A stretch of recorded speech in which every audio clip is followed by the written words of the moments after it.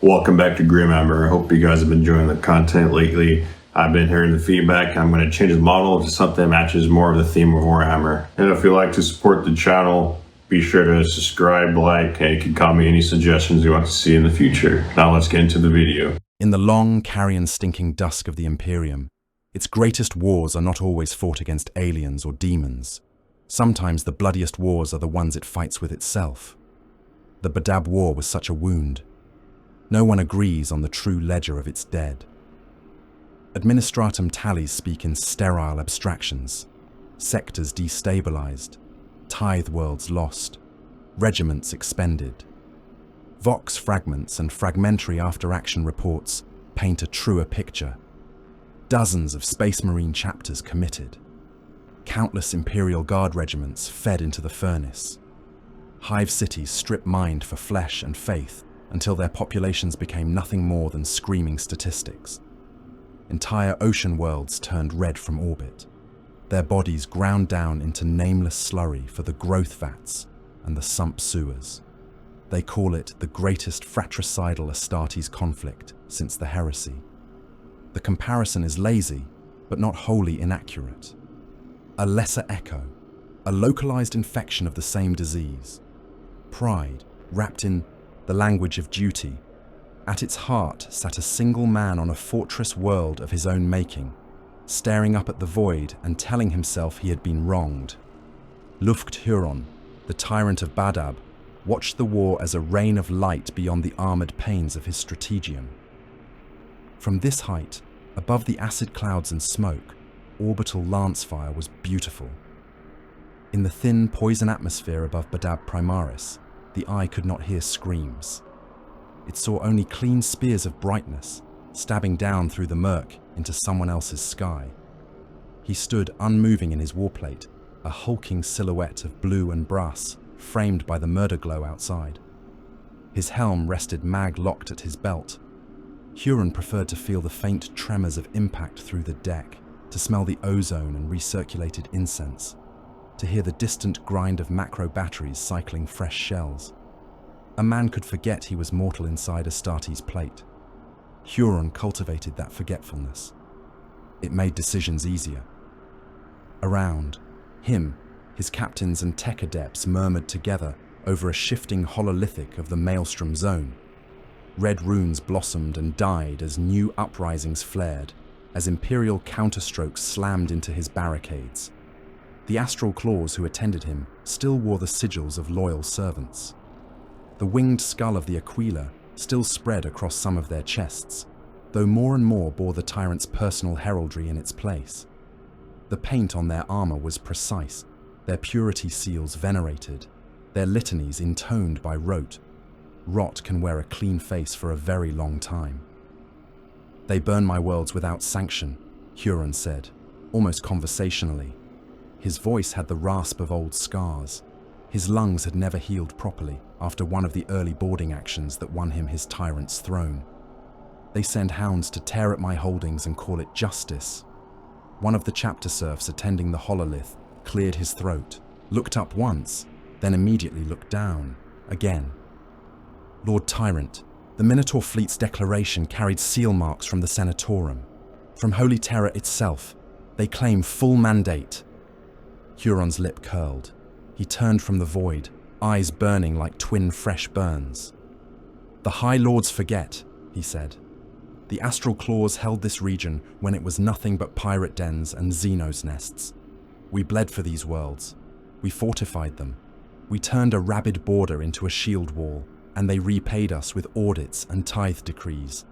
His gauntleted fingers flexed, ceramite knuckles creaking. "We did not rebel," he went on. "We requested autonomy. We demanded the right to manage our war. It is not treason to refuse suicide by bureaucracy." No one in the strategium argued with him. They were long past that kind of honesty. Even the dissenters among his captains had learned that the best time to disagree with the tyrant of Badab was never. Outside, the void burned. Inside, Huron looked upon the dancing fire and saw righteousness. Every lance strike from an Imperial fleet was another piece of evidence in his mind. Every bombardment was a confirmation that the Imperium was devouring its own defenders. He could never admit that he had simply reached for more power than any one chapter had the right to take. Far below the fortress, on a different world entirely, his will was made manifest in meat and steel. They called it the Tyrant's Legion. That was a lie dressed as a compliment. It was not a legion in any true sense.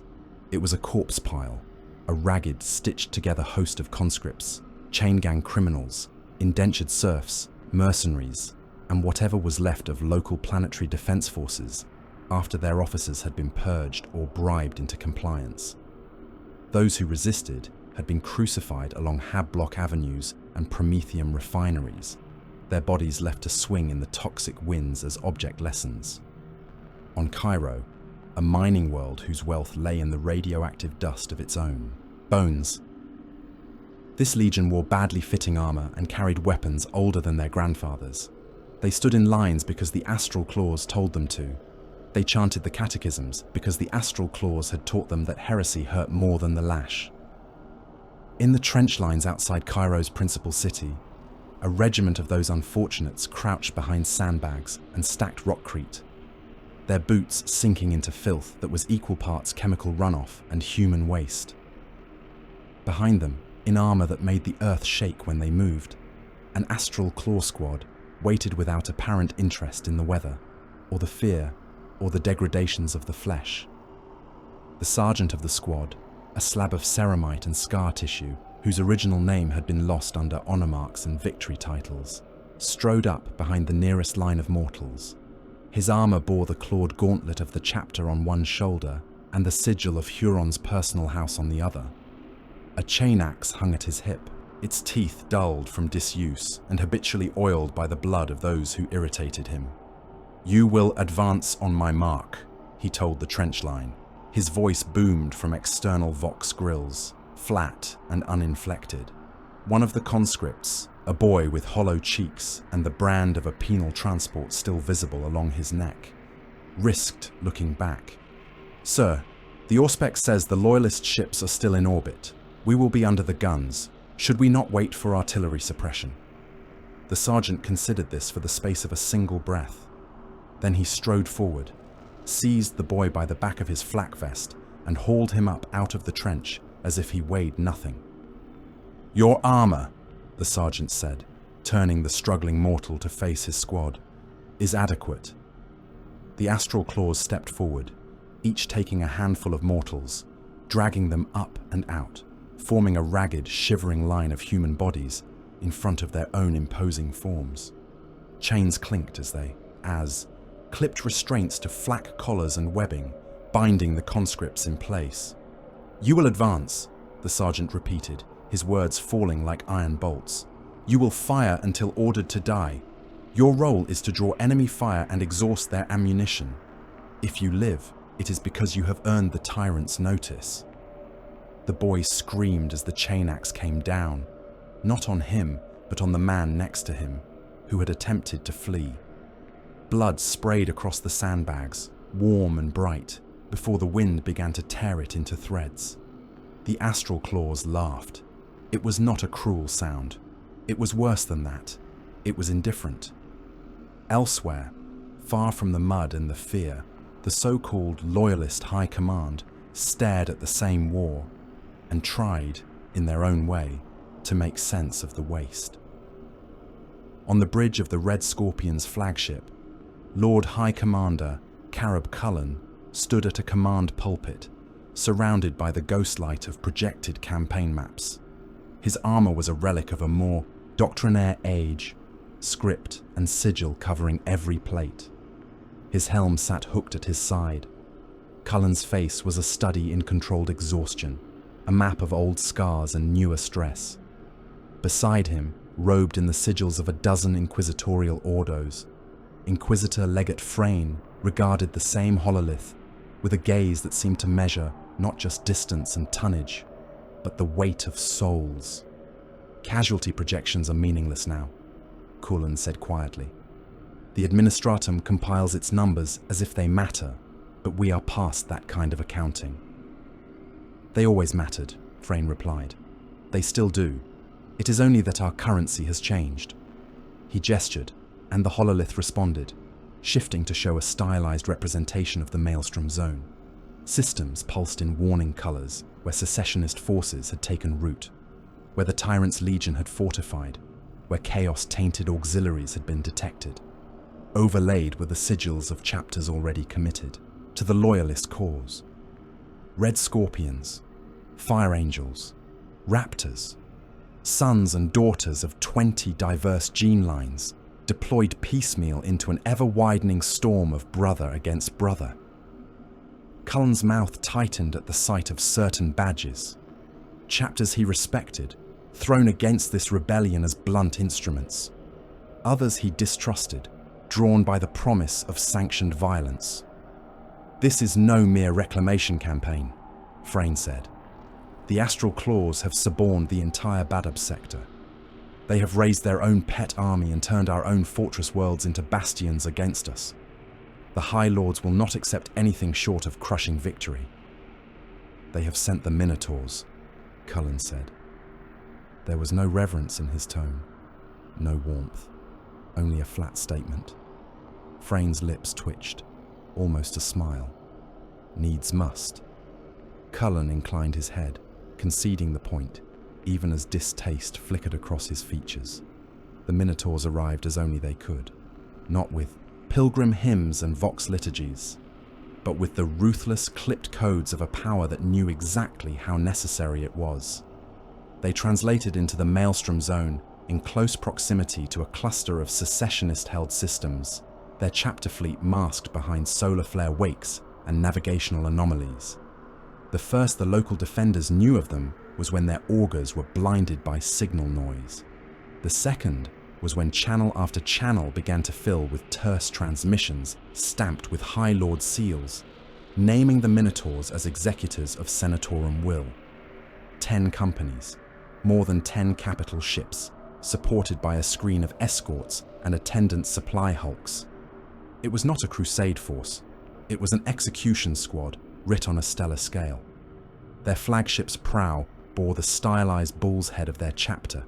Its horns were carved from the scavenged plasteel of conquered foes. Along its flanks, embossed reliefs showed scenes of shattered citadels, broken fortresses, and kneeling supplicants. Where other chapters decorated their armor with saints and martyrs, the Minotaurs preferred scenes of submission. Within days of arrival, they had chosen their first example. Cairo never had a chance.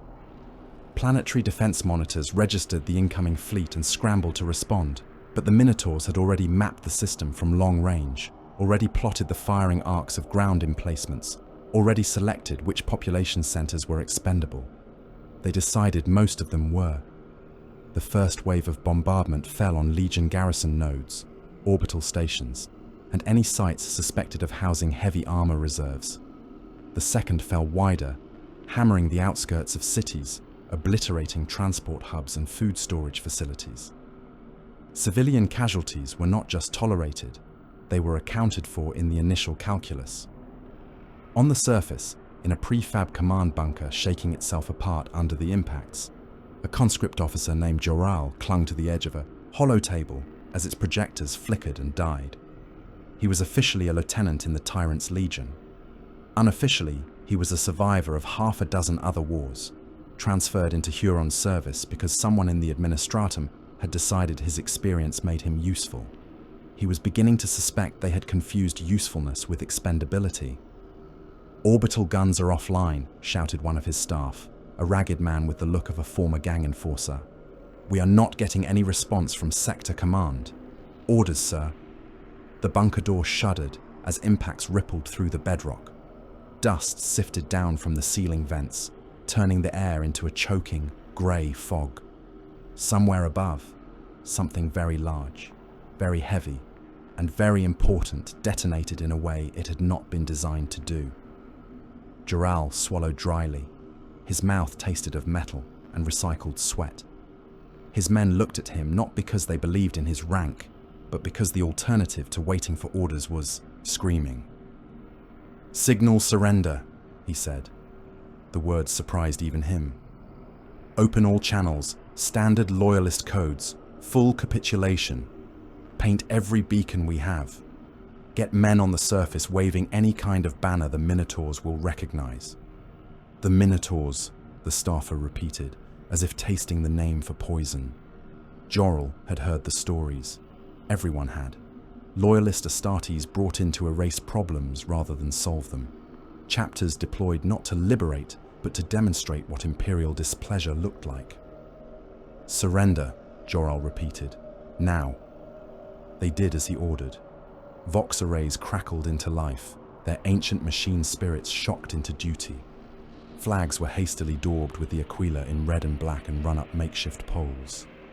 Men threw down their weapons in carefully choreographed displays, kneeling in the open, hands raised to the ashen sky. It did not matter. The Minotaurs came in drop waves, a rain of iron that drove craters into the soft, polluted soil. Hatches blew and assault ramps slammed down. They advanced in bronze and blood red, their plates scarred with old impacts and new kill tallies. They moved with the brutal assurance of warriors who had never been made to account for their methods. Their thunderhammers and chain axes were slick with the residue of other campaigns, knotted with fragments of bone and armor. Jorrel watched them come through magnification lenses, breath held, hope scratching faintly at the back of his skull. Perhaps, he thought, perhaps the stories were exaggerated. Perhaps the Minotaurs would take prisoners. Perhaps surrender meant something. He saw one of his own senior officers step forward from the kneeling lines, hands raised higher, mouth moving in what was probably a carefully prepared speech of submission. The Minotaur in front of him did not slow. He hefted his hammer once and brought it down. The officer ceased to exist as a man and became a red smear on the ground.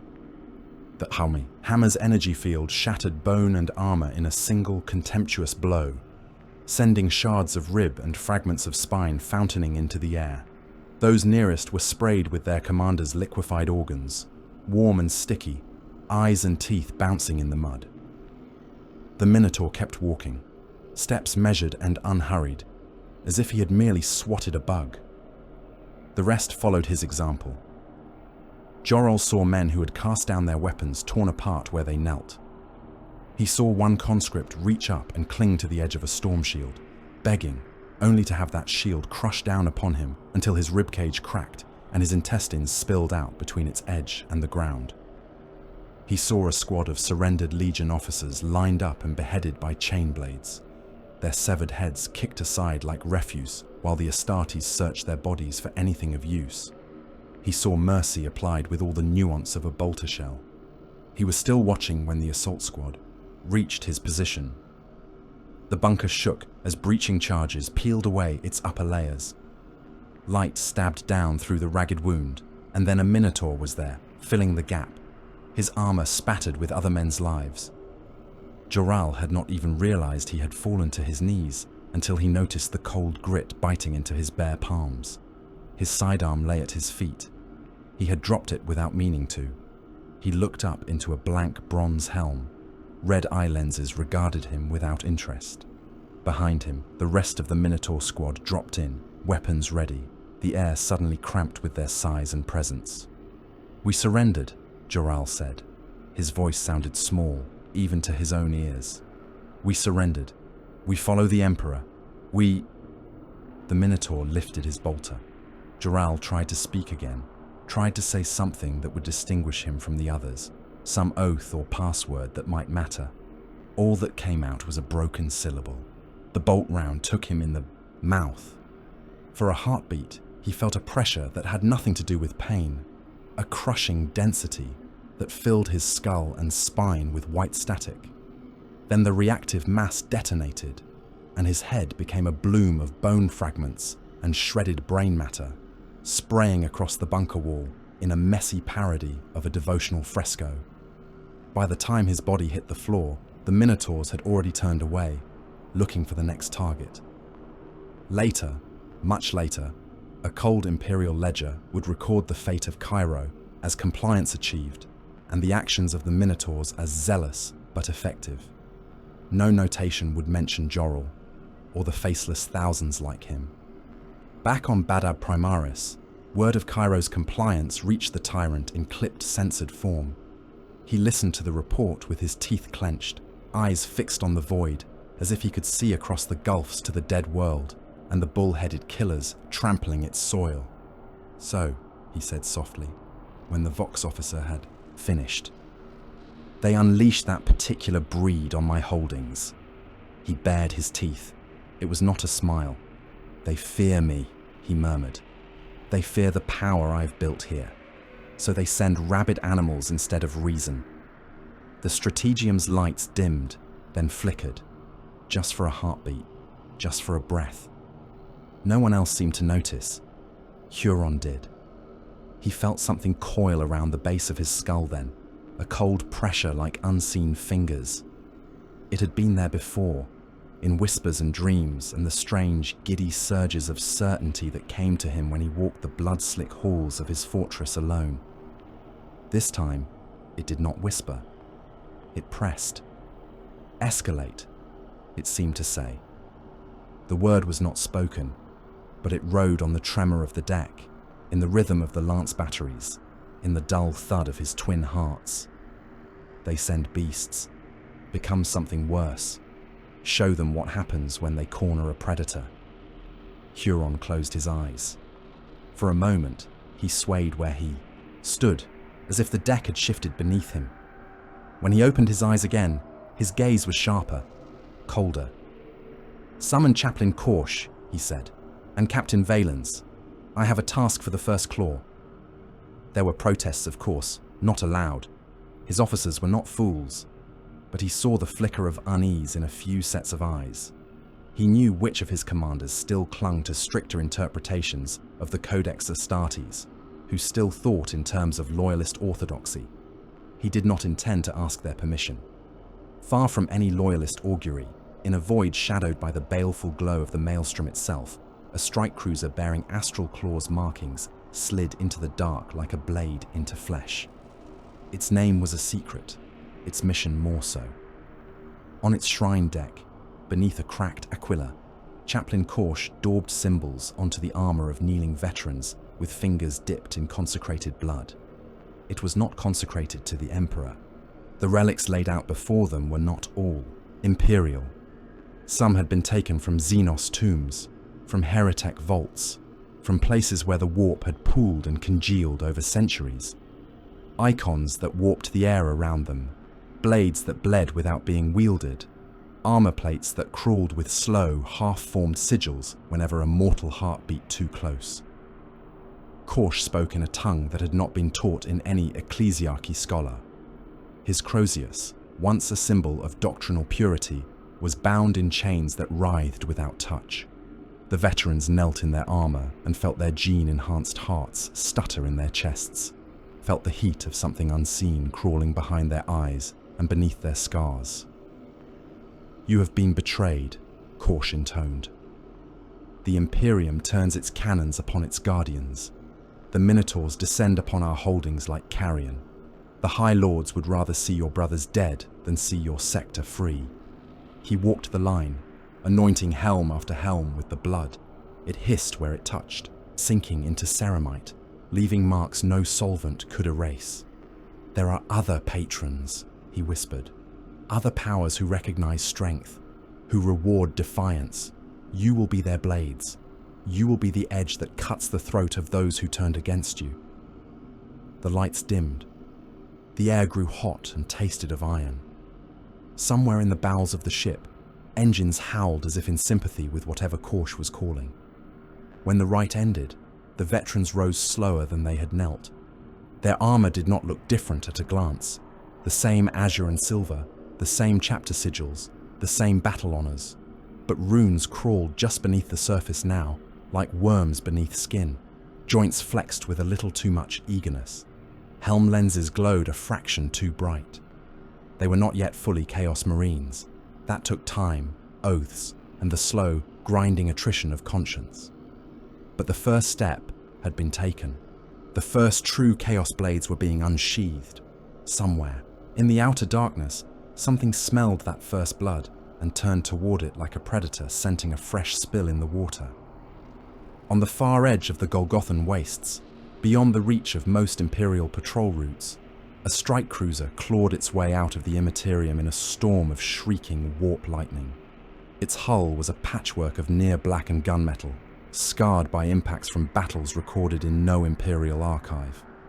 Great shark fangs were painted along the lip of its prow, as if it meant to bite the void itself.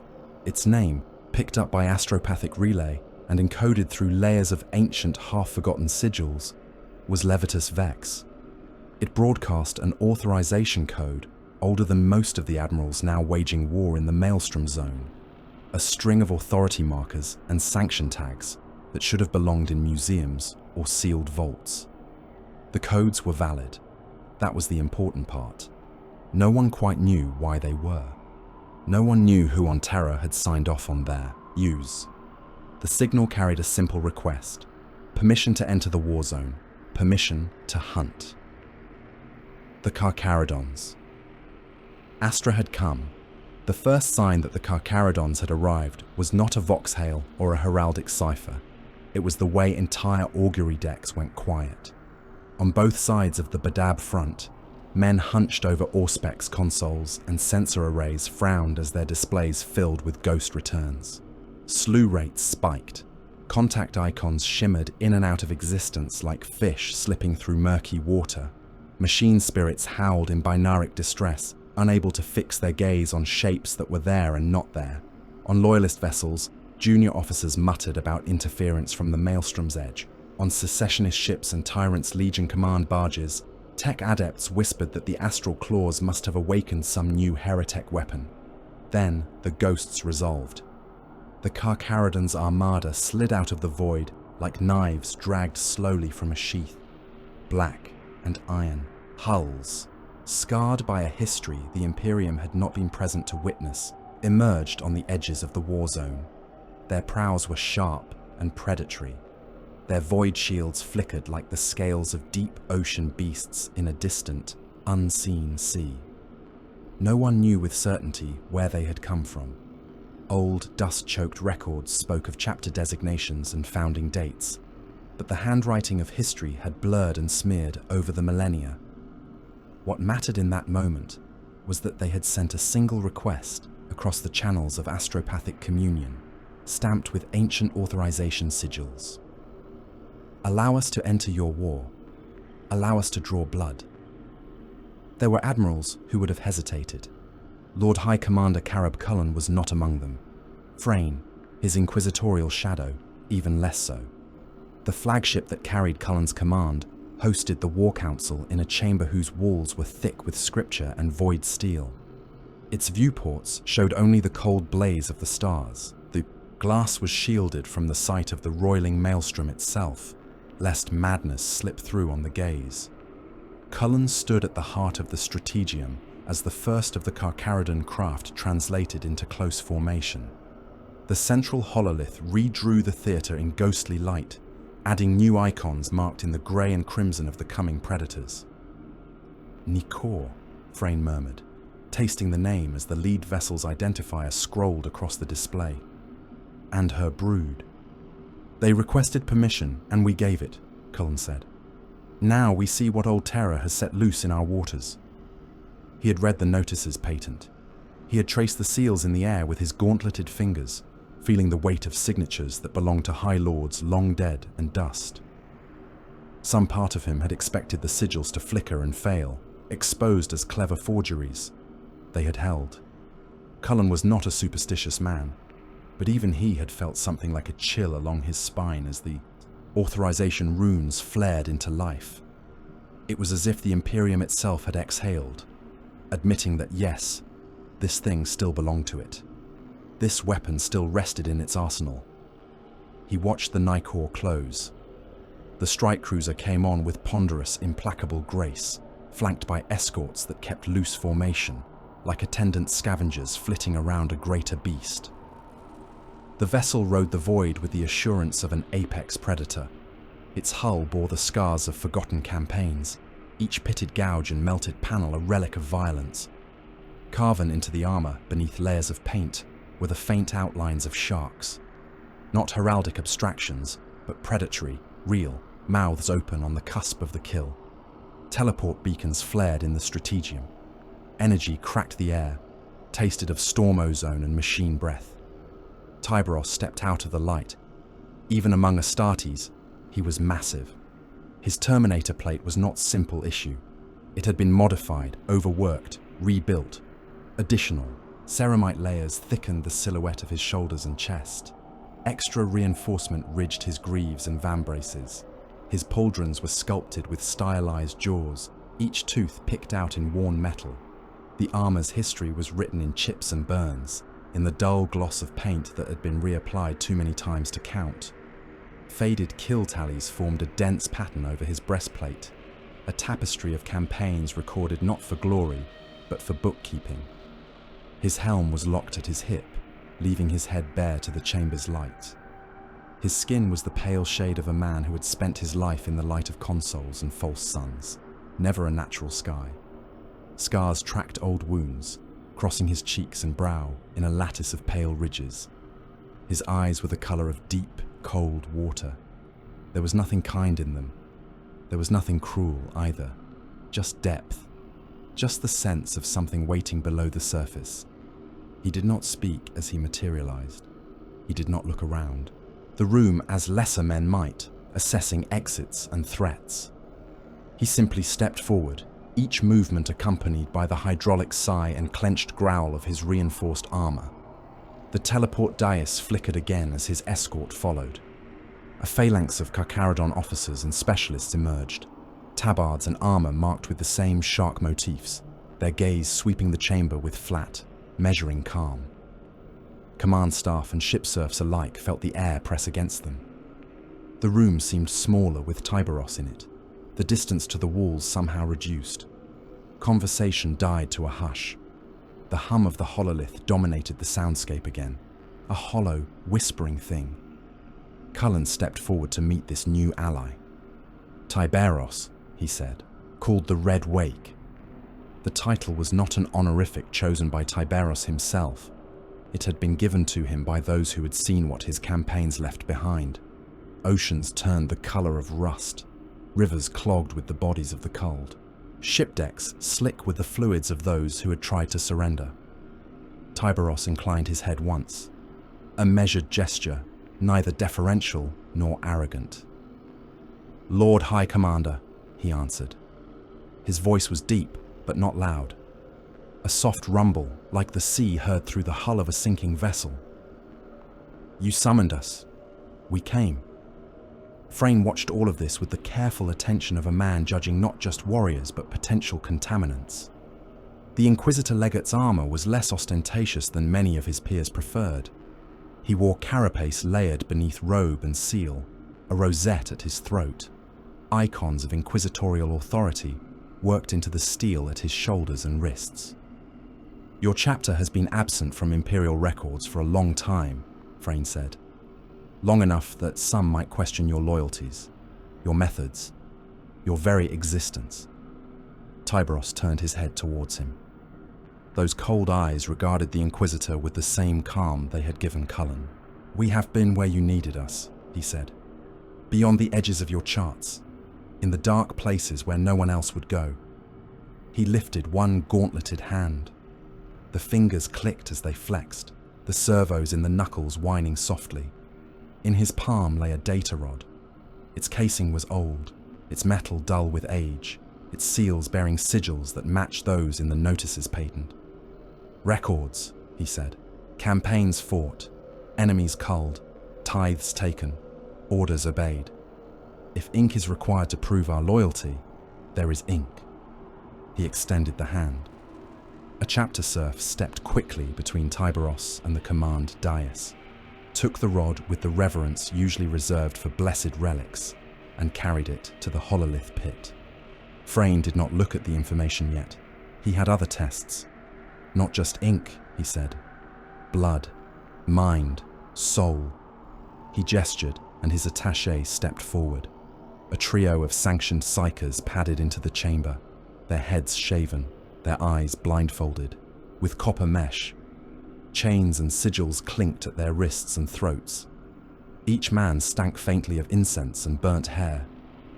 Tyberos watched them approach. He did not move. He did not reach for a weapon. He unsealed the mag locks on his gauntlets and bared his forearms, the pale flesh corded with rope muscle and scar bands. "Do it," he said. The senior psyker's voice was cracked from long service. "Consent is recorded. Contact will be made." He laid his hands on Tyberos' skin. The other two formed a chain, their palms resting on their colleagues' shoulders. Their lips moved in silent invocations, teeth grinding as unseen pressures bore down on them. For a heartbeat, nothing happened. Then the air in the strategium changed. Kuln felt it as a pressure behind his eyes, as if the atmosphere had thickened. The hololith flickered, its projections blurring around the edges. Men on the periphery of the room shifted uneasily, fingers twitching towards weapon grips. One of the junior officers bled from his nose and did not understand why. The psykers sank into Tyberos' presence. They expected to find secrets. They expected the feverish rush of suppressed heresy, the coiled tension of forbidden oaths. They had peered into the minds of traitors before. They knew the taste of that particular corruption, the bright, sickly flavors of pride and lust and ecstatic devotion to unclean power. Tyberos' mind was not like that. They fell into a cold, silent depth. Not the tumult of the warp, but the crushing, endless pressure of an abyssal trench. No light, no movement. Only the sense of distance upon distance, layered downward until thought itself was a thin, fragile shell. In that depth, there were shapes. They glimpsed memories as distant outlines. The shadowed hulls of Xenos craft being dragged down into planetary gravity wells. The ghostly remains of worlds whose only inhabitants were bleached bones and silent cities. A fleet moving through a stretch, a void so dark that the stars themselves seemed to have drowned. They felt no love, no hate, no joy. They felt purpose, honed to a single edge. One of the psykers gagged, another whimpered, his spine arching under the invisible pressure. The senior of the three gritted his teeth until they cracked. He pushed deeper, searching for any sign of the telltale warp taint. He found sanctioned slaughter, orders obeyed, commands carried out to the letter and beyond. He found a hard, simple conviction that if the Imperium pointed, the Carcharodons would bite. He found no worship of the four hungering powers, no secret altars in the dark. He felt, very faintly, that the abyss was looking back. He tore his hands away, stumbling back, eyes wide under the mesh. Blood ran from his nostrils and ears. The other two sagged, clutching their heads. "Report," Frayne said. The psyker swallowed. His throat worked. His voice came out hoarse. "Loyal," he said. "Sanctioned. Dangerous. There is no treason, my lord. Only appetite." Frayne held Tyberos' gaze for a long breath. He saw, reflected back, a man who had just allowed his mind to be scoured by witch sight and found the experience mildly annoying. "I will require gene samples from your apothecaries," Frayne said, "and armor schematics, and the right to inspect your recruitment practices." "You may have them," Tyberos replied. "We do not hide. We do not need to." That last sentence was not strictly true. The Carcharodons hid all the time. They hid in the boundaries of charts. They hid in the gaps between patrol routes. They hid in the simple fact that no one wanted to look too closely at the things that guarded the Imperium's outer margins. But he did not hide from this. Not now. Not when the scent of a war like Badab's filled the air. Cullen let out a breath he had not realized he had been holding. "This is madness," some rational part of him whispered. "You are unleashing something you will not be able to chain again." He watched Tyberos stand there, surrounded by men who had survived, staring into his mind. He thought of Cairo, of what the Minotaurs had done. He thought of the astral claws turning inward, biting the hand that fed them. He thought of the High Lords sending their favored butchers to deal with an inconvenient tyrant, and then of Huron answering with his own brand of escalation. The Imperium had decided that moderation had no more place in this conflict. That much was clear. Cullen was a son of a chapter that prized doctrine, structure, the strictures of the Codex. He had spent his life believing that wars were best won by measured responses and careful, disciplined fury. But this war had not listened to that belief. The Badab front was a tide of extremes. On one shore stood a would-be king in Baroque warplate, backed by a self-made legion of expendables and renegade brothers. On the other, an Imperium that answered disobedience with chapters like the Minotaurs. If the High Lords were willing to use beasts, perhaps he needed a shark. Very well, he said. Tyberos of the Carcharodons, by authority of the Segmentum Command and the mandate of the Inquisition, I recognize your chapter's right to bear arms in this conflict as loyal servants of the Imperium.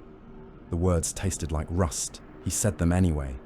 You will operate as shock troops, Colin went on. Your fleet will be assigned targets among the Maelstrom Warders' holdings. You will strike at strongholds, shipyards, and reinforcement routes. You will choke Huron's support structure until he suffocates. Tyberos inclined his head again. Give us coordinates, he said. Give us mass limits for acceptable collateral. We will empty the water. Frane's mouth quirked at that phrase. Acceptable collateral, he repeated. An interesting way to ask how many civilians you are permitted to kill. Tyberos looked at him. In war, he said, there are those you are ordered to kill, and those you must kill to reach them. If you wish the former to die and the latter to live, send someone else. Silence held the chamber. It was not quite approval. It was not quite condemnation. Cullen broke it. There is a cluster of worlds on the bad side of the Endymion belts, he said. Industrial colonies, fortress works, void platforms. The Mantis warriors and Tyrant's Legion use them as a screen and staging ground. From there they reinforce Badab Primaris, resupply Huron's fleets, and harass any loyalist shipping that tries to reroute. The hololith shifted. Ghostly spheres flared, tagged with sigils. Thin lines traced supply routes, convoy paths, hidden warp corridors. The cluster looked like a nest of eggs in a predator's nest. Vulnerable if the right jaws closed at the right angles. We attempted to take them conventionally, Cullen said. We bled regiments on their fortifications. Naval task. Forces have been attrited in the approaches. When we do seize a platform, the enemy abandons it and sows corruption behind them like mines. Tyberos studied the projection. His eyes flicked along the lines, following the flow of material and men. You wish them emptied, he said. Silenced. Yes, Cullen replied. I wish the Endymion cluster rendered unusable to the tyrant. No fuel, no food, no void yards, no safe harbor. I wish his warders to find nothing but wreckage and dead air when they seek shelter. He met Tyberos's gaze. Do I make myself clear? The corners of Tyberos's mouth moved. It might have been a smile. It might have been the ghost of some other expression, something older and colder. Perfectly, he said. Later, in the Knickers Strategium, the air smelled of oil, metal, and old blood. Auspex screens flickered with recon pics of Minotaur assaults, pulled from loyalist archives and collated for briefings. Bronze and red armored, figures advanced through ruins and over trenches. Storm shields raised, hammers rising and falling. Every strike reduced a living man to meat. Every impact left a crater full of bone shards and paste. Tyberos watched these recordings without comment, arms folded across his massive chest. His officers stood around him, their own armor bearing kill marks etched by hand. They were large men, even for Astartes, and the space seemed too small for them. They kill efficiently, said one of his captains. Cord, whose plate bore the scars of a half-century of boarding actions. They do not discriminate between those who resist and those who kneel. Interesting. Executioners, muttered another. Favored pets. A third, younger in rank if not in years, snorted. Bronze bulls, he said. Their master's point, They charge. They leave broken bodies behind and call it justice. Tyberos let the murmurs roll for a breath. Then he raised one gauntleted hand and the room quieted. They do what they were made to do, he said. As do we. Do not waste thought on their motives. Watch their methods. The pict shifted to show the aftermath of Cairo's compliance. Smoke columns spiraled into a sky thick with dust. Bodies lay in heaps where Minotaur squads had passed, civilians and Legion soldiers alike. Hab blocks burned unchecked. The Vox pickups recorded no cries for mercy. The Minotaurs had not left enough throats. What do you see? Tyberos asked. Cord tilted his head. Shock, he said. Overwhelming force. A message. They want the next world to surrender before the first shot is fired. Does it matter if the surrender is accepted? Asked another officer dryly. A few dark chuckles rose. Worlds like that have value, one of the senior sergeants said. Industry, populations, servitors. To waste them completely is indulgent. Tyberos's eyes stayed on the ruins. They were not wasted, he said. They were used in the demonstration. The Imperium is saying that it will break what it owns rather than see another own it. He turned away from the display, the red lenses of his bare armor gleaming in the Strategium's dim light. We will be more practical, he said, but do not fool yourself. There is no moral gulf between us and these bulls, only different appetites.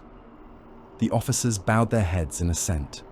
Elsewhere aboard the Nicor, in a chamber that served as armory, chapel, and mess all at once, line brothers of the Carcharodons attended to their tools.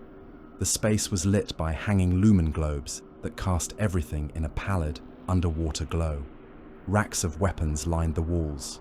Chainswords, boarding axes, combat blades, pistols, none of them polished to parade shine.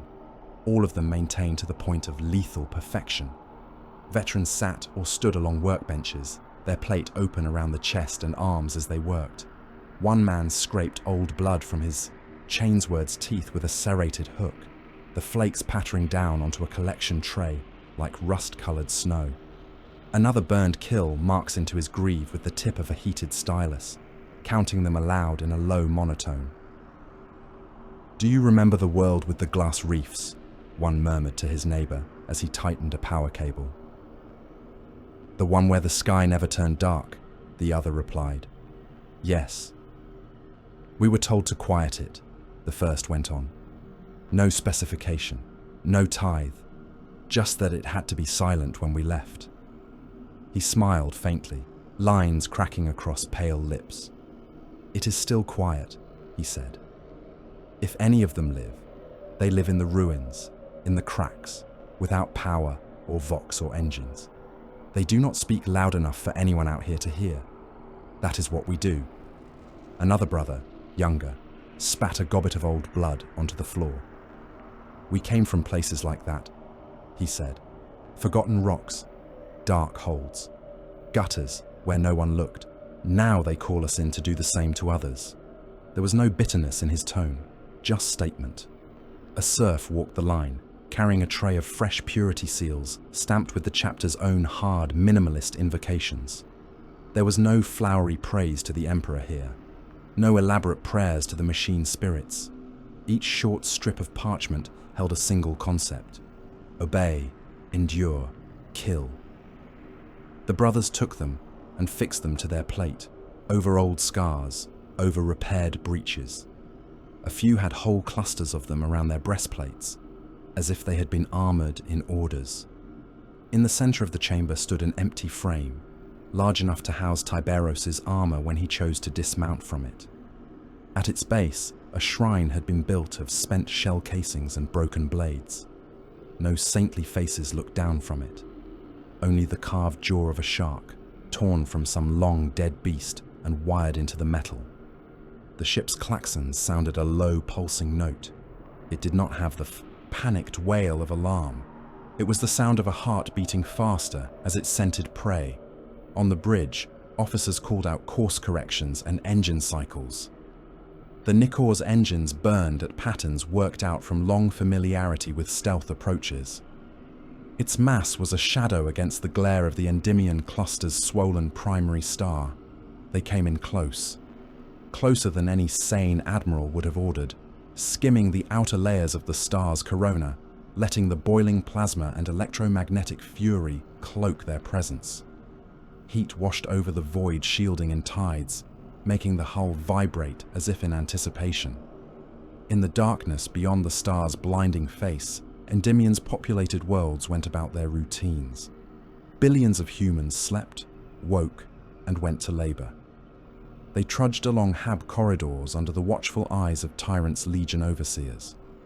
They loaded munitions for warder fleets, recited Huron's catechisms, cursed loyalist bombardments, and prayed to distant terror or closer, warmer gods.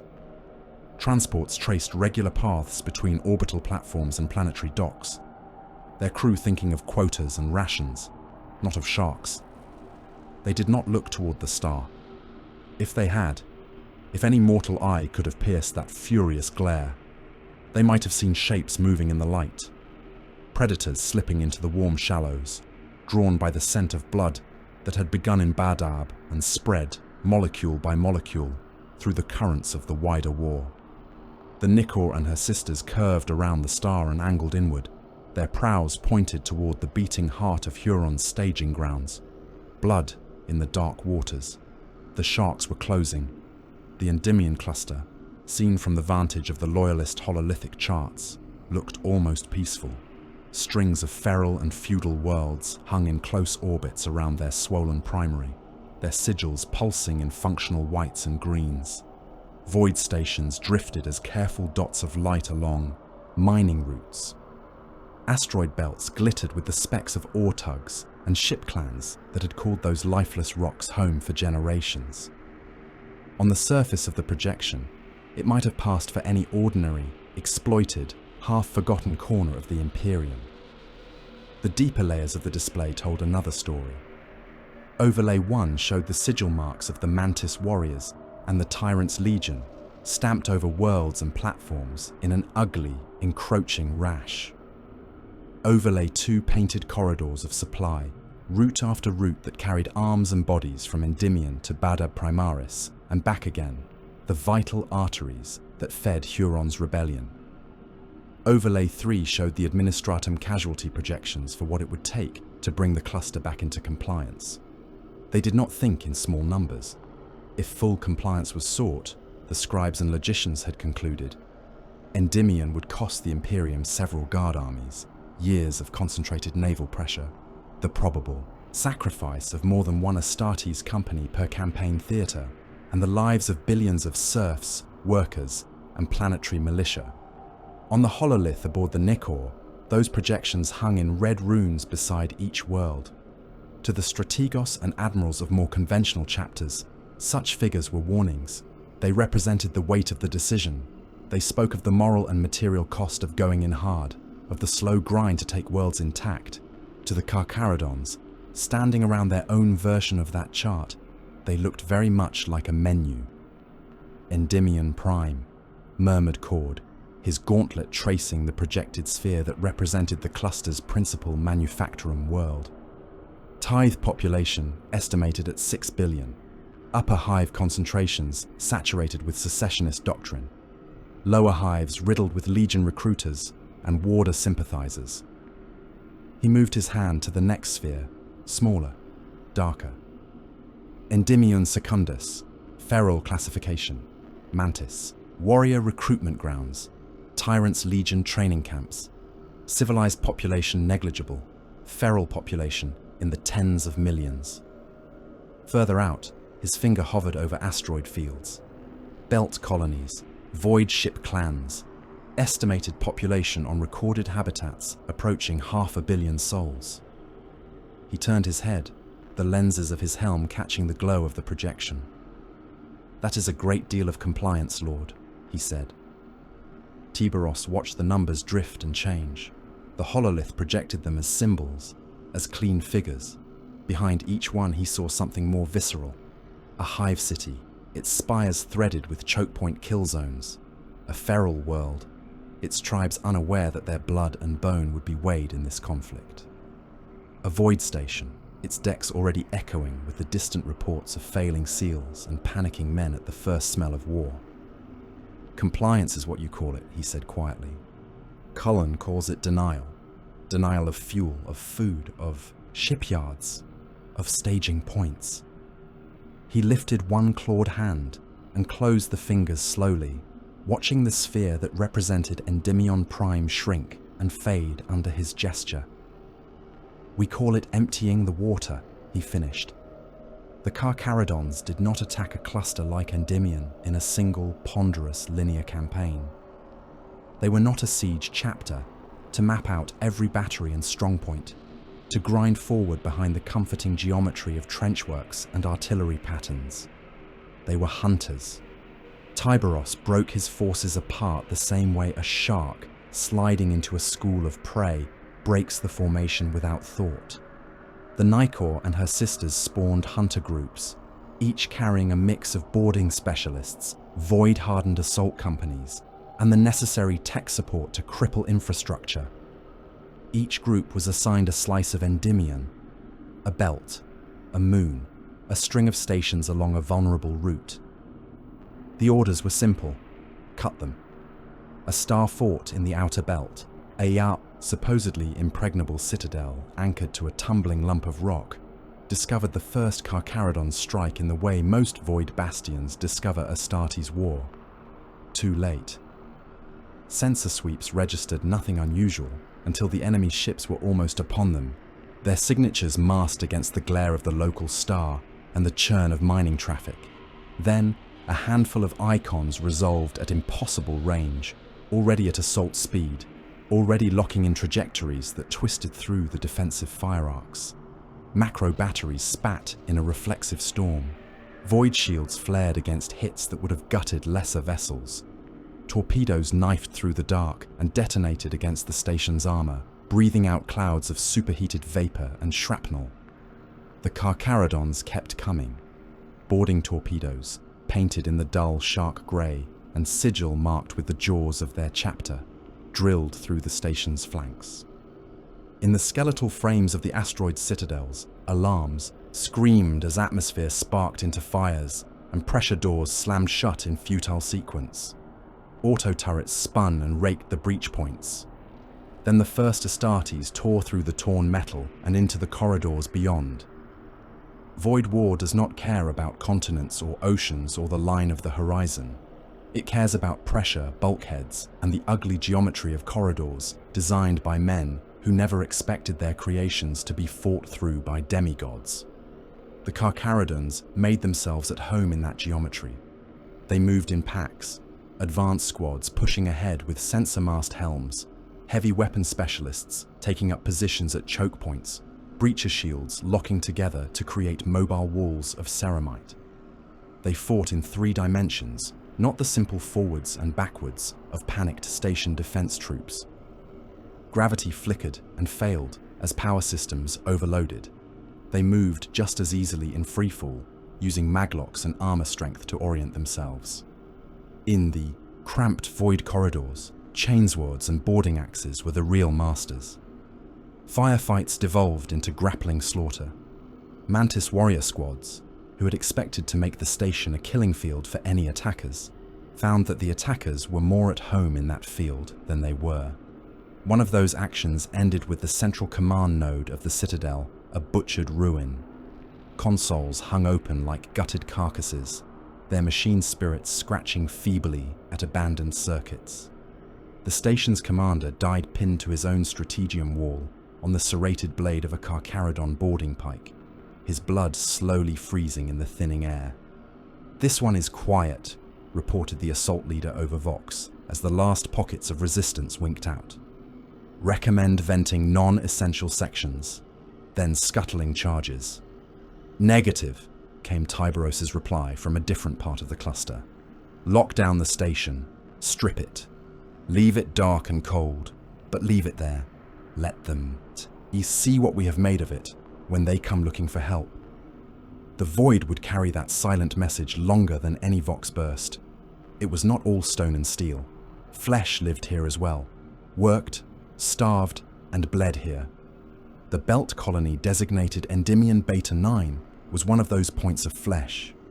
It hung in slow orbit around a ragged mineral-rich rock in the outer cluster, a linked chain of hab modules and refinery stacks that had been expanded and patched together over generations. Crude murals of the Astral Claw and Mantis Warrior heraldry stained its bulkheads, painted by men who barely understood the sigil's meaning beyond the promise of protection from the Tyrant's Legion. Sirens began to howl when the Nikor's hunter group cut in close. Most of the colony's meager armament was focused outward, toward the hazards of the Belt. Pirate raids, stray debris, the occasional mutated beast from the rock's own guts. It had very little that could do more than scratch. Astartes plate. They tried anyway. By the time the first drop pods howled into the docking web, the outer guns were already smoking ruins. Docking bays gaped open onto vacuum, their doors blown outwards, venting men and loose cargo alike into the black. Navy Liaison Officer Hadron was still trying to pull up a proper tactical display when his command deck shook so hard that half the pict screens came loose from their mountings. He caught himself on the edge of his console, his mind automatically reaching for the calm, disciplined response drilled into him by years of quiet postings. Report, assess, prioritize. The data crawling across his remaining screens made a mockery of that process. Enemy signatures, dozens of them, all flagged with the same identification. Carcharodons. Imperial records tagged them as loyalist Astartes. The Vox traffic coming in from the outer decks screamed about slaughter. "Those are friendlies," one of his junior officers said.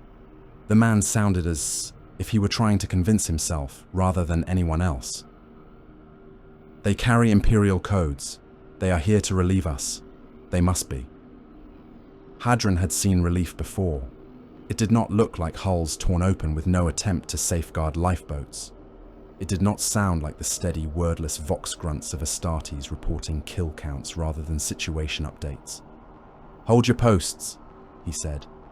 His voice was steady because it had to be. "No one fires on Imperial forces without my order. We will attempt parley." No one laughed. Even the most frightened of his staff understood that ordering a mining hab to open fire on Space Marines was suicide in a form more immediate than the kind currently unfolding. The deck shook again. This time, the lights flickered and went out for a breath, leaving the command crew in the red glow of emergency lumens. Somewhere below, bulkhead seals blew. Hadron heard the boom of it through the hull. The inner doors to the command deck opened. A squad of Carcharodons advanced into the room like a tide of grey and black plate. Their weapons were bare and wet. It took Hadron a moment to realize why that last detail seemed wrong. Then one of the helmets turned, and he saw the dark streaks of blood drying across the barrel of the bolter. The spatter on the vambrace, the strips of something that might have been skin clinging to a shoulder guard. "Do not move," said the squad leader through his external Vox, his voice flat as vacuum. "Hands away from controls. Step away from consoles." Hadron raised his hands. Around him, his staff did the same. No one wanted to discover how quickly a bolter shell could close the distance between resolve and death. "I am Liaison Officer Hadron," he said. "Imperial Navy. Attached to the Tyrant's Legion by misassignment, not oath. I acknowledge your authority. The colony acknowledges your authority. We surrender this facility to the Imperium." The Carcharodon's helm tilted a fraction. "You were seconded to the Tyrant's Legion," he said. "You facilitated their logistics here. You kept their ships moving, their guns supplied, their men fed." "I did what I was ordered to do," Hadron replied. "As do you." The Marine's chain-blade teeth clicked once as he shifted his grip. "Records?" he asked. One of his brothers stepped past Hadron without a glance and moved to the main console bank. His armored fingers danced across the interface with surprising delicacy, calling up data, manifest lists, Vox logs, astropathic communiques. "Incomplete," he said after a moment. "Some sections corrupted, some sealed under Legion clearance. The squad leader looked back at Hadrian. "Insufficiently clear," he said. "Your loyalty is insufficiently clear." Hadrian felt something cold settle in the pit of his stomach. "My service record is on file," he said. "You can see my oath chain. You can see my prior assignments. Battlefleet Gothic, Vaughan Front, patrols against Orcs and Xenos raiders. There is nothing in my record that marks me as traitor." The Carcharodon took a step closer. The weight of his presence pushed the air in front of him. The tip of his chainsword hovered a hand's breadth from Hadrian's chest. "You helped a traitor warlord keep his supplies moving," the Marine said. "You kept his soldiers fed. You kept his guns supplied. Without men like you, he would have fallen sooner. That is sufficient." Hadrian opened his mouth to argue, to plead, to point out that the Imperium itself had placed him here. The chainsword revved. He did not die cleanly. The blade chewed into his chest, ripping through cloth, flak, bone. It caught his sternum, hesitated, then tore it apart, dragging splinters of rib and fragments of lung out in a spray. His scream became a bubbling howl as his lungs filled with his own blood. The Marine pushed forward, driving the blade down through Hadrian's torso, splitting his ribcage wide. For an instant, Hadrian saw his own organs in obscene clarity, a slithering mass of red and purple exposed to the air. Then the blade twisted and everything tore loose. He hit the deck as an emptied sack of meat. Around him, men who had worked under him for years died in similar ways. Some were shot, their heads detonating in dull, wet puffs that sprayed grey matter across the consoles. Others were cut open and left twitching. A Medici clerk who had made the mistake of reaching for a las pistol under his desk had his arm removed at the elbow, then his face crushed beneath a boot. On the lower decks, it was worse. The Carcharodons moved through the hab modules with the same measured efficiency they brought to void corridors. The miners and shipwrights who lived there tried to flee, to hide, or to kneel. It did not matter. Bolter rounds tore ragged holes through men and machinery alike, leaving red mist and steam in their wake. Boarding axes opened, skulls and chests with equal indifference. Whole families that had nothing to do with the tyrant's legion beyond the fact of being under its jurisdiction were reduced to scattered limbs and slicks of blood. The garrison of legion troops that had actually flown the tyrant's colours numbered perhaps a few hundred. They died as quickly as everyone else. In the fuel depots and dockyards, Tyberos walked among the killing.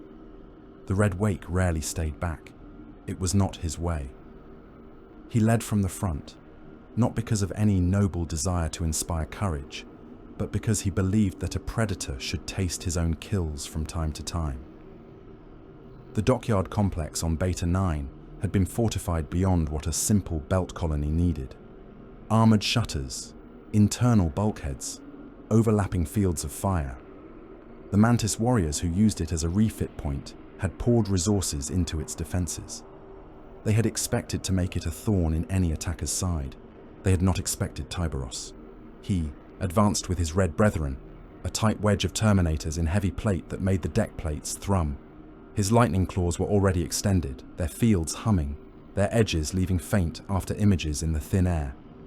The first renegade Astartes to meet him was a Mantis warrior sergeant, his own armour daubed in the ghastly greens and yellows of his chapter.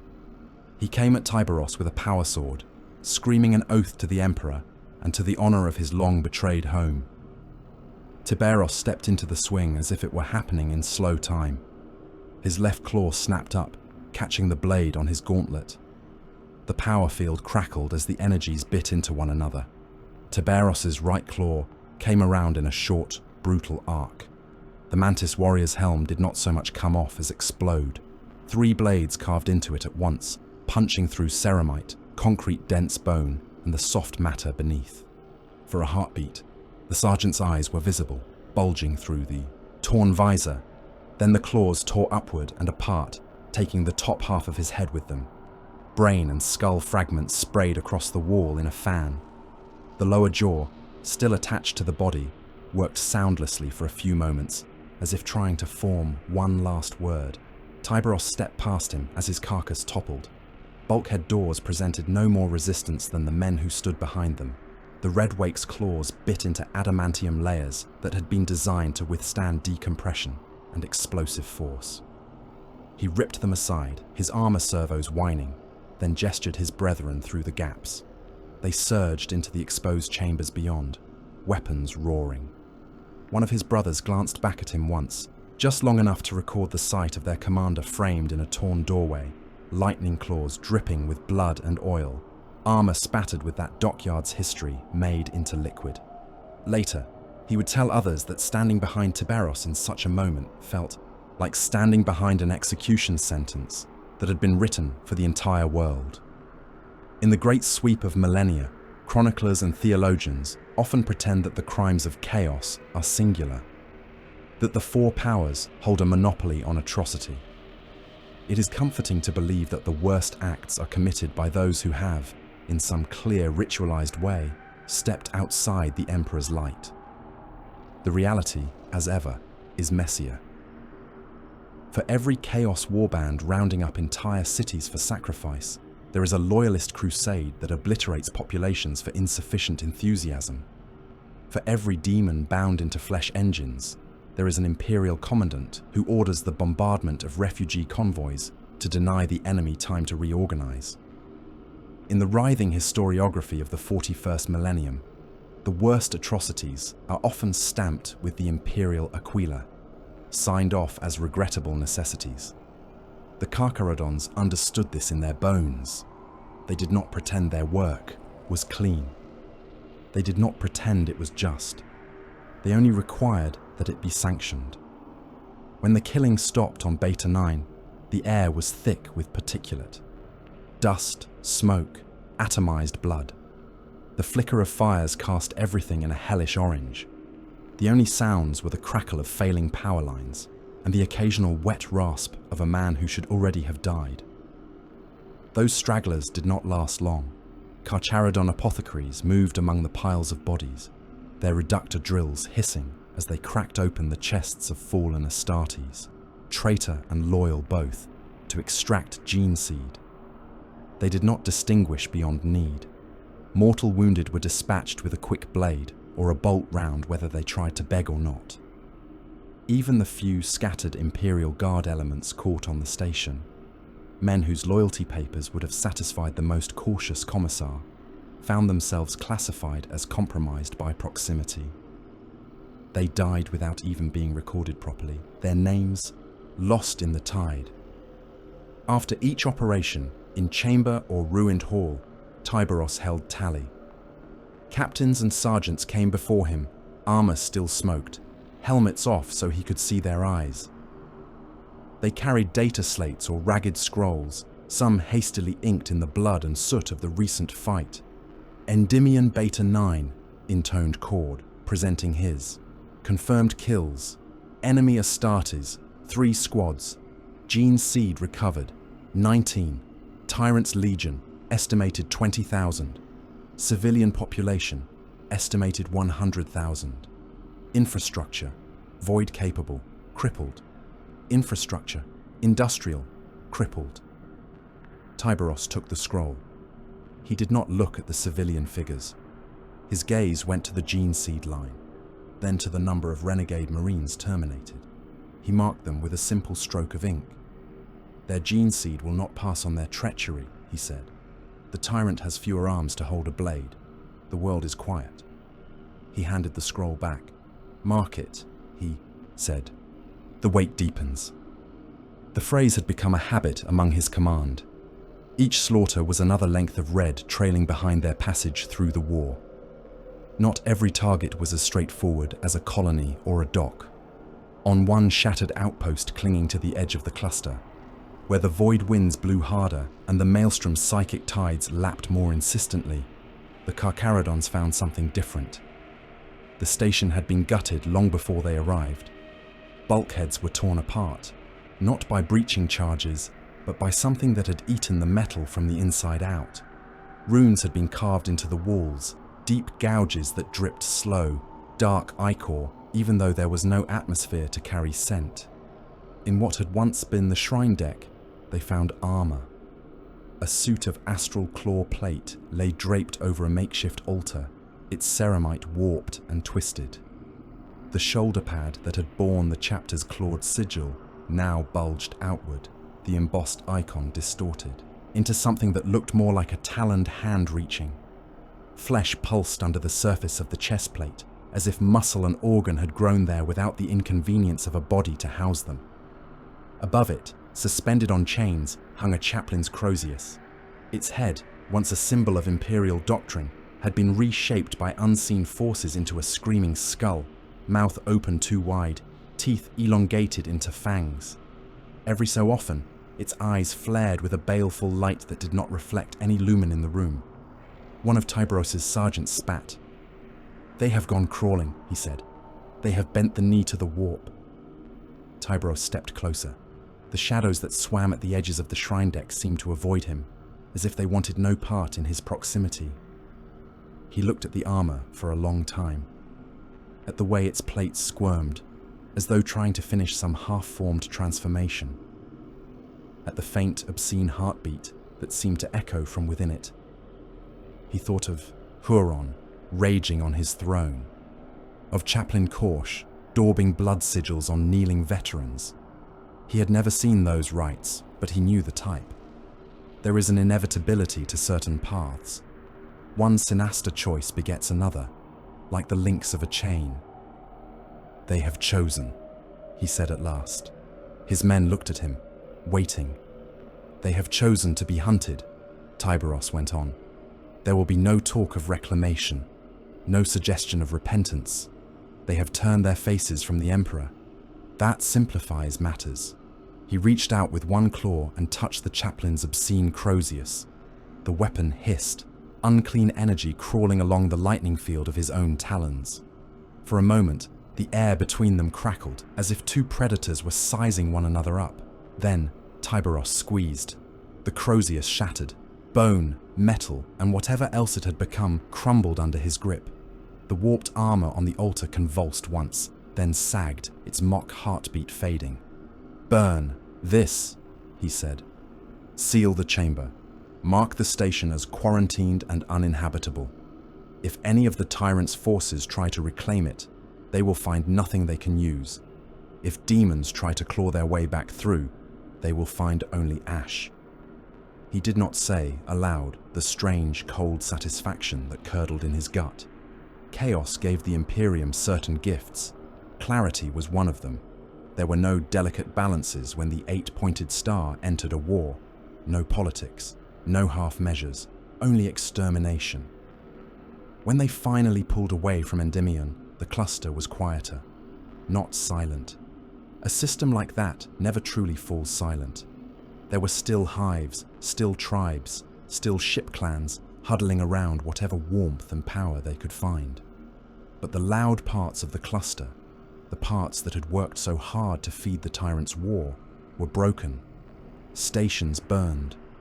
Dockyards spun slowly in the void, their lights dead.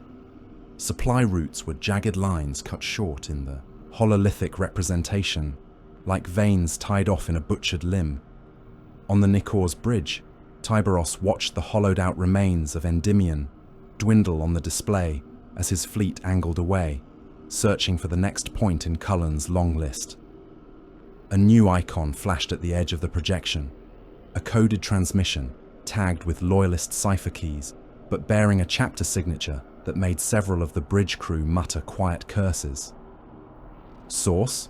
asked Cord. "Minotaur flagship," replied the Vox officer. He swallowed. "Priority Alpha, demanding coordination of targets. They request we submit our future campaign plans for optimization with their own." The bridge was silent for a long heartbeat. Tyberos regarded the rune pulsing in Minotaur colors. He thought of Cairo, of the Picts of bronze and red marines wading through surrendered men as if they were weeds, of the way the High Lord's favored bulls had left entire worlds as object lessons, predators sniffing one another in the same hunting ground. "Bring the transmission to my strategium," he said at last.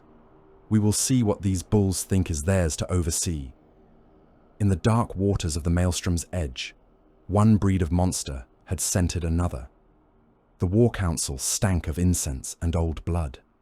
Cullen had ordered the strategium of his flagship cleansed 12 times since the Badab campaign began. Picked banners burned, icons scraped away, gilded saints removed, so their empty eyes could not watch the decisions made beneath them. Still, the smell lingered, worn into the metal by uncounted councils and the slow accumulation of burnt offerings, sacrifice smoke, and recycled air. Today, the reek was thickened by the presence of gathered chapters. A ring of hololithic projectors cast pale light up from the deck, painting the chamber's vaulted ceiling with a ghost map of the Maelstrom Zone. Systems glowed, pulsing in colors of threat and allegiance. Thin, hard lines showed, battlefronts and supply routes. Around that image stood the men tasked with bleeding themselves over it. Cullen held the central position. Red scorpion plate heavy on his frame, helm clipped to his belt, his face grave, angular, and as scarred as the map above him. To his right stood Frayne, robed and armored in the sigils of the Inquisition, his expression carved from sharper stone. Beyond them, in a rough semicircle, other Astartes loomed. Raptors, fire angels, Lamentor's remnants, the dour bulk of a Star Phantom captain, each in their chapter colors, each radiating the peculiar stiffness of forced cooperation. Between them, servitors and chapter serfs moved quietly, bearing data slates and incense braziers, adjusting projector focus, and taking notes that would be turned into orders and obituaries. Two presences dominated even that company. One was Tyberos. The red wake stood slightly apart from the main cluster, as if he were more accustomed to watching from the edge of a kill zone than standing in its heart. His Terminator plate drank the hololithic's light, turning its pale glow into a faint sheen along hard edges. His helm was hooked at his hip, his pale face unreadable, his eyes following the slow revolutions of the projected stars above. The other was Asterion Moloch. Where Tyberos's armor was brutally simple, heavily modified plate designed to weather repeated impact, Moloch's was a walking reliquary. Bronze trim edged every plate, beaten and etched into taurine shapes, horns and snorting heads, the suggestion of hooves rendered in adamantium along his greaves. His chest bore the Minotaur icon worked in layered metals. His helm, which he wore even here, was crested and horned, a stylized bull's mask that glared without eyes. Behind him stood his honor guard, huge men, even by Astartes standards, storm shields embossed with reliefs of broken fortresses, axes and hammers resting across their chests. They did not shift, did not look around. They were carved blocks of sanctioned brutality. When Moloch moved, the chamber seemed to tilt, not because he was larger than Tyberos. He was not, but because he carried with him the heavy, invisible weight of something more dangerous than muscle. He carried the favor of terror. Cullen opened the council with the tired formality that such things demanded. He spoke of recent gains, of Endymion cluster casualties, of Tyrant's Legion withdrawals, and chaos activity picked up at the edges of long-neglected monitoring stations. His voice echoed from the steel ribs of the ceiling and was swallowed without comment. It was when he ceded the floor to those present for operational coordination that the atmosphere changed. Moloch stepped forward, his armor's servos growling softly. The Minotaur Lord's vox grill amplified his words into a resonant, metallic timbre that cut through the strategium murmurs. "Endymion," he said, gesturing at the ghost map, "and the surrounding belts. We have reviewed the after-action cogitation from that theatre. He did not say we so much as the Minotaurs have, but the implication was there. The bulls had weighed the shark's work. Hololithic runes flared above the table. Images snapped to life, drawn from pict feeds and Auspex data. Belt colonies cracked open like eggs, their atmospheres vented, their populations reduced to lists of assumed dead. Burned dockyards, silent stations. Worlds marked as non-viable for immediate reoccupation. "This is not war," Moloch said. "This is butchery without purpose." A ripple of movement went through the assembled commanders. Some shifted their weight, gauntlets tightening on weapon grips or resting more heavily on belt buckles. Others kept statue still, watching. No one interrupted. Moloch went on. "Genocidal raids that leave nothing but ash are tactically wasteful," he said. "These worlds, these stations, could have served as staging points, as refitted bastions for the advance toward Badab Primaris. Instead, they have been rendered strategically worthless.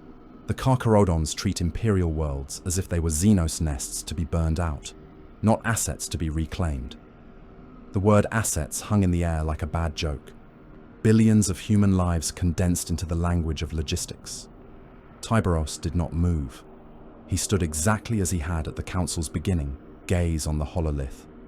From where Cullen stood, he could see the angle of the Red Wake's head, the slight tension at the corner of his mouth.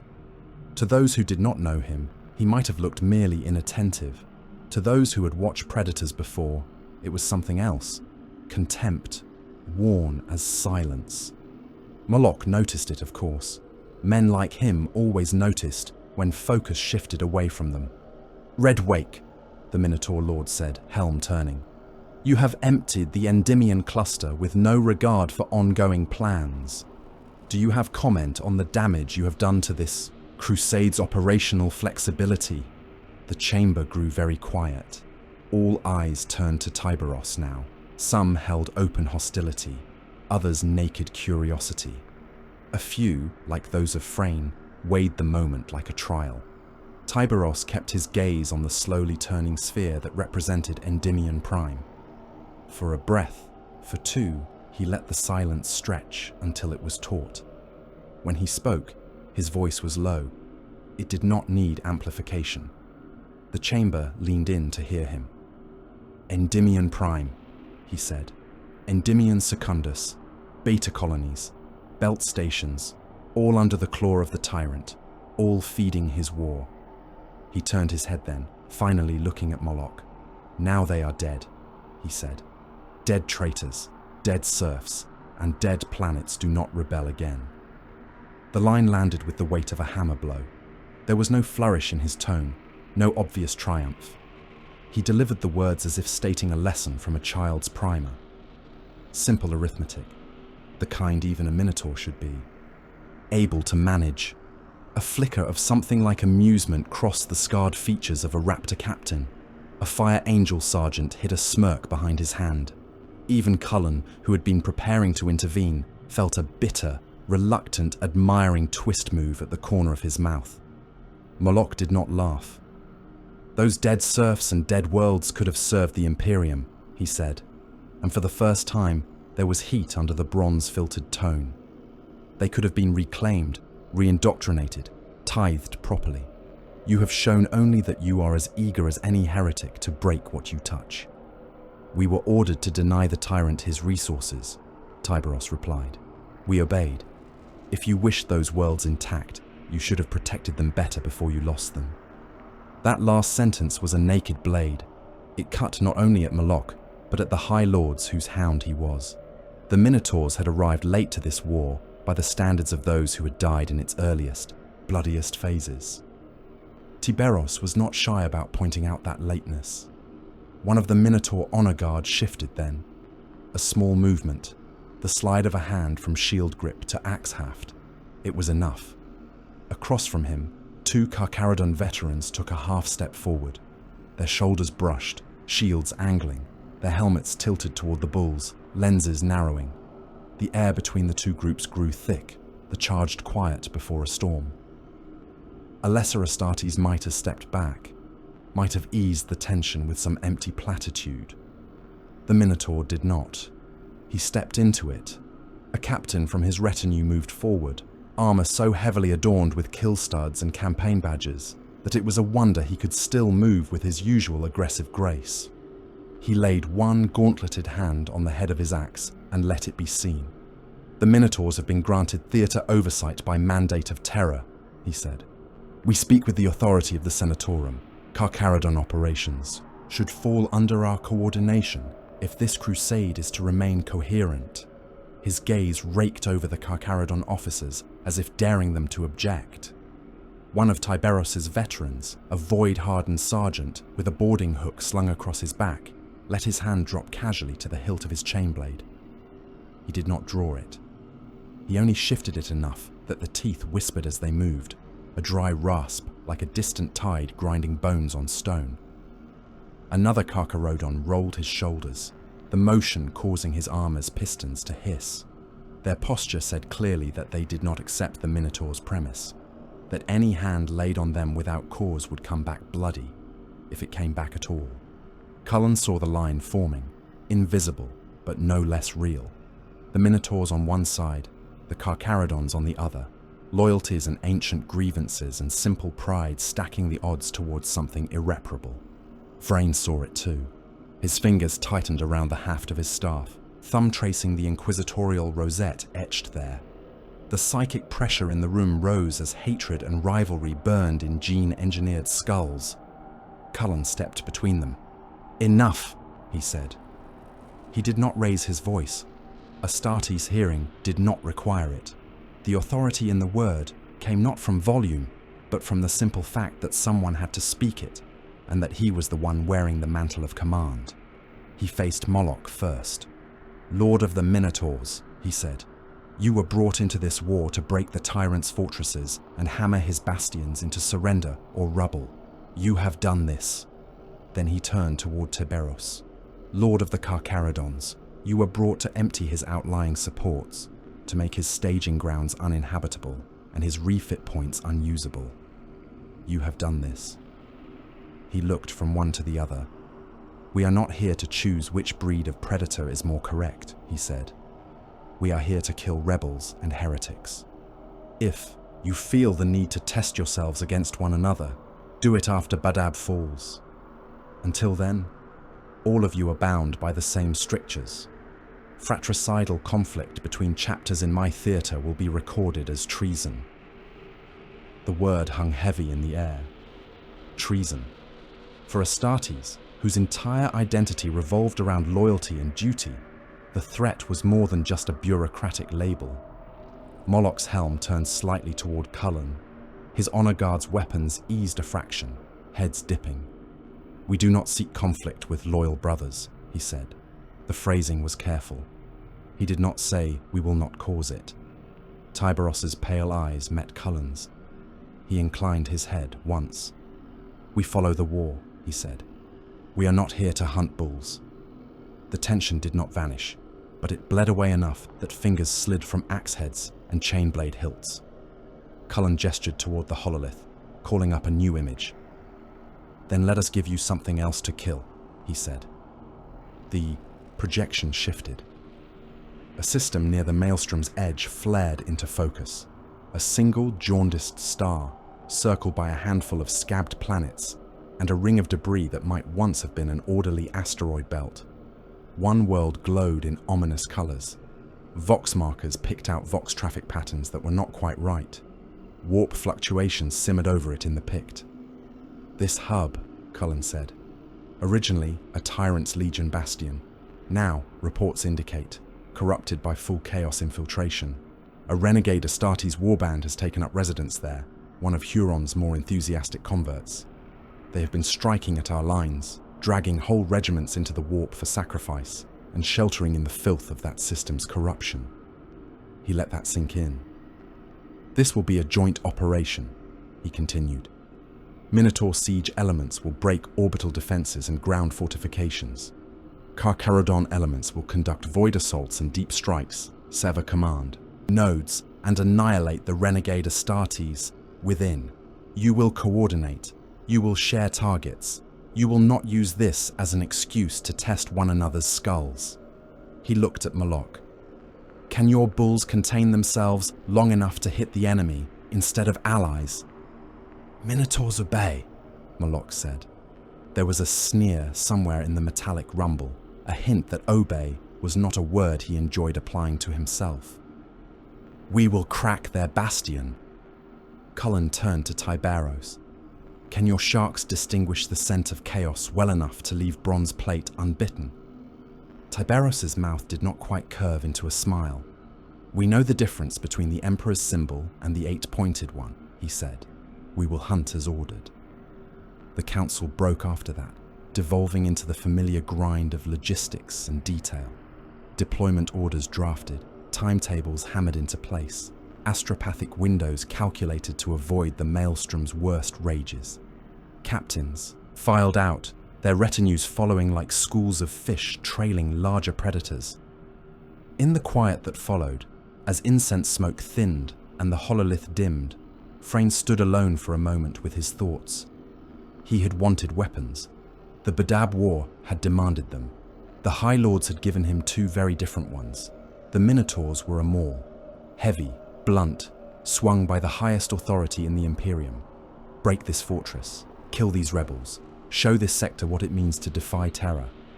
They did as they were told and crushed anything that got between their plate and their targets, allies and civilians included. The Carcharodons were a blade, left too long in the dark.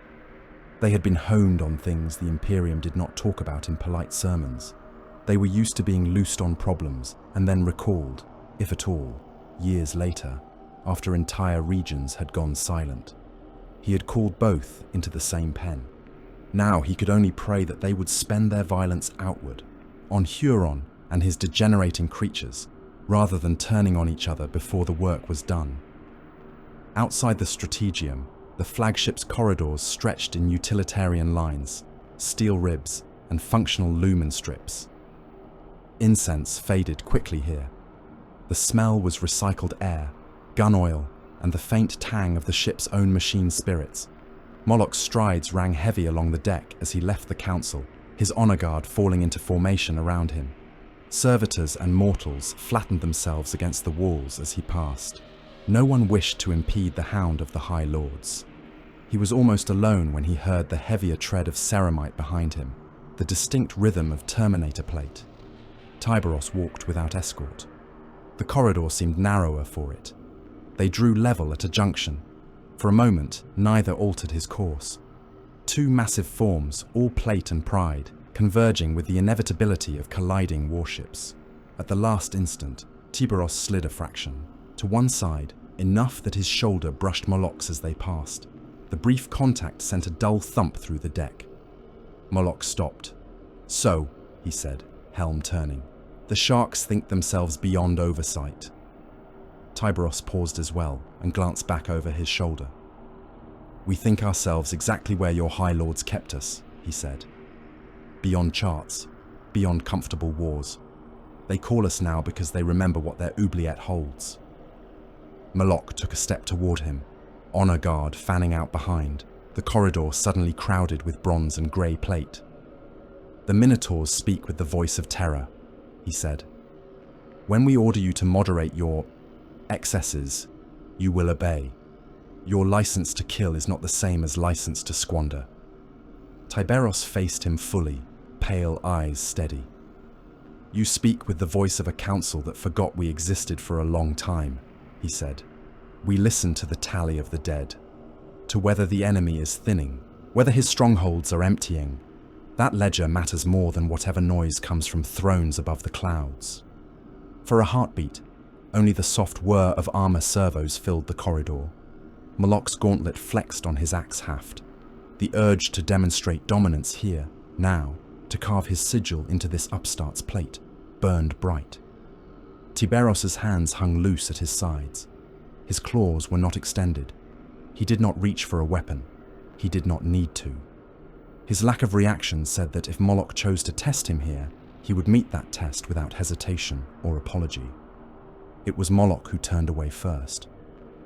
"Pray that your zeal does not force me to report you," he said. "Even the most useful beasts can be put down when they bite too close to their master's hands." Tyberos watched him go. His expression did not change. "When the war is done," he said, almost to himself, "there will be plenty of hands left to bite." He turned in the opposite direction, heading back toward the Nikor's docking cradle and the waiting war. Within the span of a handful of ship hours, deployment orders pulsed across the Loyalist fleets. Engines rumbled to new life. Teleportarium crews prepared their chambers. Gun decks whispered as loading chants filled the air. The combined Minotaur and Carcharodon task force, uneasy allies yoked together by necessity and command, turned their prows toward the chaos-tainted hub near the Maelstrom's rim. In its orbit, a renegade warband clad in warped astral claw plate and a swollen Tyrant's Legion host waited, confident in their patron's favor and the protective stain of the warp. 2 breeds of loyalist predator were coming. They would discover very soon what it meant when bronze bulls and grey sharks hunted the same territory. The system did not have a name that mattered anymore. Once, long before the Maelstrom's hungry edge had swollen to brush its outermost worlds, it had been catalogued, numbered, entered into endless imperial ledgers as a minor asset. A mining moon here, a refueling station there, a feudal world whose noble houses sent their tithe of boys to die in someone else's crusade. It had been part of the anonymous body of the Imperium, a cell in a vast, cancerous organism that did not notice when such things ached. Now it was a tumor. On the hololiths aboard Cullen's flagship, the system pulsed with the wrong colors. Warp tides lapped at its borders in oily currents. Auspec's ghosts prowled around its primary world, as if something huge and half-seen swam beneath the thin skin of reality. Vox traffic intercepted in its shadow carried a strange cadence, a note of worship that had nothing to do with the Emperor. Here, the Tyrant's Legion bastion had rotted inward until the bone showed. The world itself surfaced on the projection as a bruised sphere smeared with the faint glow of orbital fires, its atmosphere stained brown from centuries of industry and more recent sacrifices. Defensive batteries dotted its orbital path. Above it hung a crown of void stations and ships, some proper cruisers and escorts. Others, former freighters crudely refitted, all bearing the claw sigil of the astral claws, overpainted with new marks. The 8-pointed star was there, embossed where the Aquila once had been, grafted onto armor plates and hull wings. Banners hung from bastion walls, claw and star interwoven, the symbol of a chapter that still claimed loyalty to Huron while selling his soul wholesale. At the heart of that filth sat a warlord. He had once been a captain of the Astral Claws, a paragon of everything the chapter had pretended to be. Disciplined, efficient, unquestioning in his enforcement of Huron's edicts, he had led boarding actions in the Maelstrom's outer reaches, spilled Xeno's blood in the Emperor's name, recited catechisms that praised terror even as his master began to curse it. The warp had done what the warp always does to men with such foundations. It had offered him more. Now he prowled the command deck of a corrupted strike cruiser, his footsteps ringing on metal that had begun to pulse like living flesh. His armor had swollen beyond regulation pattern, plates blooming in baroque curves, edges studded with spikes that pierced anything foolish enough to come close. The claw of the astral claws still rode his shoulder, but it was elongated, twisted, each talon stretching into a barbed point. Behind it, stamped over and through the old symbol, was the 8-pointed star. His helm was open. A face that had once been merely hard was now a map of warp-spawned excess. Flesh had knitted over old scars into ridged patterns that echoed the star on his pauldron. His teeth had sharpened without the need for file or augmetic. His eyes burned in a way no simple ocular implant could account for. He called himself Lord now, not Captain, not in any sense that the Codex would recognize. Around him, traitor officers and demon-marked servitors attended to their duties. Cables hung from the ceiling like veins. Where they met the consoles, the metal was slick with growths. The air tasted of copper and incense, and something rotten left too long in the sun. "Report," the Chaos Lord said. A mortal officer flinched, then bowed. The man's face was a ruin of brand scars and devotion cuts. "Lord, the readings remain stable," he said. "The warp tides above the planet are strong but contained. The rituals are proceeding." The Lord turned his head, gaze shifting to the pict screens that showed the view from the upper decks. The cruiser hung in low orbit. Below, the planet's clouds were the color of spoiled milk, flickering with the faint, phosphorescent sheen of pollutant storms. The ship's ventral decks had been modified, stripped of armor and studded with great maws like open furnaces. At carefully timed intervals, those maws belched. They did not vent waste. They vented ash. In the cavernous holds behind each maw, traitor chaplains and sorcerers had raised shrines. Penal troops taken from the tyrant's own prisons had been chained there in lines, hundreds and thousands of men stripped of identity and ranked only by the numbers burned into their flesh. Each sacrifice was a simple thing in its mechanics: a knife, a saw, a bolt shell to shatter bone and spill viscera. The difference was what happened afterwards. The bodies were fed into grinders. Flesh, bone, blood, and fear pulped into slurry. Incense and warp-touched reagents were poured into the mess. Sorcerers hissed words that made the air taste like lightning. The mixture was burned in furnaces whose flames burned the wrong colors, the wrong heat, more absence than presence. Ash bloomed as the result. Not clean grey, a greasy black dust that clung to anything it touched and crawled when there was no wind. The cruiser's maw vents opened, spewing that ash out into the thin, upper atmosphere. Gravity and storm currents did the rest. Slowly, inexorably, the planet below was being dusted.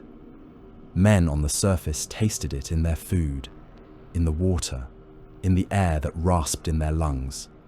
It settled on armor, on skin, in the folds of fatigues. It left black fingerprints on anything handled.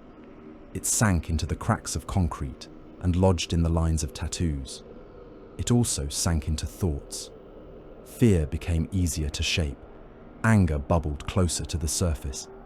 Men who might once have cursed their officers behind their backs found themselves howling oaths to gods they could not name, thirsty for blood.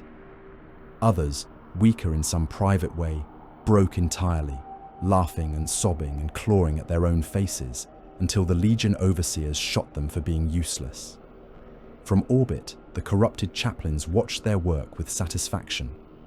On the ground, the mobilization began in earnest. The planet had been a tyrant's Legion stronghold before it became something worse. Its cities were built around manufactorum spires and fortress bastions, its rural expanses broken by training camps and artillery ranges. Every hab block had a muster point. Every man already had a number. Now those numbers were called. Vox horns blared across hives and open fields alike, summoning conscripts from every strata. Men who had just come off 12 shifts at the labor pits were handed rifles and herded into formations without sleep. Feudal levies marched in from distant baronies, archaic armor hanging crooked over flak plates, lances replaced by heavy stubbers. Above them marched the true believers, cult leaders, some grown from Legion officers who had seen which way the wind was blowing, others imported from off-world, strode along the lines, shouting praises to Huron and to vaguer, hungrier entities. They wore icons that mixed the tyrant's personal heraldry with the crawling complexity of chaos marks. Their words were familiar drills and responses from guard manuals, twisted into new shapes. "Who do you serve?" they roared. "The tyrant," the masses answered, throats hoarse. "The claw. And beyond the claw, the powers that keep us strong." That last line was not written in any imperial catechism. It slid easily off tongues blackened by ash. In the bastion complexes, heretic Astartes moved like wolves among a herd.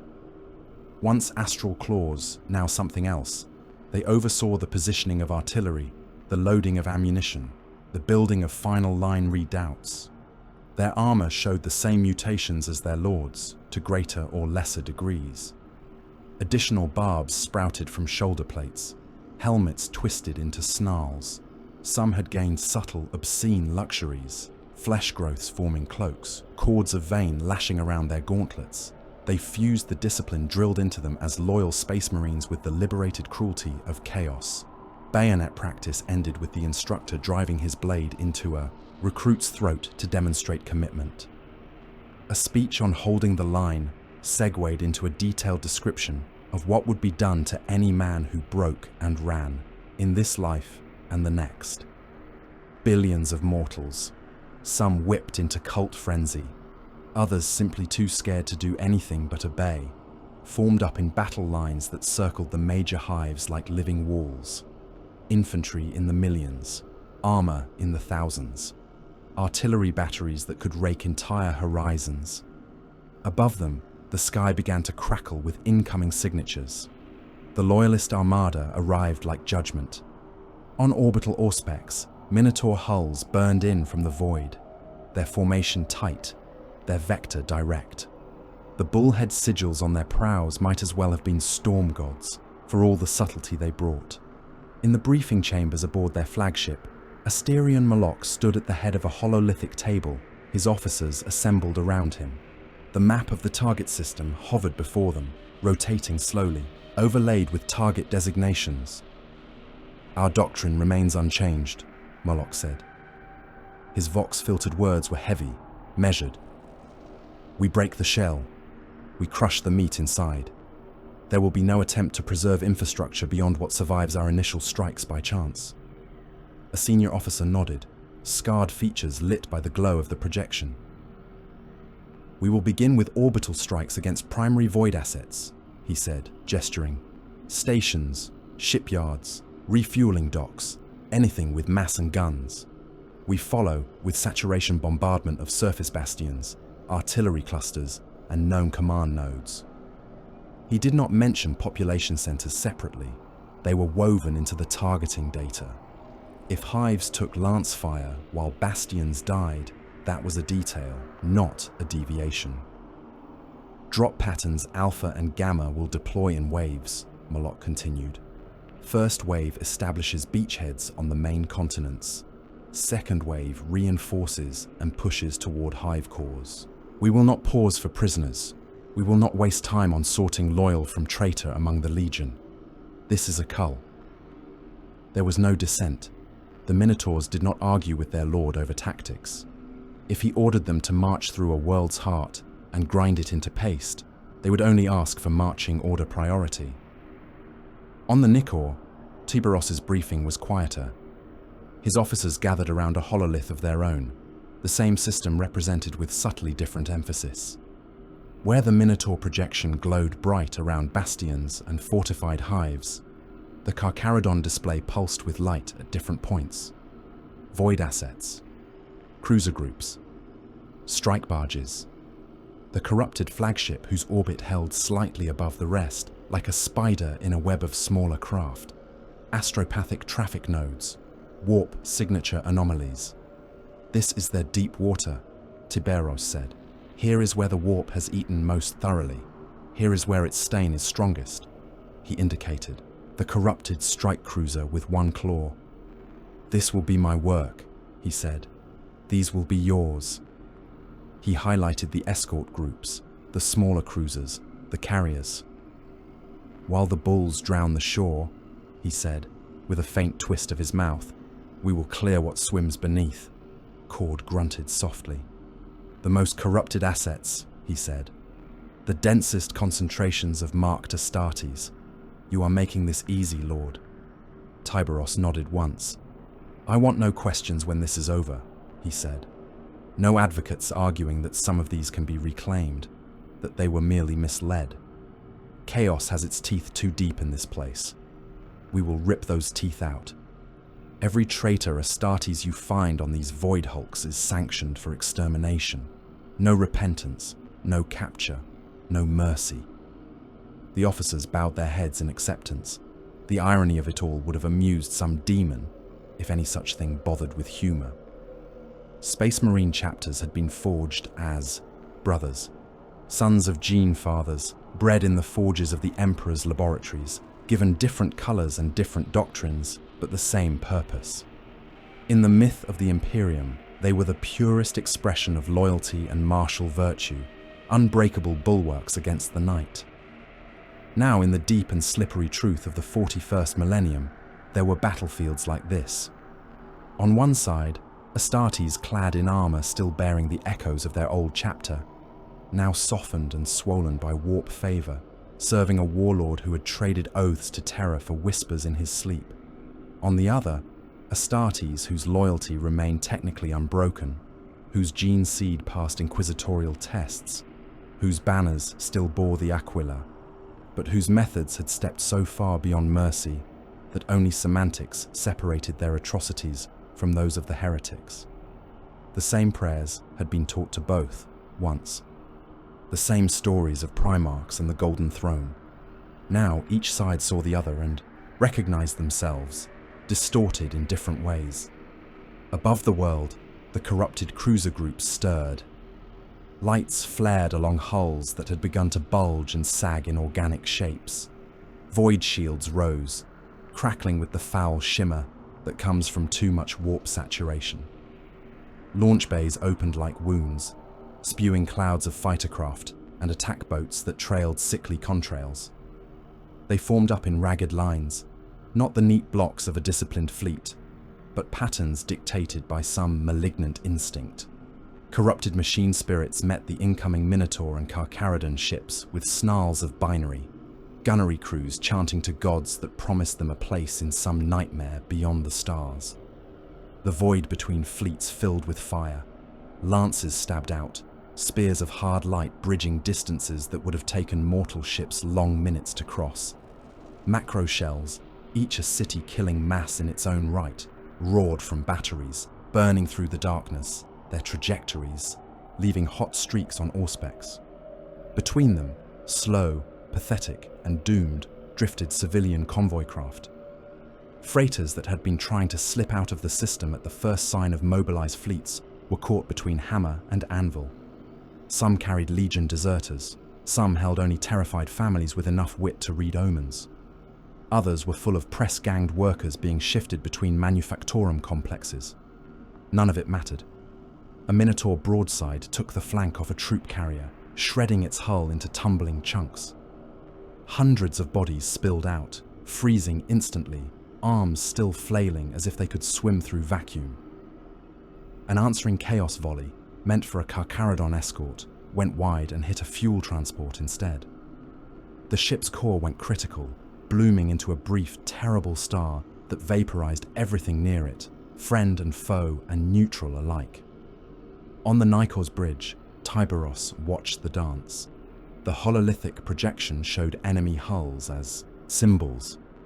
He saw beyond the icons. He saw the shapes of predators. The corrupted flagship hung slightly back from the main melee, its silhouette wrong in ways that made human eyes ache. Its prow had split into a many-fanged maw, teeth of metal and bone studding its edges. Along its spine, towers of twisted metal and frozen blood rose like the spires of a nightmare cathedral. Its lance decks pulsed with an ugly, throbbing glow, as if they were drawing power from something bound screaming in the core. "That one," Tyberos said. "The spider in the web, the warband's heart." Cord nodded. "Escort pattern around her," he said. "Cruisers here and here, void shields overlapping. They are using civilian craft as drift cover." Lines of light traced arcs on the projection, showing approach vectors, firing arcs, shield capacities estimated by the cogitators. It all boiled down, in the end, to a simple question. How close could they get before the sharks leaped? Tyberos tapped one of the escort markers. "This group is ours," he said. "We will punch through here. This is the gap in their teeth. Once we are inside their bite radius, they will be too busy choking on us to worry about what the Minotaurs are doing further out." He turned his head slightly, eyes moving from the projection to his gathered captains. "The flagship is my personal quarry," he said. "I want its heart. I want its lord's skull. The rest of you will keep the escort line tangled.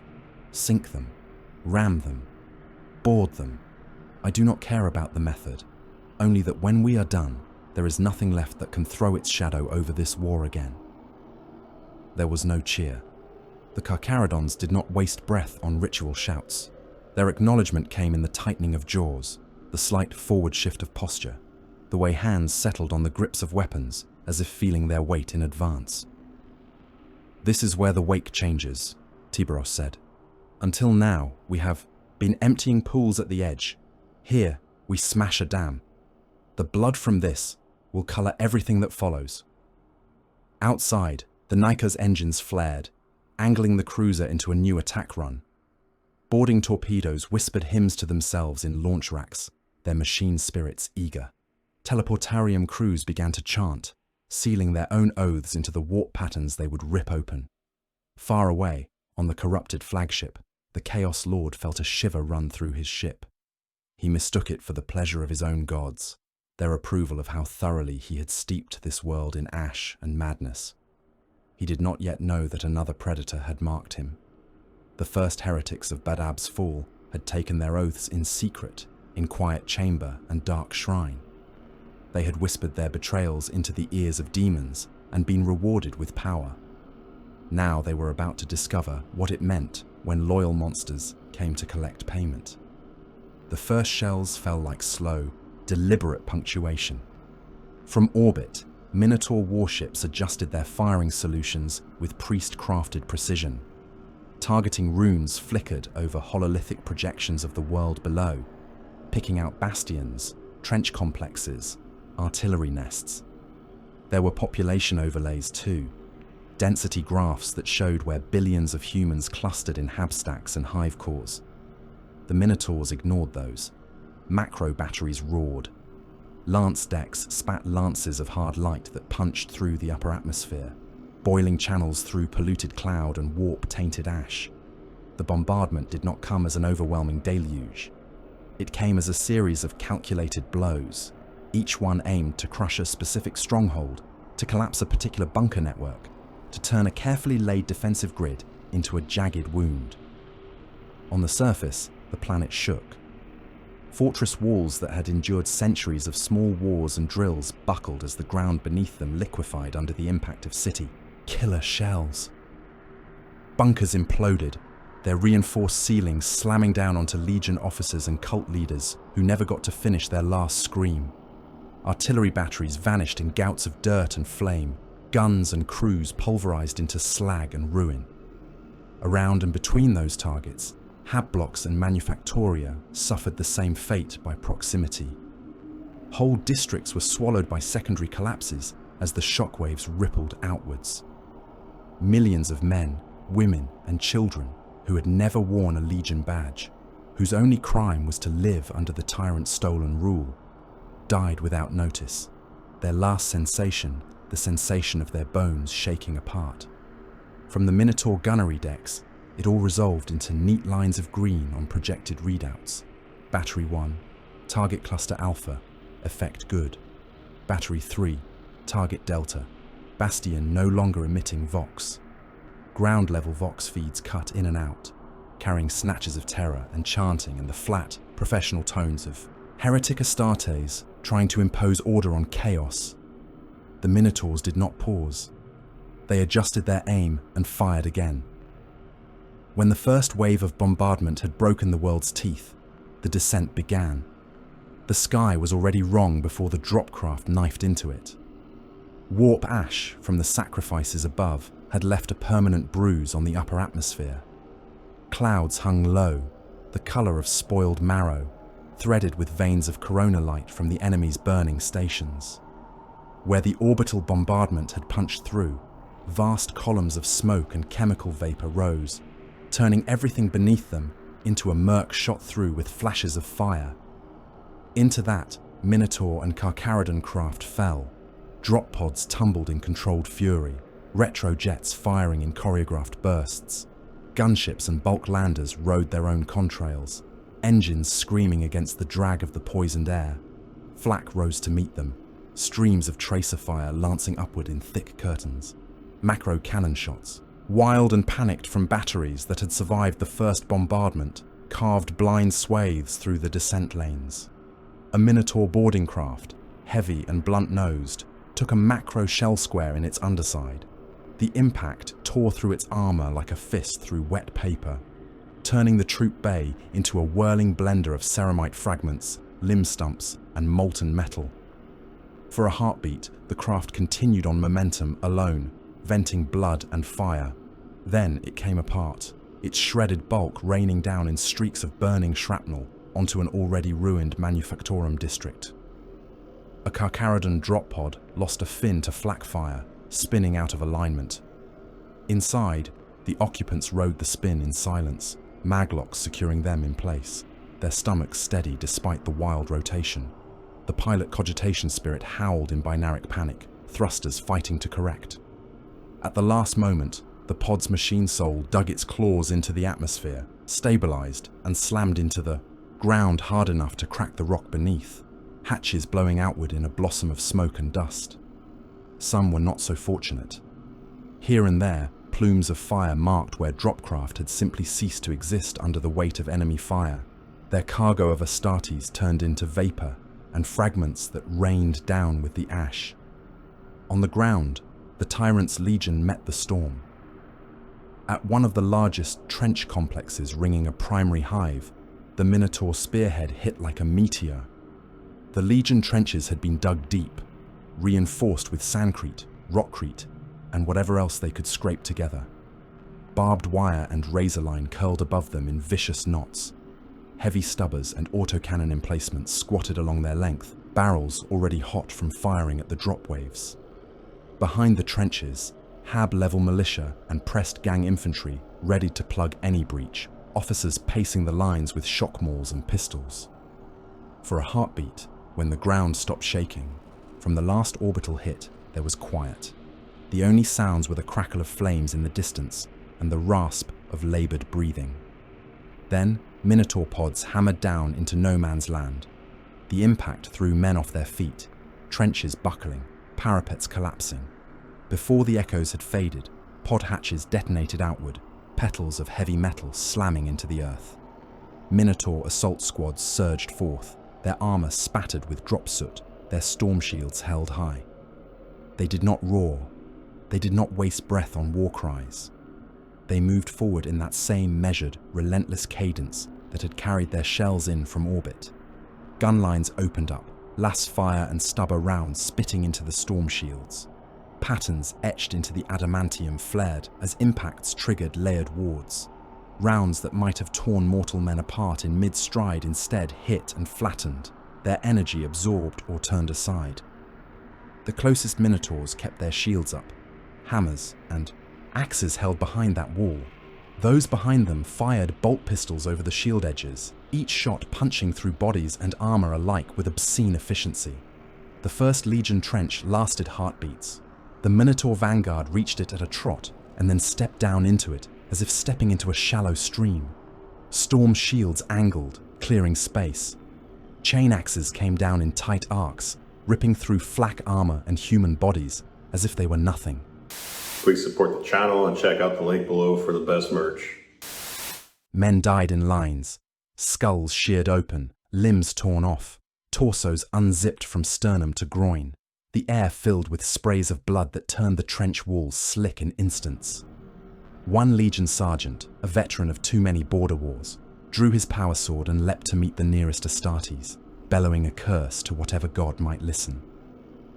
The Minotaur took the blow on his shield, the sword's energy field shrieking against the warded surface. He shoved once with the kind of force that should have been impossible for anything less than a tank. The sergeant left his feet, slammed into the trench wall hard enough to dent it, and fell. Before he could rise, the Minotaur stepped forward and brought his hammer down, the weapon's field flaring with sickly light as it turned the man's ribcage into a crater and sprayed his shattered spine out through his back. Even the Chaos Marines watching from the rear lines, helmets tracking the bronze-clad shapes as they tore along the trench network, felt a grudging acknowledgement stir. It is one thing to kill mortals in such numbers. That is a triviality. It is another to do it with such absolute lack of wasted motion, to move through thousands as if they were nothing but tall grass. Elsewhere on that same front, the Carcharodons arrived without trajectory. The Chaos Command Bunker was buried deep beneath a hive spire, its walls layered with ceramite and blessed alloys that had once been marked with imperial scripture and now bore new, uglier sigils. Officers bent over vox banks and hololithic projections, heretic Astartes lounged against bulkheads, their twisted armor clanking softly, as they watched the incoming battle take shape on screens. Warning runes flashed once, twice. Then the air in the center of the chamber twisted. For a thin, stretched instant, sound vanished. The world held its breath. The bonds between atoms trembled. Reality tore. The teleport flare was blinding in the confined space. The displaced air slammed everyone present back against the walls or threw them off their feet. Static screamed across the Vox. Light bent around the emerging forms. When it cleared, Carcharodon Terminators stood in the midst of the command bunker. The first row of traitors never even had the chance to orient their weapons. Tyberos' red brethren had stepped into the teleport with their claws already extended, their senses keyed to the half-second window between arrival and reaction. They used it. A traitor officer in ornate, spike-edged armor reached for his bolt pistol and found his arm no longer there. The limb spun lazily through the air, fingers still spasming. A second later, his torso parted, 3 deep gouges carved from hip to shoulder, his organs spilling out in glistening ropes that steamed in the bunker's air. Another Chaos Marine turned to shout a warning and lost his head and shoulders in a single, scything sweep. His helmet and everything above his breastplate slapping wetly against a console and sliding down, leaving a red smear. Lightning claws tore through corrupted ceramite like claws through old wood. Each impact sent up sparks, shreds of armor and sprays of meat. The sound in the bunker became a layered cacophony of metal on metal, torn flesh, and the wet clatter of internal organs spilling onto the deck. The Red Brethren advanced, in a slow, doctrinally perfect pivot, turning to meet threats with the efficiency of long rehearsal. They made sure no one got past them. They made sure no one got out. On the surface between these points of surgical slaughter, the wider battle became a meat grinder. Billions of coerced mortals, raised in the last frantic months of the war, as Huron and his lieutenants strip-mined their holdings for bodies, were thrown into the grinder with cold calculation. Legion commanders knew that the Minotaurs and Carcharodons had finite ammunition, finite time, finite tolerance. They meant to trade those finite resources for the infinite currency of human flesh. Cultists in ragged uniforms charged forward, howling praises to gods they barely understood. Conscripts who had never fired a weapon outside of training fired in panicked bursts, wasting shots into the smoke. Behind them, Legion enforcers shot anyone who tried to turn and run, adding panic deaths to the tally. Wave after wave hit Minotaur lines and Carcharodon kill zones. Bolter fire chewed through them, explosive shells detonating inside chests, heads, and bellies, turning men into red vapor and torn chunks. Chain blades bit into shoulders and hips, cutting diagonally through torsos, sending halves toppling in opposite directions, intestines dangling between. Heavy flamer bursts washed over tightly packed ranks, cooking flesh on bone, fat popping and running in greasy streams. The mud underfoot thickened into something else. Blood, ash, and churned soil made a sucking morass that pulled at boots and armor. Bodies formed layers, the newly dead falling onto those who had died moments before, limbs tangling. In some places, the piles reached higher than a man's head. Sorcerers watching from behind the lines smiled as they felt the warp quiver in response. Every life spilled with enough fear and fervor sent a ripple through the unseen depths.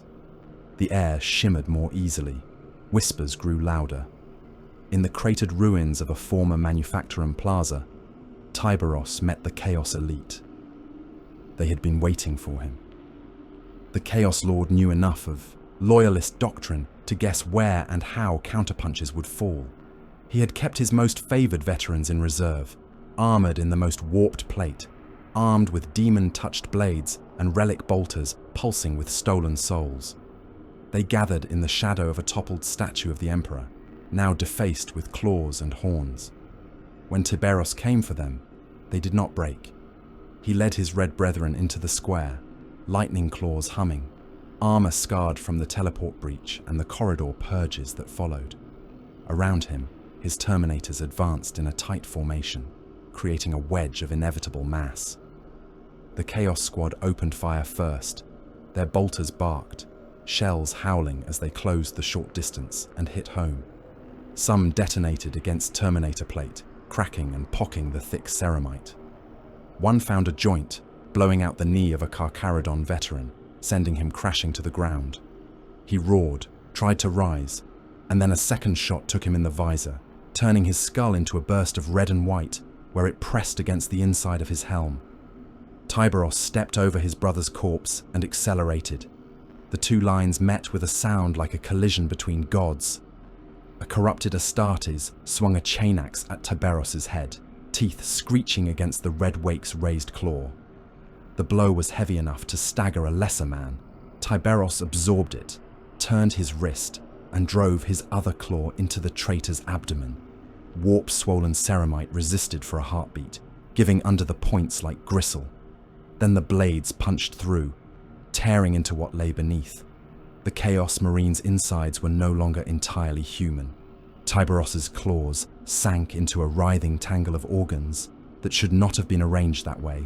Tumors and sacs full of acidic bile, half-formed mouths that bit at the metal. He squeezed. The warrior convulsed as his mutagenic guts exploded outward, a torrent of foul ichor and shredded tissue, bursting from the exit wounds in his back. Some of it splashed over Tyberos' plate, hissing where it made contact, leaving smoking streaks. He ignored it, wrenching his claws upward, splitting the traitor in half from pelvis to sternum. The top half peeled away, flopping to the ground, spine dragging behind like a tail. Another enemy came in from the side, his helm a snarling demon face, horns curling back. He carried a power maul that crackled with stolen lightning. He swung for Tyberos' head, aiming to crush the skull of this hated loyalist. Tyberos ducked with surprising grace for a man in such heavy armor. The maul sailed overhead, smashing into the shattered statue behind him and blowing its remaining marble face into powder. As the Chaos Marine recovered, Tyberos stepped in close, inside the arc of the next swing. He drove one claw through the traitor's chest and the other up under his chin. The first set of blades punched through breastplate, bone, and heart, then out through the back, their tips dripping with chunks of lung and strips of whatever had replaced part of the rib cage. The second set of claws burst up into the skull, tearing through palate and brain. Tyberos felt the brief spasm as the other Astartes' legs kicked, armor scraping against his, before the corpse went limp. He ripped his claws free in a spray of gore and turned to the next. Around him, the Red Brethren worked similar annihilations. One Carcharodon decapitated a traitor with a horizontal swipe, the head leaving the body so cleanly that for a second it remained upright, helmet and neck stump aligned before the spray began. Another drove his claws into an opponent's groin and shoulder and peeled him open diagonally, spilling loops of intestine and entire organs onto the ground, like meat dumped from a butcher's hook. Corrupted ceramite split, revealing diseased flesh, tumorous growths, and muscle that writhed as if alive, separate from the body. Some traitors, too, far gone into mutation, did not even die cleanly. Their remains thrashing long after vital organs were destroyed, tendrils whipping until bolter rounds turned them into a fine red mist. This was not heroism. This was not noble combat. It was disassembly, carried out with the same deliberate efficiency Tyberos might have brought to dismantling a machine. Elsewhere on the field, the Minotaurs found a different outlet for their doctrine. A Tyrant's Legion regiment, mauled and bleeding, finally broke. They had held for hours under the hammer blows, their trenches filled with the dead, their officers shot one by one from their command posts. They had watched Minotaur squads wade through their formations as if through water. When the third Minotaur wave rolled in and it became clear that there would be no withdrawal, no relief, no reprieve, something snapped. White rags appeared on spear points. Guns were dropped. Men went to their knees, hands raised. A Minotaur detachment, armor blackened with soot and spatters of gore, halted at the edge of the shattered trench line. Their leader studied the kneeling men, helm lenses unreadable. One of the Legion sergeants, a man with half his face burned away by a near miss, staggered forward, hands high, words spilling from cracked lips. "We yield," he rasped. "We yield to the Emperor's judgment. We renounce the tyrant. We are yours." There was a long pause. Then the Minotaur spoke. "You have served a traitor," he said. "You have raised your weapons against the Imperium. Your surrender does not erase that." He gestured with his hammer. "Stand your officers in a line," he went on. "Execute them, now." The battered Legion men hesitated. Shocked glances flickered. A few looked almost relieved. Others looked horrified. "Now," the Minotaur repeated, "or we kill you all where you kneel." Fear made the choice. Men who had cheered for Huron hours before now dragged their own commanders from cover, forcing them to their knees in churned mud. A captain, missing an arm, spat in one of his soldiers' faces and told him to do it properly. The man obliged, putting a last round through his superior's head at close range, the blast blackening bone and blowing brain matter out the back in a greasy plume. One by one, officers died at the hands of their own. When it was done, when the line of corpses lay cooling in the trench, empty eye sockets turned upward, the Minotaur nodded. "Now you," he said. They never raised their hands again. The Astartes waded into the kneeling legionaries with chain axes and hammers. Heads burst, spines snapped, chests caved in. Men who had just betrayed their officers in the hope of saving themselves died with the same bewildered terror in their eyes as those officers had. From the viewpoint of the Minotaurs, this was justice. From the viewpoint of history, it was another atrocity stacked on an already tottering pile. In the cramped, vox channels that bound the assault together, doctrines clashed. "Minotaur elements are pushing into Sector Gamma," came a harsh voice over the Carcharodon command net. Carcharodon squads divert from current objective and reinforce. Theatre oversight assumes control of your advance. Tyberos' captains heard the order. They knew the codes behind it. In a different chapter, under a different doctrine, such a command would have been obeyed without question. They listened to their own lord instead. "Maintain vector," Tyberos' voice cut in, calm and soft. "Deep-water assets remain our priority. The bulls can drown where they wish. We have our kills." There was no argument. Carcharodon squads ignored Minotaur corrections, pushing deeper into the labyrinth of bunkers and void-lifted shrines that hid the Chaos Lord's final redoubts. More than once, their paths crossed, grey and bronze plate brushing in blood-slick corridors, eyes meeting through helm lenses. No, blows were exchanged. Not yet. But tension snapped between them like a static charge, each side silently resenting the other's presence, each convinced that their method was the purer, the more effective, the more loyal. The Chaos Lord felt his perimeter collapsing. Reports came in over corrupted vox channels, a rising litany of disaster. Outer trenches gone, Bastion 3 silent, Battery 7 no longer responding. The command bunker breached, then lost. His personal guard reduced to half strength. He could have cut and run. There were escape craft, warp routes, stratagems for survival that would have taken him away from this doomed world and back into the safety of the Maelstrom's depths.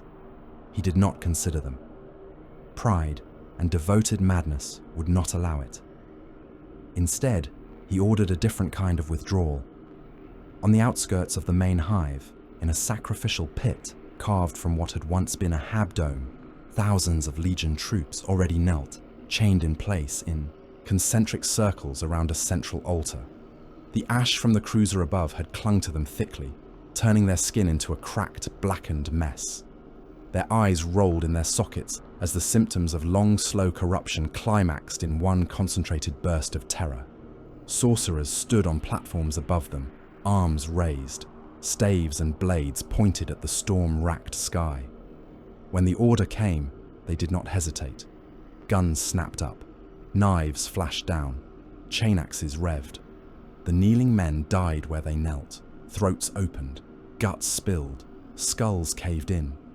Blood poured into channels carefully prepared for it, running in thick streams toward the altar. The ground began to pulse.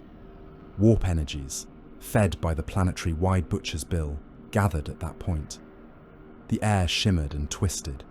The screams of the dying seemed to stretch, their pitch bending upward into something inhuman. Reality tore, not with the clean edges of a teleportarium pattern, but like rotten flesh being ripped apart by rough hands. From the widening wound in the world crawled things that should not have been. Demons, lesser and greater, vomited forth on a tide of blood vapor. They clawed their way into existence, taking shapes that matched the nightmares of those who had died to buy their passage. Some were all teeth and hunger, others blade-limbed horrors of sinew and smoke, others gibbering masses of eyes and mouths. Behind them came Chaos Space Marines, those of the warband that had been held back as a true reserve. They stepped through the breach arm in arm with demons, armor glowing with fresh ward marks, weapons drinking the warp light. They fell upon the advancing loyalist lines. Minotaur formations that had just finished grinding a legion regiment into paste were hit on the flank by a screaming knot of demons and traitor Astartes. Storm shields slammed together, axes rose, and suddenly the fight was no longer against flesh that broke under the first blow, demonic. Weapons bit at ceramite with a hunger that ignored matter. Warp fire splashed over armor, trying to seep through seals and into lungs. Carcharodon squads pushing through a partially cleared trench network found their path blocked by a wall of snarling, many-headed beasts. They waded in regardless, chain blades hacking, bolters firing at near point-blank range, shells ripping off chunks of unreality that evaporated into shrieks and smoke. Above it all, the Chaos Lord laughed, his voice carried over Vox and through the mouths of demons. He had turned the battlefield itself into an altar, the world into a sacrificial knife. From orbit, from the cold distance of command decks, the battle looked almost abstract. Continents were lit like skull grins by the raging fires. Front lines showed as jagged veins of explosive activity, glowing hot in auspex. Oceans boiled where shipwreckage and debris fell in sufficient density, kilometer-long hulls turning entire stretches of water into churning, contaminated soup. Storm systems twisted in unnatural spirals as the warp bled into weather. Casualty projections updated in real time, numbers climbing with a sick inevitability. Billions. Groundside, that meant faces, screams, hands reaching up from under piles of corpses, men slipping in blood and trying to use other bodies as footing, Astartes grunting as they tore demons apart with their bare hands, armor locking up from overpressure and warp burn. Up here, it was a change in exponent. Frayne stood at the hololith's edge, eyes taking in the spread of ruin, the flickering runes that marked friendly and enemy elements both being swallowed by red. He listened to the distant, filtered roars of battle coming through Vox, trying to hear which side was winning in the texture of the noise. Cullen beside him read the same data and came to the same inevitable conclusion. Acceptable losses, he said quietly. He did not mean it.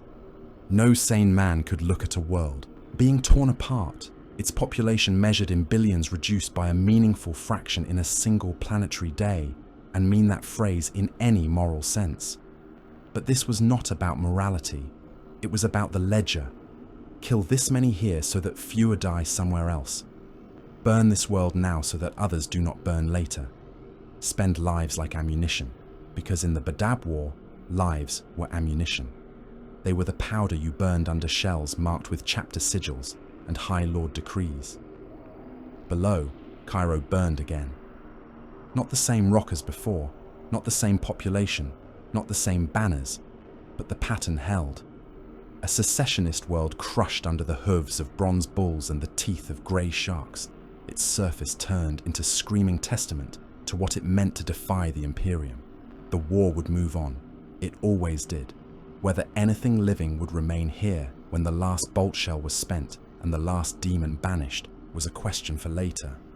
The world burned itself out. Beneath them, as the last of the traitor fleet tried to run. From the vantage point of the Loyalist blockade, the planet's atmosphere was a dirty halo of flame and smoke.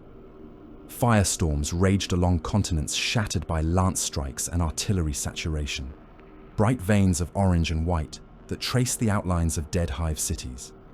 The oceans glowed in places with the faint, ugly light of chemical blooms and reactor spills, churning around the rusted hulks of sinking ships and orbital debris.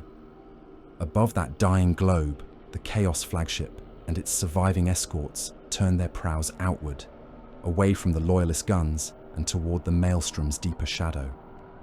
They did not move in disciplined formation.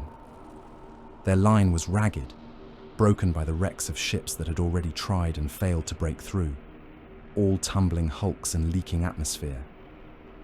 The flagship itself led the charge with a kind of obscene majesty, its hull warped into a spined, many-toothed silhouette that did not match any known pattern. Armor grown like bone jutted from its prow. Its flanks bulged in places where something living, or at least once living, had fused with the metal. Void shields flared around it in sickly shades, flickering under the steady hammer of Minotaur and Loyalist Navy fire.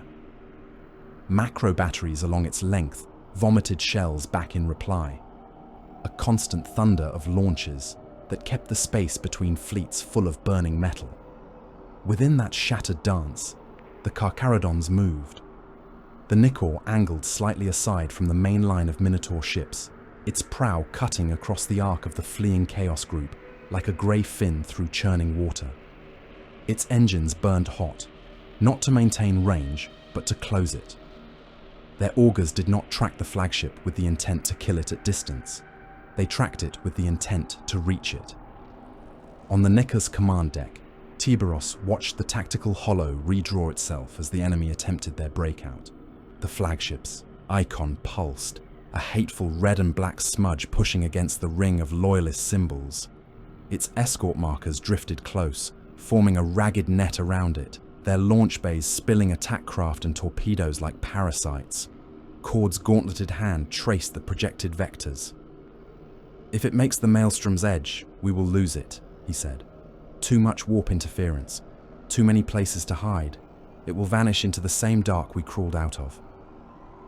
Tyberos did not look away from the projection. His expression might have been carved. "We are not going to let it reach the dark," he said. "Signal boarding orders to all hunter elements. This one dies from the inside." A human officer, pale with the kind of terror only men who serve monsters feel, swallowed and relayed the commands. Klaxons began to howl through the Nicor's decks, the sound rolling through the ship's bones, echoing in armories and launch bays. Men of the Carcharodons did not cheer. They stood, they sealed their helms, they took up their weapons, and they moved toward the places where metal would meet metal. Assault rams, blunt-nosed and ugly, swung out on mag clamps from the Nicor's flanks. Their engines rumbled to life, steaming in the cold of the void. Boarding torpedoes were hauled into firing racks, their hulls marked with kill runes, each fitted with melter charges at their noses and guided machine spirits tuned for hatred at short range.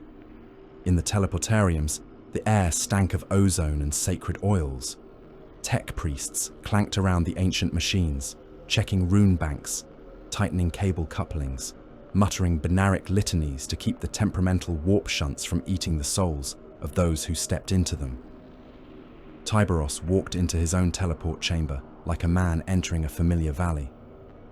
His red brethren waited inside the circle of engraved sigils, hulking silhouettes in their Terminator plate. Lightning claws already extended. Their armor bore fresh scars from the fighting below, ash still caked in creases and under heraldry. He mounted the raised dais at their head. The deck plates thrummed under his weight. "Flagship," he said. "Shrine decks. Command core." The teleportarium master, a hunchbacked figure wrapped in cabling and iron, bowed his hooded head. "We have them marked," he rasped. "The warp is wild around that vessel, Lord. We will bring you through. We may not be able to guarantee the way back." Tyberos glanced at his warriors. "None of us came here to go back," he said. They took their positions without comment. The teleportarium runes flared brighter, cycling through patterns as power built. The metallic taste of charging warp coils filled the chamber, setting teeth on edge, making hair prickle against skin, even through armor seals. On the Nicor's outer hull, assault rams and boarding torpedoes fired. They crossed the void in a heartbeat, heavy shapes knifing through the hail of point. defense fire. Some died on the way, their machine spirits shrieking as flak shells tore them apart, their cargo of Marines turned into tumbling frozen meat. Enough made it through. They hit the flagship like a swarm of iron teeth. Impact alarms shrieked along the Chaos ship's internal Vox. Hull integrity wards flared and failed. Focused melter charges burned through armor that had grown thick with bone and steel, drilling tunnels of superheated vapor straight into the decks beyond. Attachment claws bit home, locking rams and torpedoes into torn bulkheads. Hatches blew, Carcharodons poured into the corridors. At almost the same instant, the teleportarium patterns reached their crescendo. Reality folded. Light vanished. Sound became a pressure on the skin rather than something heard.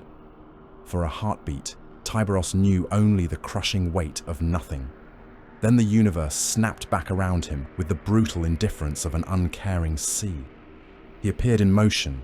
His Terminator plate materialized in the center of a corridor, his forward momentum carrying him into the first Chaos Marine standing there. The enemy did not even have time to process the flash of light before he was impaled. Tyberos's claws punched through the traitor's chest and backplate in a single movement, fingers of blue-white energy slicing through mutated bone and organ as if they were rotten cloth. He lifted, ripping the other Astartes off his feet, then flung the spasming body down the corridor like discarded offal. It struck two of the Chaos ship's mortal crew, smashing them into the bulkhead in a mess of broken limbs. The Red Brethren manifested around him, filling the corridor with the mass of Terminator plate and the thrum of power fields. Demonic whispers that had filled the passage a heartbeat before were drowned in the roar of bolt weapons and the scream of torn metal. Void ship corridors were home to the Carcharodons. Here, there was no horizon, no sun, no sky to complicate angles of approach. There were only lines, junctions, pressure doors, and ladders. They had practiced fighting in such places since their first campaigns, since before most of the men now walking them had been born. Every bulkhead was a potential shield. Every crossway was a kill zone. Every hatch was a breach waiting to happen. They moved with that familiarity. The ship's emergency lighting flickered as power rerouted from one screaming machine spirit to another. Darkness stuttered between red pulses, turning movement into a series of frozen tableaux. A demon mouth here, a lightning claw there, each frame more violent than the last. Chaos Marines responded quickly, at least at first. Terminators in thick, spike-studded plate pushed into the corridors, chain fists whirring, combi bolters barking. Their armor was a grotesque echo of loyalist design, bloated and baroquely adorned, with horns curling from pauldrons and faces carved into breastplates. Some of those faces breathed. The first collision between Terminators shook the deck. In the tight confines, there was no room for grand maneuver. It was body against body, armor against armor, weapons rising and falling in arcs constrained by walls that rang with every impact. A Chaos Terminator swung a chain fist at a Carcharodon, the spinning teeth howling as they bit into the Loyalist's raised forearm. Ceramite fragments flew as the fist chewed through armor. The Carcharodon roared, pushing forward into the blow, his free hand swinging up. His lightning claw slashed across the traitor's exposed helmet grille, teeth punching through the metal and into the flesh beneath. The Chaos Marine's jaw exploded, lower face disintegrating into a spray of teeth, tongue, and shattered bone. The blow carried upward, ripping through nasal cartilage and eye sockets, tearing off the top of the skull in a ragged chunk.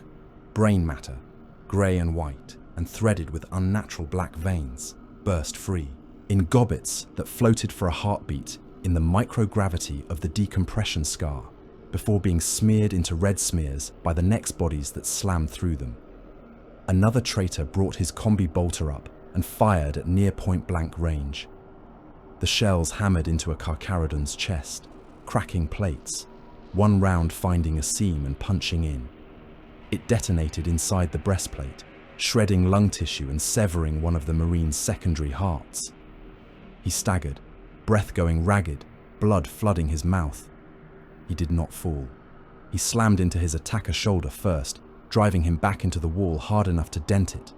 His lightning claw punched into the Chaos Marine's flank, blades sliding past warped ribs to dig into a liver that had grown too large and too knotted with corruption.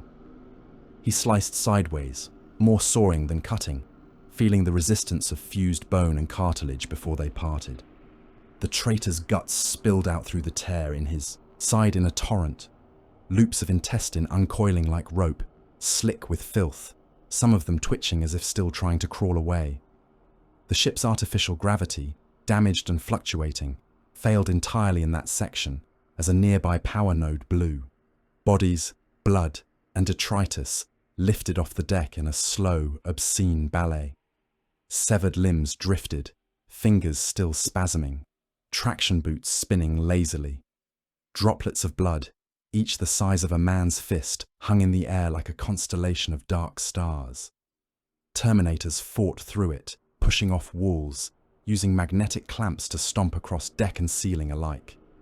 Each movement sent clouds of gore spiraling, painting everything in thin, clinging films.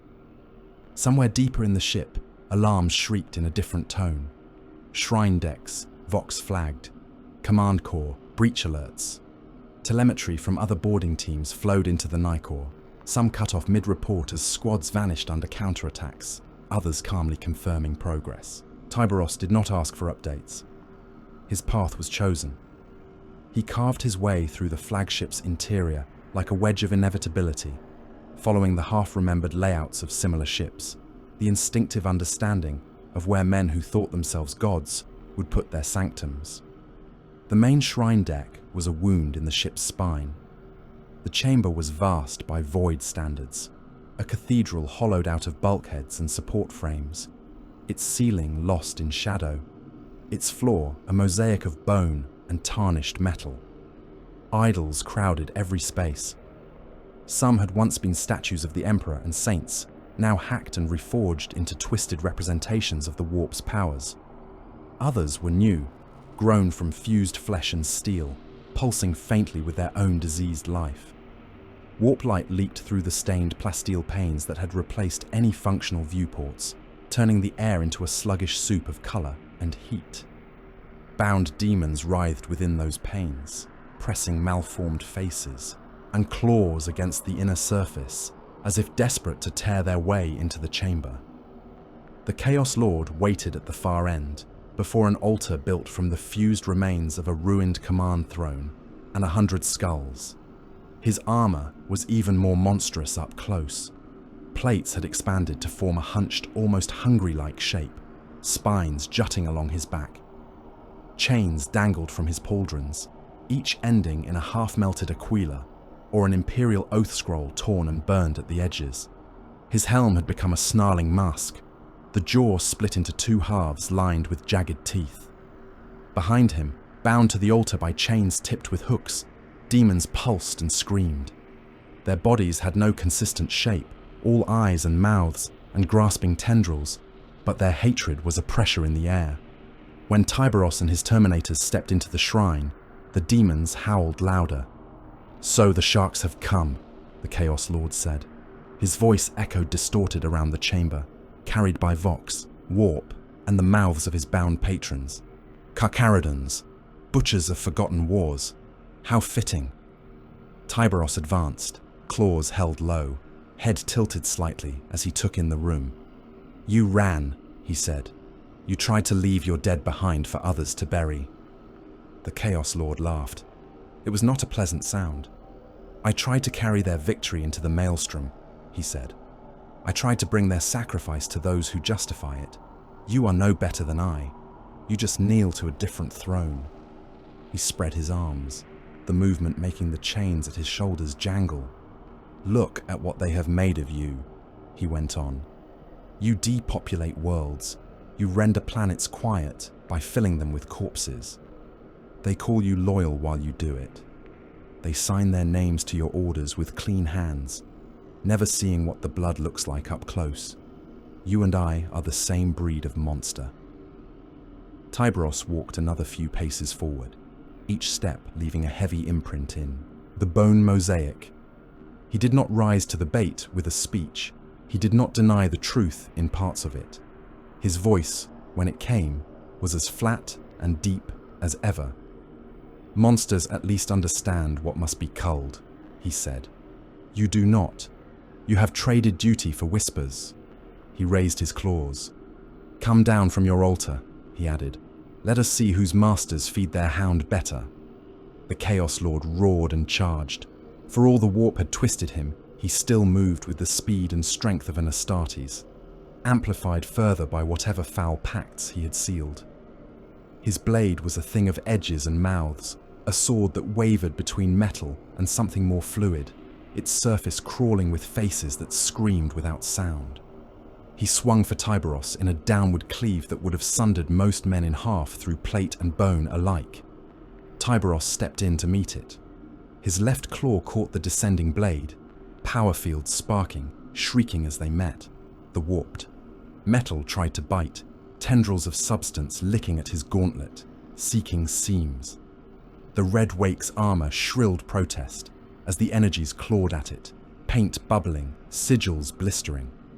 His right claw came up in answer.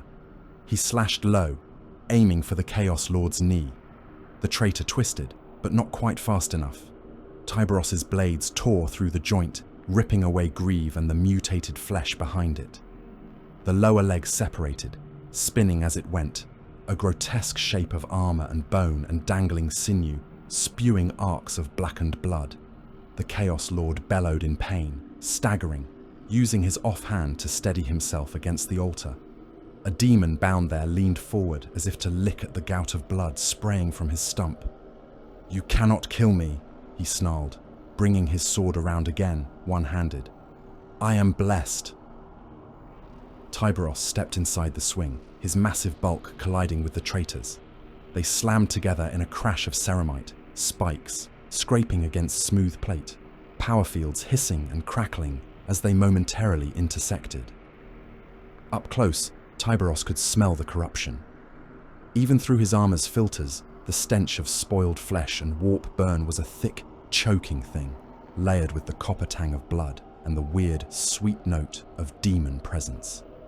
He drove his right claw into the Chaos Lord's flank, blades biting deep. They sank through armor that had become part bone, part metal, shearing ribs that had fused into a twisted cage, something that was not a lung but functioned like one burst under his grip, spraying a mixture of ichor and congealed filth. The Chaos Lord roared, head snapping forward.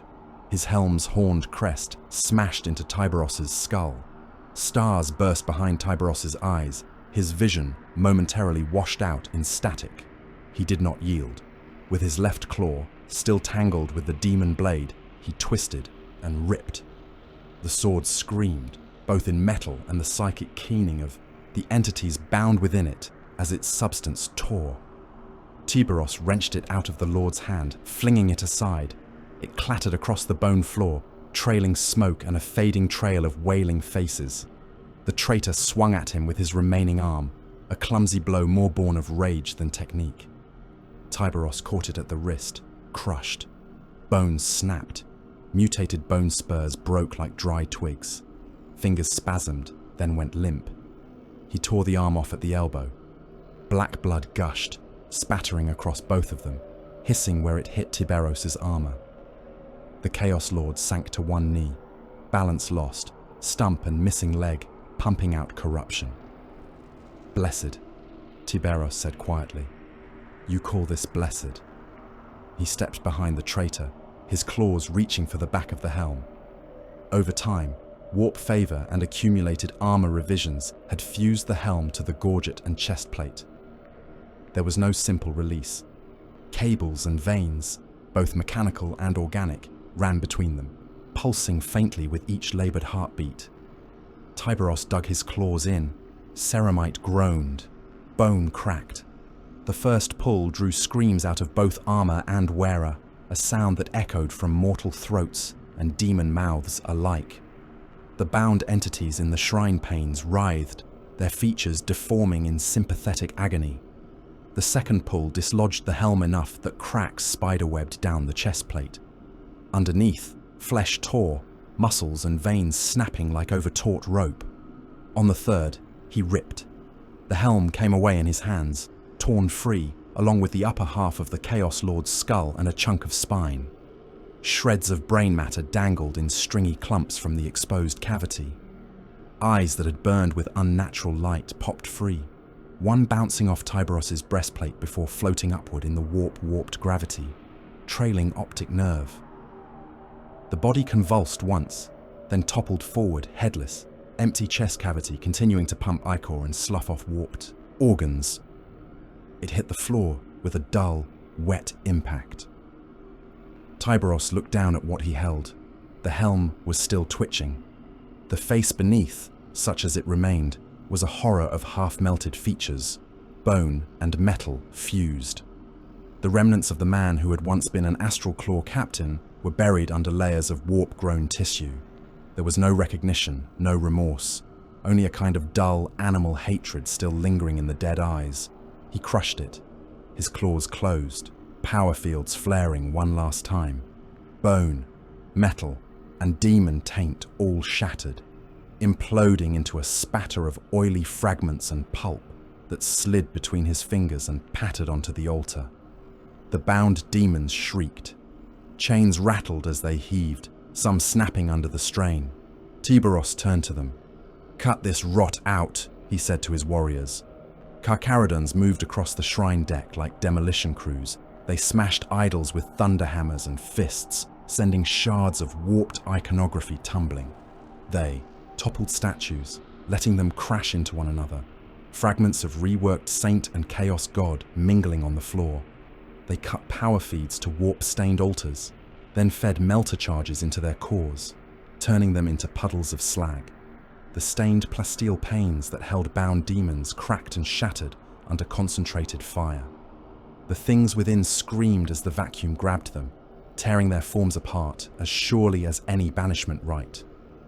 In some cases, the Carcharodons simply ordered entire shrine compartments vented, opening blast doors to the void. Worship halls, devotional niches, trophy galleries. One by one, they opened them to the cold. In some, panicked cultists and mortal crew clung to pews and columns as the air howled out, their eyes bulging, blood bursting from noses and mouths as vessels burst. Their fingernails tore as they tried to hold on. Flesh turned purple and black in seconds. They were ripped free and flung into the abyss, bodies tumbling among shattered icons and spinning fragments of altar masonry. In others, demons that had been half-manifested were wrenched back into the warp, their death howls peppering the ears of astropaths across the system with random spikes of pain. There were no prayers offered as part of this purging, no litanies of cleansing. The Carcharodons expressed their purity through removal. Cut out the infection. Burn what remains. Leave nothing for it to regrow from. When the flagship's main spine began to buckle, the Nikor's Auspex picked it up before those still fighting aboard really felt it. Structural stress markers flared. Reactor containment warnings screamed across multiple decks. The accumulated damage from boarding, internal demolitions, and the Minotaur fleets continued hammering from outside, finally pushed the wounded beast past the point of balance. Tyberos felt the shift as a subtle change in the way the deck vibrated under his boots. The shrine's walls groaned, cracks crawling along the ceiling, dust sifting down like grey snow. "Time," he said over the vox. Cord's voice came back, edged with static. "Structural failure propagating, Lord," he replied. "Reactor critical. This hull will not hold much longer. Extraction windows are closing." Tyberos looked around the ruin of the shrine. Corpses littered the floor. Chaos Marines torn apart, some in pieces so fine they were almost unrecognizable as having been men at all. Mortal worshippers crushed under fallen idols or flash frozen by sudden decompression. Demonic residues fading as the warp withdrew its fingers from a collapsing toy. He felt no urge to linger. "Signal all teams," he said. "Evacuate. Take what gene seed and data you can carry. Leave the rest to fall." They began to withdraw. Teleport beacons flickered in the smoke and warp light, their signals mustering the battered squads of Carcharodons back toward extraction points.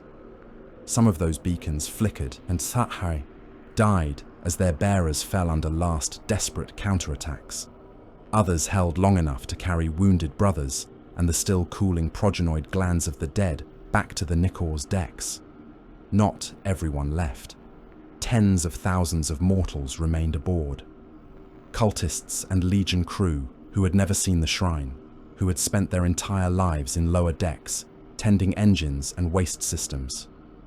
They felt the shift in gravity as the flagship's spine sagged, heard the new note of panic in their overseers' voices. Some ran for life pods that did not exist anymore.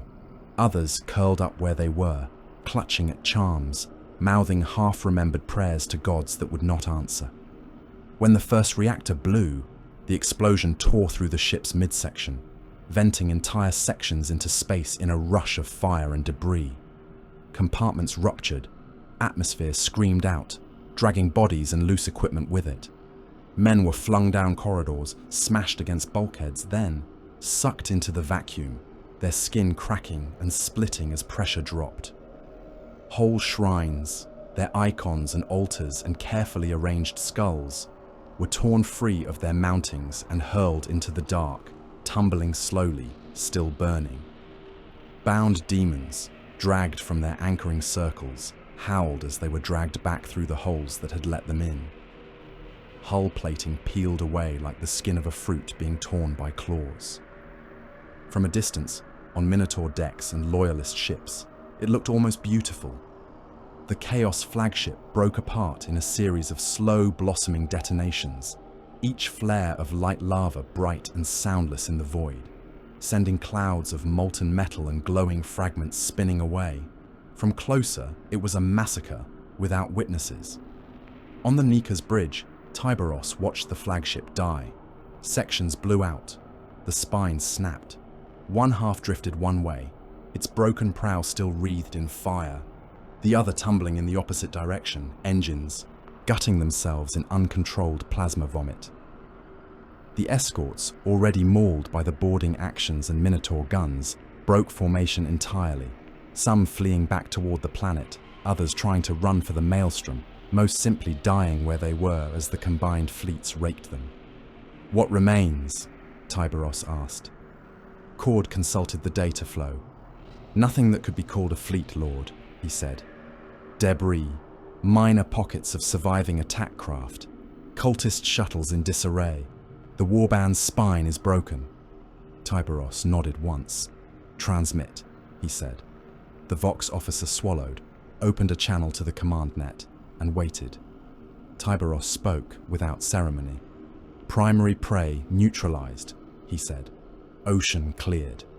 The message went out across the Loyalist bands, bouncing from ship to ship, down to groundside command posts where Minotaur officers and Imperial Guard commanders struggled to maintain order amid the continuing butcheries. Cullen heard it. In his strategium, the words cutting through the background noise of casualty reports and targeting updates. He closed his eyes for a heartbeat, feeling an invisible weight shift from one side of the ledger to the other. Moloch heard it as well. He did not smile. He simply adjusted his own deployment plans, freed now from the need to watch his orbital flanks for that particular predator. Below, the planet continued to tear itself apart in fire and blood. But the greatest of the heretic blades that had slashed at the Badab front was gone, its remnants spinning, cooling, and falling. One more carcass in a void already full of nameless wrecks. The sharks had fed. The war, always hungry, opened its mouth for the next course. The numbers did not fit easily on any chart a human mind could hold. Cullen stood at the edge of the hololithic pit, watching lines of data scroll beside, slowly turning projections of the system they had just bled. The world below still burned, still coughed. Smoke into its own poisoned sky, but the Auspex no longer showed any organized resistance. No significant void assets. No Chaos Warband Vox patterns. Just wreckage and a haze of background psychic noise where the warp had been given too much to drink. Around the pit, the air was thick with the smell of overworked machine spirits, and the faint tang of incense burned in a futile attempt to mask sweat and recycled breath. Servitors clanked, Cogitators clicked, and somewhere behind it, all the ship's engines hummed like a buried animal. Minotaur and Karkarodan officers took turns stepping forward, offering their reports in blunt, unadorned language.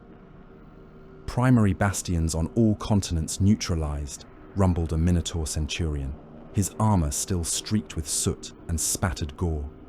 Enemy artillery reduced to isolated pockets, Tyrant's Legion presence assessed as negligible, survivors scattered, disorganized, lacking command. He transferred a data rod to one of Cullen's staff with an offhand gesture, as if passing a scrap of bone. "Planetary casualties?" Cullen asked. The Centurion did not flinch. "Conservative estimate," he said. "Half of initial registered population, possibly more. Tithe records are incomplete." Half. Cullen's eyes flicked to the projection. In his mind, the neat symbol representing the world blurred, became faces pressed together into an indistinguishable mass. A Carcharodon captain followed, helm under one arm, his face as pale and flat as carved stone. "Void assets," he said. "Chaos flagship destroyed. Escorts annihilated or rendered non-functional. Shipyard capacities reduced to zero. Civilian void traffic almost entirely erased. Some scattered hulls drifting, no significant threat." He did not volunteer how many mortal crew had died with those ships. The tally would be on the rod he handed over, buried under columns of tonnage and hull types.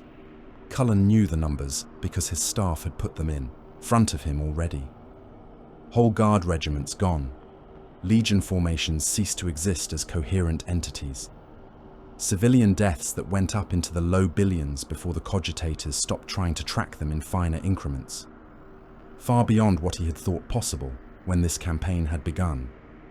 Frayne stood at his side, hood thrown back, eyes fixed on the same shifting lights.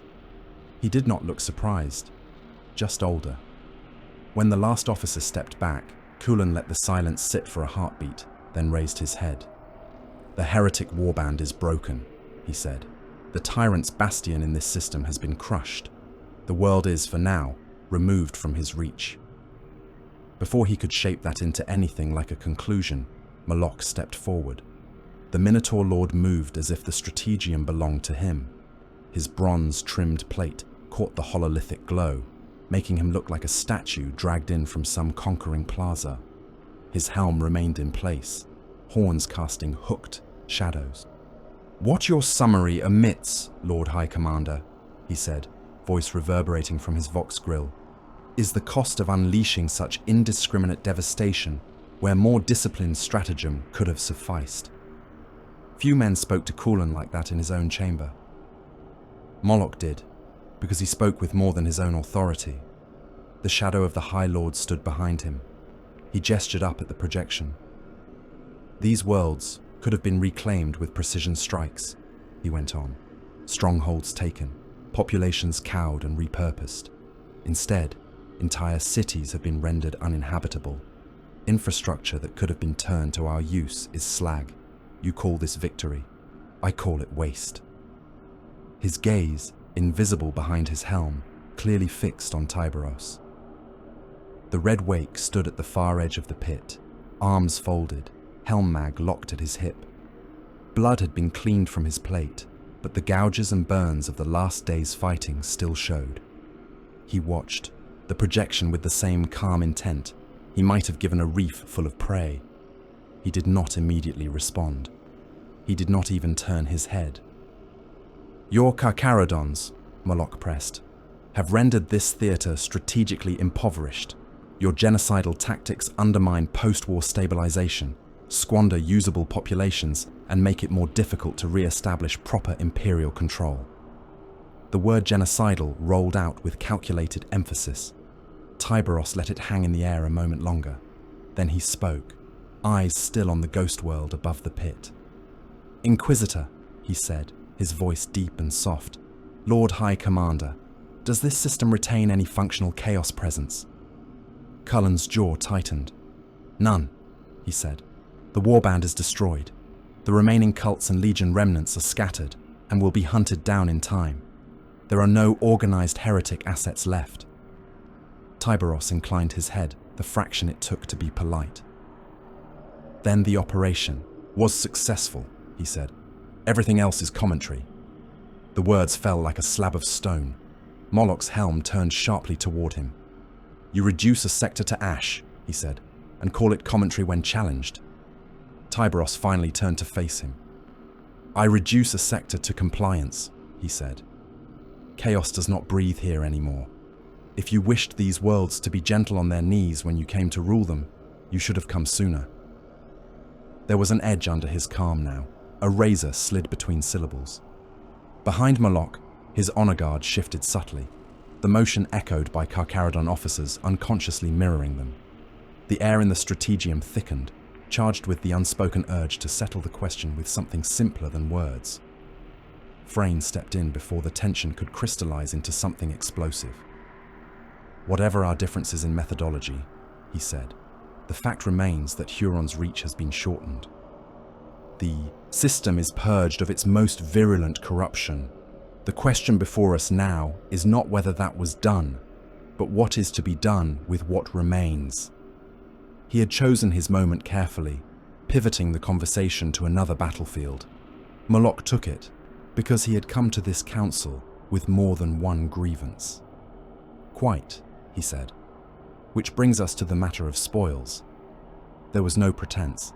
The word had fallen out of fashion in polite imperial speech, cloaked in euphemisms like reparations and redistribution. Moloch used it with the bluntness of one whose chapter had always been frank about where its teeth sank. As the chapter with proper administrative ties to the Senatorum, he went on, it is only fitting that the Minotaurs assume control over salvage, ship captures, and surviving war materials. We are best placed to ensure they are catalogued correctly, redistributed as the High Lords see fit, and kept out of the hands of those who might misuse them. His helm tilted a sliver toward Tyberos. And that includes surviving Astartes, he added. Anyone foolish enough to have taken the tyrant's silver and lived should be remanded into our custody for doctrinal reassessment or termination. Cullen recognized the move. Moloch was not just grasping for guns and hulls, he was staking a claim on human and superhuman resources alike, cementing the Minotaurs as the Imperium's preferred custodians in this war. Before he could frame an answer, Tyberos spoke again. Our rights are not so easily brushed aside, he said. By ancient decree, our chapter holds the right of tithe from theatres we pacify. We harvest recruits and resources from such worlds in recompense for services rendered. That compact predates the Minotaur's current favoured status. Obscure parchments will not outweigh current mandate, Moloch replied. The High Lords put us here to bring this war to heel. We will not have our work undermined by your harvesting. Tyberos's pale eyes met the blank slits of Moloch's helm. You were brought to break fortresses, he said. We were brought to empty pools. That emptiness includes the right to take what we deem useful.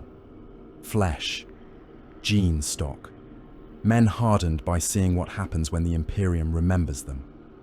Cullen could almost hear the conflict sharpening, like knives being ground on opposite sides of the same stone. It did not take long for that abstract argument to find a concrete place to spill into. The captured liner had once been a troop transport. Now it hung in the flagship's largest docking bay, clamped into place by heavy maglocks, its prow shorn of heraldry. Where proud legion sigils had once been daubed, now there were only streaks of scorched paint and the faint ghosts of the Minotaur and Carcharodon icons projected over its hull for identification. Inside, its holds were full. Thousands of surviving Tyrant's Legion troops had been herded into the cavernous compartments. They sat in crude ranks on the steel deck, wrists mag-cuffed, ankles chained to railings. Men from half a dozen worlds, penal conscripts, press-ganged habscum, former PDF, a few hard-eyed veterans who had crawled from battle to battle and somehow not yet been pulped. They stank of fear, sweat, blood, and the faint clinging reek of warp ash. The atmosphere inside was close, heavy. The only light came from lumen strips hung in cages along the overhead, flickering weakly. At one end of the hold, a Minotaur detachment stood like a wall, shields resting on the deck, axes and hammers across their chests. At the other, a Carcharodon squad watched in silence, their grey and black plate less ornate, but no less imposing. Between them, in a rough triangle, knelt the prisoners. A Minotaur officer stepped forward, helm held under his arm. His face was broad, scarred, his expression one of impersonal disdain. "Their record is clear," he said. "They bore the tyrant's mark. They marched under his banners. Some may have tried to lay down arms when the tide turned. It does not matter. They are spent shells, broken tools, useless for anything but an example." He looked across the sea of bowed heads. "The Minotaurs will execute them," he said. "Quickly, if not mercifully. Their deaths will close the ledger of this world." "Some of them are still worth something," answered the Carcharodon sergeant opposite him. His voice was a calm rasp through his vox grill. He did not raise it. The holds carried it anyway. "They have seen war," he went on. "They have lived through bombardment and culling. They have watched their officers break and their gods fail them. Those who remain standing at the end are not useless." He gestured with his bolter at the closest ranks. "Strong backs," he said. "Hard minds. For chapters like ours, such men can be broken and rebuilt. They can fill armor. They can man servitor rigs. They can carry messages, clean decks, die in other people's wars instead of this one. A tithe is owed." The Minotaur officer snorted. "They are tainted," he said. "Their loyalty has already proven malleable once. Why risk letting such rot into your holds? Better to cut out the infected tissue." "We have our own methods of cutting," the Carcharodon replied. "Those who cannot be reshaped are culled. Those who can are useful. You would throw away potential simply because it smells bad." Weapons shifted. A Minotaur took a step forward, shield angling. A Carcharodon mirrored him, chainblade lowering a fraction. Behind them, the press of chained men flinched, foreseeing that their fate might be decided in a single spark of pride. Moloch and Tyberos arrived within moments of one another. The Minotaur Lord's bulk filled the entry hatch as he stepped into the hold, his honor guard flanking him, storm shields forming an accidental frame. Tyberos came from the opposite corridor, alone save for his shadowing captains, his Terminator plate dwarfing the standard suits around him. Both assessed the scene at a glance. Moloch's helm turned to his officer. "Why do these traitors still draw breath?" he asked. Tyberos's gaze swept the kneeling prisoners, then the facing lines of his own men and the bulls. "Because we have not yet decided who owns their last breaths," he said. Moloch's head snapped toward him. "Your chapter's insistence on claiming what should be burned is becoming tiresome," he said. "This is a war zone under theater oversight. The Minotaurs have been granted authority. These men will be executed." Tyberos remained still. "They are a resource," he said. "You would burn everything you touch. We choose to keep what can still be made to serve."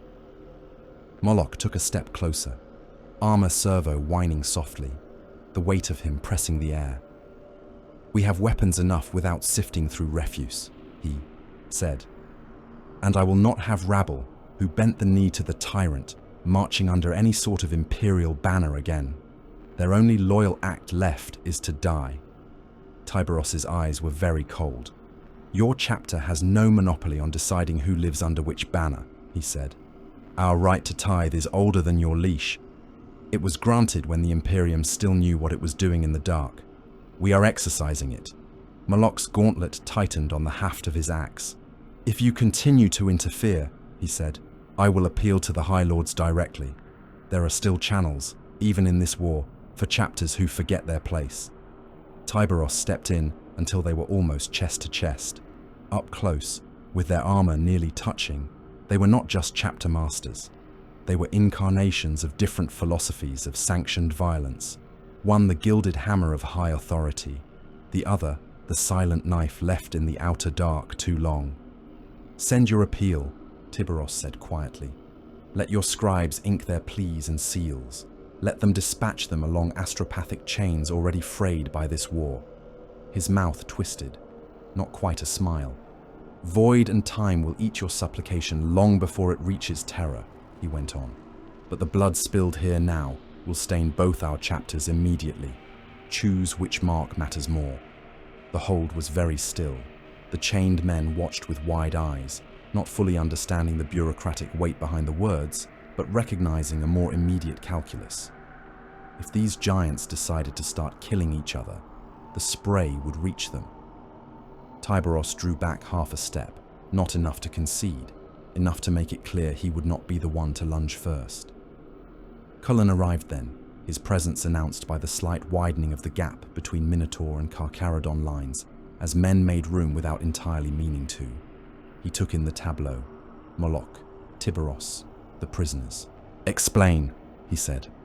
Moloch did, with predictable emphasis on the words traitor, taint, and authority. Tyberos followed, with fewer words and more weight in each. Cullen listened, his face lined deeper than usual. At last, he lifted one hand. "We will not have a massacre between chapters in the hold of a transport full of the tyrant's cast-offs," he said. "That would be a greater stain than anything these men have done by obeying their last posting orders." He turned to Moloch first. "The Minotaurs will have their executions," he said.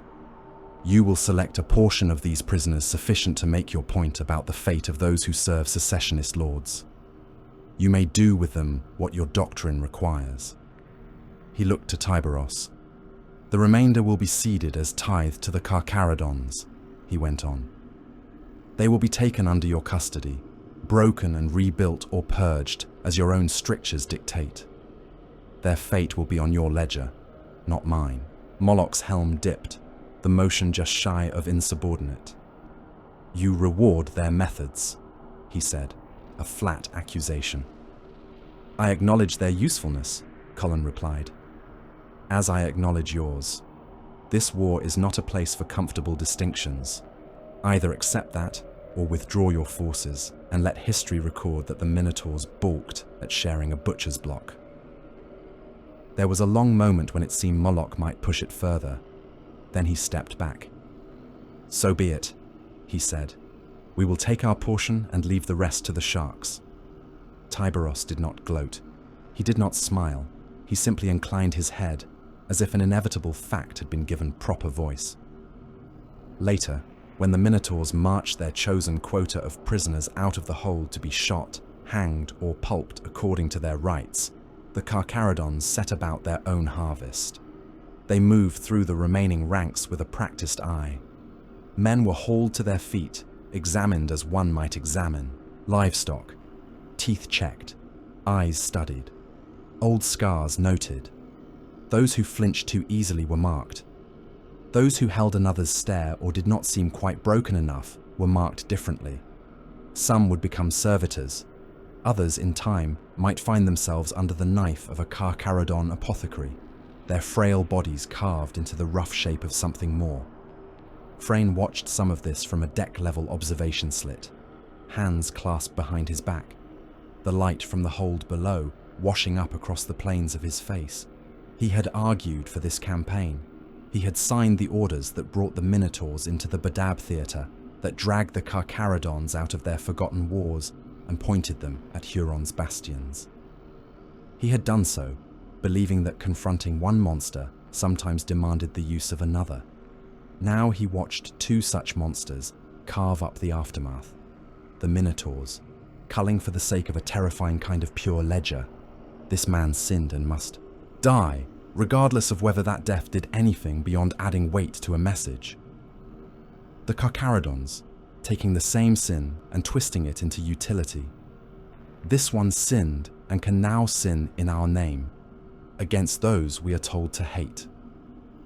He could not pretend that one was cleaner than the other, different colors on the same spectrum of sanctioned cruelty. This is the price, he told himself. The tyrant chose escalation. The High Lords answered in kind. We are merely the hands moving their chosen pieces. The thought did not comfort as much as it once might have. As he turned away, a junior astropath hurried toward the strategium, eyes wide, a faint trace of blood at his ears. Warp-touched messages had that effect in these days. Cullen met him at the threshold, Frayne close behind. New intelligence, the astropath stammered, as mechanized attendants steadied him and wiped the blood away. From the outer maelstrom monitors, a redoubt, Chaos Astartes concentrations, heavy. Fortification! The hololith shifted once more, summoned by Cullen's gesture.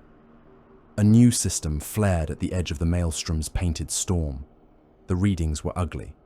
Void structures, half ship, half living rock, clinging to an asteroid cluster. Bastions grown from fused wrecks. Warp signatures dense enough to make the projection itself flicker. A Chaos Space Marine redoubt. A place where those who had fled other fights had crawled to ground. A nest. Cullen's jaw set. Of course, he murmured. They retreat. They regroup. They make a last stand where the warp can lick their heels. He looked over his shoulder, back toward where Moloch and Tyberos had gone to tend their respective slaughters and harvests. Summon the chapter masters, he said. Inform them that whatever else they may think of each other, they have one more hunt to share before this particular account can be called closed. The bull of the High Lords and the shark from the outer dark would go out again together, whether they liked it or not, called once more to chew at the same wound. The Badab war was not finished with its monsters yet. From a distance, the fortress moon looked like a tumor that had learned geometry. It hung at the maelstrom's ragged edge, half lit by its one primary, half bathed in the baleful glow of the warp. Crust and voidworks had long since blurred together. Macro batteries erupted from its surface in clustered nodules, their barrels the size of hab blocks, angled outward, like spines on some deep sea predator. Void shield projectors bristled along equators of fused rock and steel, their flickering fields throwing back everything from micrometeorites to stray scanner pings. Closer, detail emerged. Whole ship hulls, once proud Imperial cruisers and escorts, had been dragged from orbit and slammed into the moon's crust at deliberate angles, their broken frames welded into battlements. Demon-forged buttresses bound hull to stone, grown from metal that writhed faintly when no one looked. Fortresses rose from those hybrid foundations, towers bristling with guns, crenellations carved with claw and star. Within that bastion lived war. Tens of thousands of Chaos Space Marines, brothers once, now warped and remarked with Huron sigils overlaid by the 8-pointed star, used the moon as a sinkhole. They came from broken chapters and scattered warbands, answering the tyrant's call or merely drawn by the scent of sanctioned butchery. They brought with them their own cults, their mortal hangers-on, their chained offerings. Millions of mortals choked the caverns and valleys below the fortifications. Slave laborers dragged ammunition and wreckage. Cultists drilled in the shadow of guns they would never be allowed to fire. Whole breeding pits had been established to replenish the stock. The moon was not just a fortress. It was a farm, a mine, a temple, a charnel house in waiting. On Cullen's hololith, it spun slowly, bristling with threat markers. In the war council that followed, Moloch's gauntleted hand swept across that image with the confidence of a man who understood what he had been made for. "The defenses are formidable," he said, voice resonant through his helm. "But they are finite. We break the ring.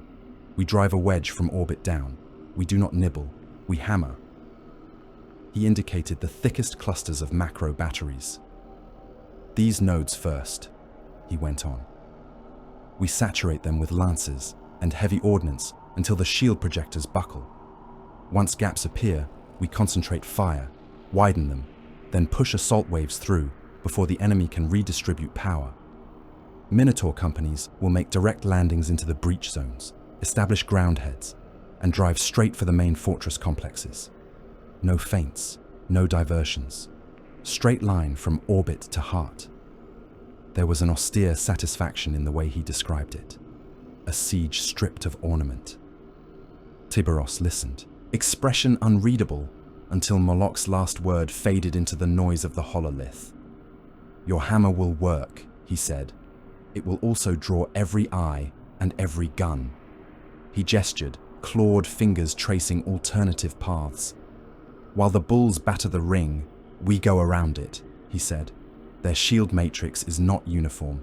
There are generator clusters here and here. He highlighted smaller nodes, less heavily defended by visible guns, more protected by strange warp fluctuations. Ship killers, he said. Demon engines, engine shrines. These are the glands and arteries of this carcass. We send void insertion teams while the Minotaurs take the main battery's attention. Teleport strikes onto generator decks. Assault rams into shipyard gantries. We cut power, kill or capture engine cores, and collapse their ability to maneuver. Moloch's helm tilted. You strip while we smash, he said, a hint of derision under the metallic rumble. Tyberos's gaze slid to him. You will have your gates to break, Lord of the Minotaurs, he said. We will make sure those gates cannot swing back on you. Cullen watched the exchange, recognizing that for all their distaste, they were, for once, pulling in roughly the same direction. Frayne, standing at his shoulder, said nothing, but silently updated his private list of things that would need to be justified later. When the attack began, it did so with a precision that belied the brutality to come. From orbit, Minotaur warships formed up into a wedge, prow to the moon. Their engines burned bright, void shields overlapping in a hard, glittering shell. Macro batteries adjusted their angle by fractions, lance decks locked in. They advanced into the teeth of the Fortress Moon's guns without flinching. Macro shells from the Moon's batteries hurtled out to meet them, each one a tumbling slug of metal big enough to flatten city blocks. Void shields flared under the impacts, shimmering in colors. That pushed at the eye. Lance strikes slashed across the Minotaur hulls, biting into armor, slagging plates. One escort took a salvo too many and spun away, venting fire and men, its spine breaking in a slow, ugly arc. The wedge did not break.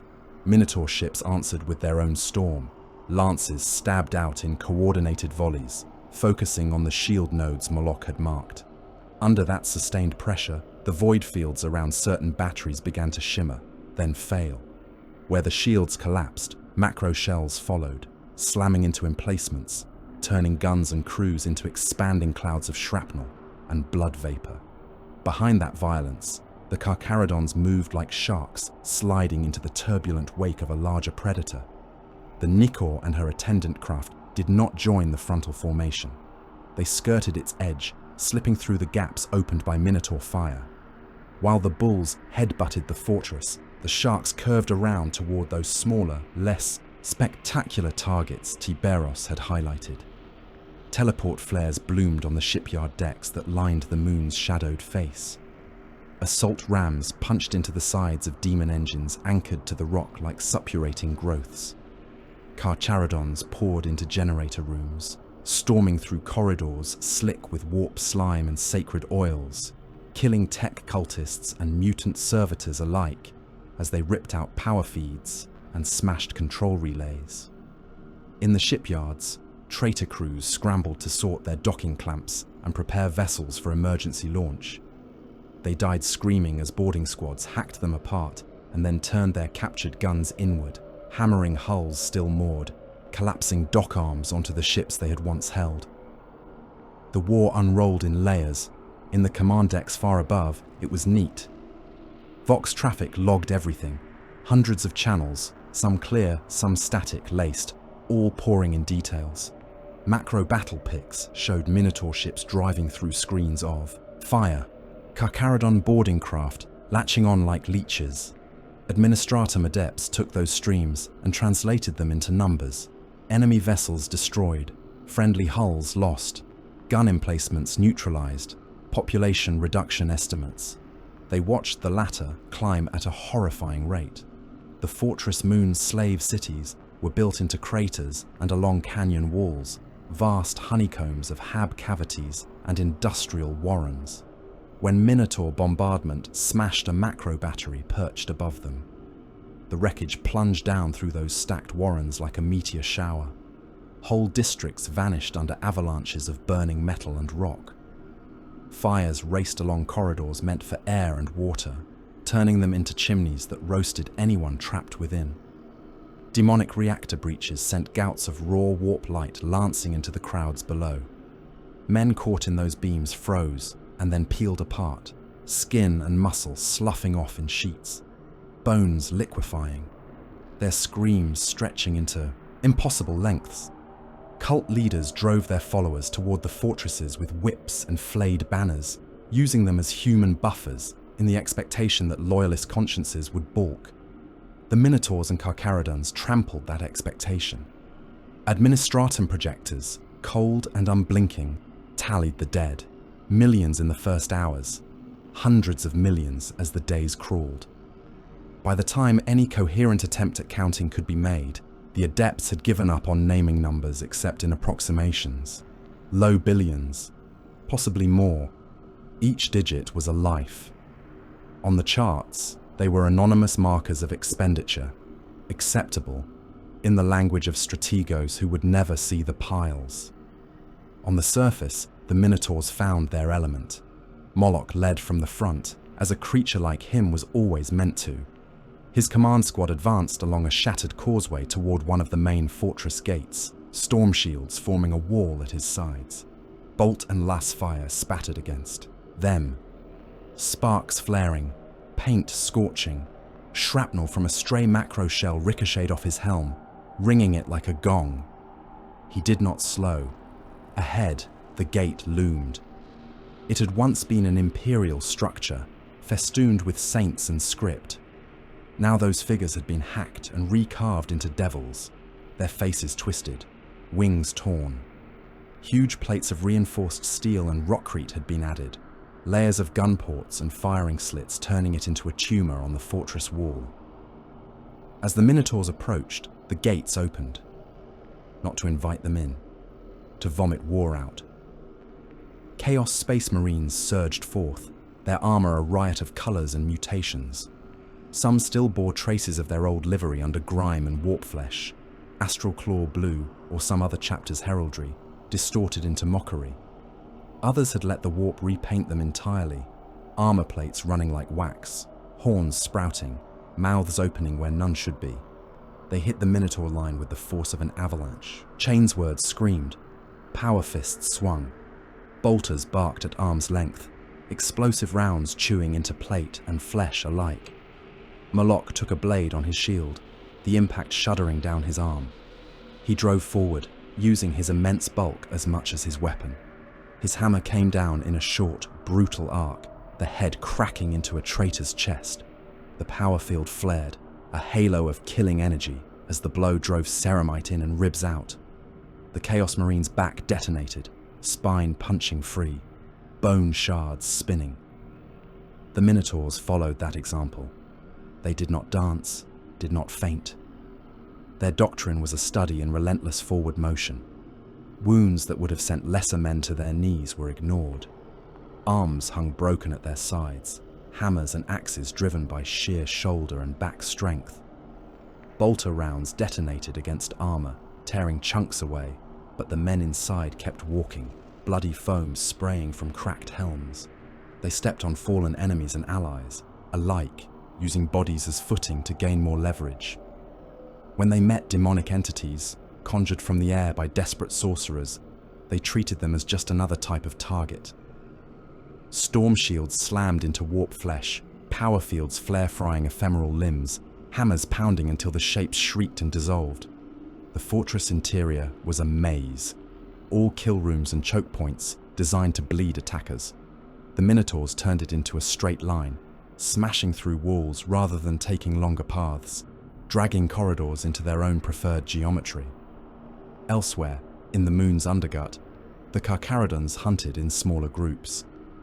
Kill teams moved through service tunnels and collapsed sublevels, helms mapping three-dimensional spaces that had never seen daylight. They cut off segments of the fortress like a butcher slicing muscle from bone. When they found a Chaos warband isolated from reinforcement, they did not launch a frontal assault. They collapsed ceilings, behind and ahead, with melter charges and grenades, sealing exits. Then they moved in from the shadows. In one such cavern, lit only by the flicker of demon fire from crude altars, a squad of Chaos Marines paused, unsure where the latest tremor had come from. The ground under their boots shifted, dust sifting down from the vaulted rock. They never saw the Carcharodons coming. The first warning was the sudden darkening of the firelight as heavy shapes blocked it. Then bolt rounds exploded among them, at such close range that armor shattered before the sound fully registered.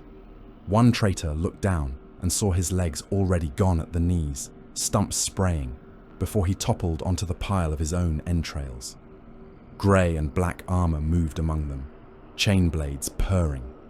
A Carcharodon grabbed a Chaos Marine by the helm and slammed his head into the cavern wall until the bone beneath the ceramite gave way with a crunch. Another smashed the stock of his bolter under the chin of an enemy, forcing his head back, throat exposed, then jammed the muzzle under the chin and fired, the shell blasting out through the top of the skull in a fountain of meat and metal. In micro-engagements like that, the kill ratio was obscene. Packed bodies, no room to flee, every stroke lethal or near enough. The Carcharodons left those caverns filled to the ceiling with butchered corpses, demon fires guttering in the stench. For all the chaos, there were still moments when the war managed to compose itself into something like a set piece. One of the main fortress courtyards had been designed as a mustering ground and execution square. It was a broad expanse of cracked stone and chained idols, open to the bruised sky and ringed by gun towers. Hundreds, perhaps thousands, had died there before, their blood long since worn into the surface. It became, for a brief time, the eye of this particular storm. A mass of Chaos Space Marines formed up there, last reserves thrown into a line. They stood shoulder to shoulder, weapons ready, armor blackened by smoke and marked with kill sigils. Above them, sorcerers chanted, their voices hoarse from overuse, eyes bleeding from repeated calls to the warp. The fortress gates that opened onto the courtyard shuddered. Minotaur assault squads poured through, Moloch at their head. They charged as one, shields up, hammers and axes rising and falling with each pounding stride. The ground shook with their approach, loose stones and debris bouncing. The Chaos Line opened fire. Bolter shells hammered the Minotaur wall, detonating against shields and armor. A few bulls stumbled as weak points were found, one going down under a volley that tore half his chest away. The line closed around the gaps. Momentum did not slacken. At the exact moment of impact, when Minotaur shields slammed into Chaos Plate and the first axes began to bite, teleport flares ignited behind the traitor formation. Carcharodon Terminators materialized among them. The rear ranks of the Chaos Line fragmented, screams cut short as lightning claws and power fists tore through them. One traitor turned in surprise and had his spine ripped out through his back, the Carcharodon behind him holding up the column of bone and gristle for a heartbeat before letting it fall. Caught between the bronze bulls and the grey sharks, the Chaos formation buckled. They fought, of course. These were Astartes, even corrupted. They swung chainswords and demon blades, hurled themselves at both fronts, some dragging Minotaurs down with them as they died. One drove his mutated fist through a Carcharodon's visor, fingers punching into the loyalist's eye sockets and brain, killing him even as a hammer from the other side crushed his torso into a compressing tin can. For a few breaths, it was a churning knot of plate, blood, and power fields, too chaotic to pass. Then numbers and angle triumphed. The traitor line collapsed inward, hacked down to the last man. The courtyard became a lake of gore, bodies piled 3 and 4 deep in places. Minotaur boots and Carcharodon greaves squelched in viscera as they stepped over the fallen, turning their attention up to the gun towers and the last defiant pockets. The Chaos Lord, who presided over this redoubt, waited at the highest point, in a bastion tower that speared into the polluted sky like a broken nail. His lieutenants, those few who remained, stood with him amid the bones and relics they had hoarded here, surrounded by hooks and banners. He had watched his fortress be eaten, bit by bit, by enemy fire and encroaching Astartes. He had felt his demons torn from their bindings. He had listened to the Vox go from confident reports to static-laden screams to nothing. He chose to end as he had lived, with a spectacle. As the combined Minotaur and Carcharodon forces smashed through the tower's lower batteries and fought their way up the spiraling interior ramps, he began the ritual. Lieutenants dragged captives onto hooks, impaling them through gut and spine, leaving them to thrash and bleed. Sorcerers poured out vials of distillate made from the essence of previous battles. Vox towers blared a single, drawn-out note, an unmodulated scream too low for mortal ears, but pitched perfectly for the warp. The air inside the tower went thin. Gravity twisted. Men climbing the ramps felt their stomachs lurch as up and down tried to change places. Reality bulged. Demons poured into the tower not from neat, controlled portals, but from every seam, between flagstones, through cracks in murals, out of the mouths of the impaled. They emerged as flayed things wrapped in their own nerve fibers, as clouds of screaming faces, as towering figures of bone and shadow wreathed in fire that did not burn stone, only flesh. Chaos Marines, those still able to stand, roared and charged alongside them. The first Minotaur squads to reach the upper levels met that tide and did not stop. Storm shields slammed into demon flesh, their fields sizzling, their surfaces warping under the pressure of unreality. Hammers caved in warped skulls and shattered horned heads, splattering ichor that burned through armor paint. Minotaurs were dragged down by weight and number, disappearing under swarms of lesser entities, only to explode outward in blasts of exertion and fury. Carcharodons pushing through collapsed inner walls hit the same maelstrom from another angle. They fought with the cold precision that had carried them through a dozen forgotten wars. Bolt fire at point-blank range, claws and blades where bolts could not reach. In that crucible, paths converged. Moloch found himself pushed up against a fractured wall, storm shield braced, hammer smashing into anything that came within reach. His armor was dented, sigils scorched, gore caked in layers. A demon the size of a dreadnought hurled itself at him, claws like scythes, eyes like burning coals. He met it head-on, shield raised, feeling the impact rattle his bones. He drove his hammer up into its gut, power field flaring as it sank into ephemeral substance, ripping apart whatever passed for organs. The demon howled, reaching around the shield, claws raking across his pauldron. Metal screamed, biting into the bronze trim, carving deep grooves. One claw slipped, snagged on a horn crest, and snapped with a sharp crack. Something heavy slammed into the demon's back. Tyberos' claws buried themselves between the creature's shoulder blades, punching through the projection of flesh, hooking into the warp stuff beneath. He tore downward, ripping the thing open. It split like rotten cloth, goreless, its form coming apart in sheets of unlight that flapped and evaporated. The sudden absence left a vacuum of pressure and sound. For a heartbeat, Moloch and Tyberos stood back to back. They pivoted around each other, almost without thinking, the way veteran fighters do when they recognize that another body at their shoulder is at least temporarily an ally. Hammers and claws rose and fell in a rhythm that made a kind of horrific sense. A Chaos Marine rushed them from the side, armor festooned with chains, each link bearing a different skull. Moloch's shield caught him, the edge smashing into the traitor's helm, snapping his neck.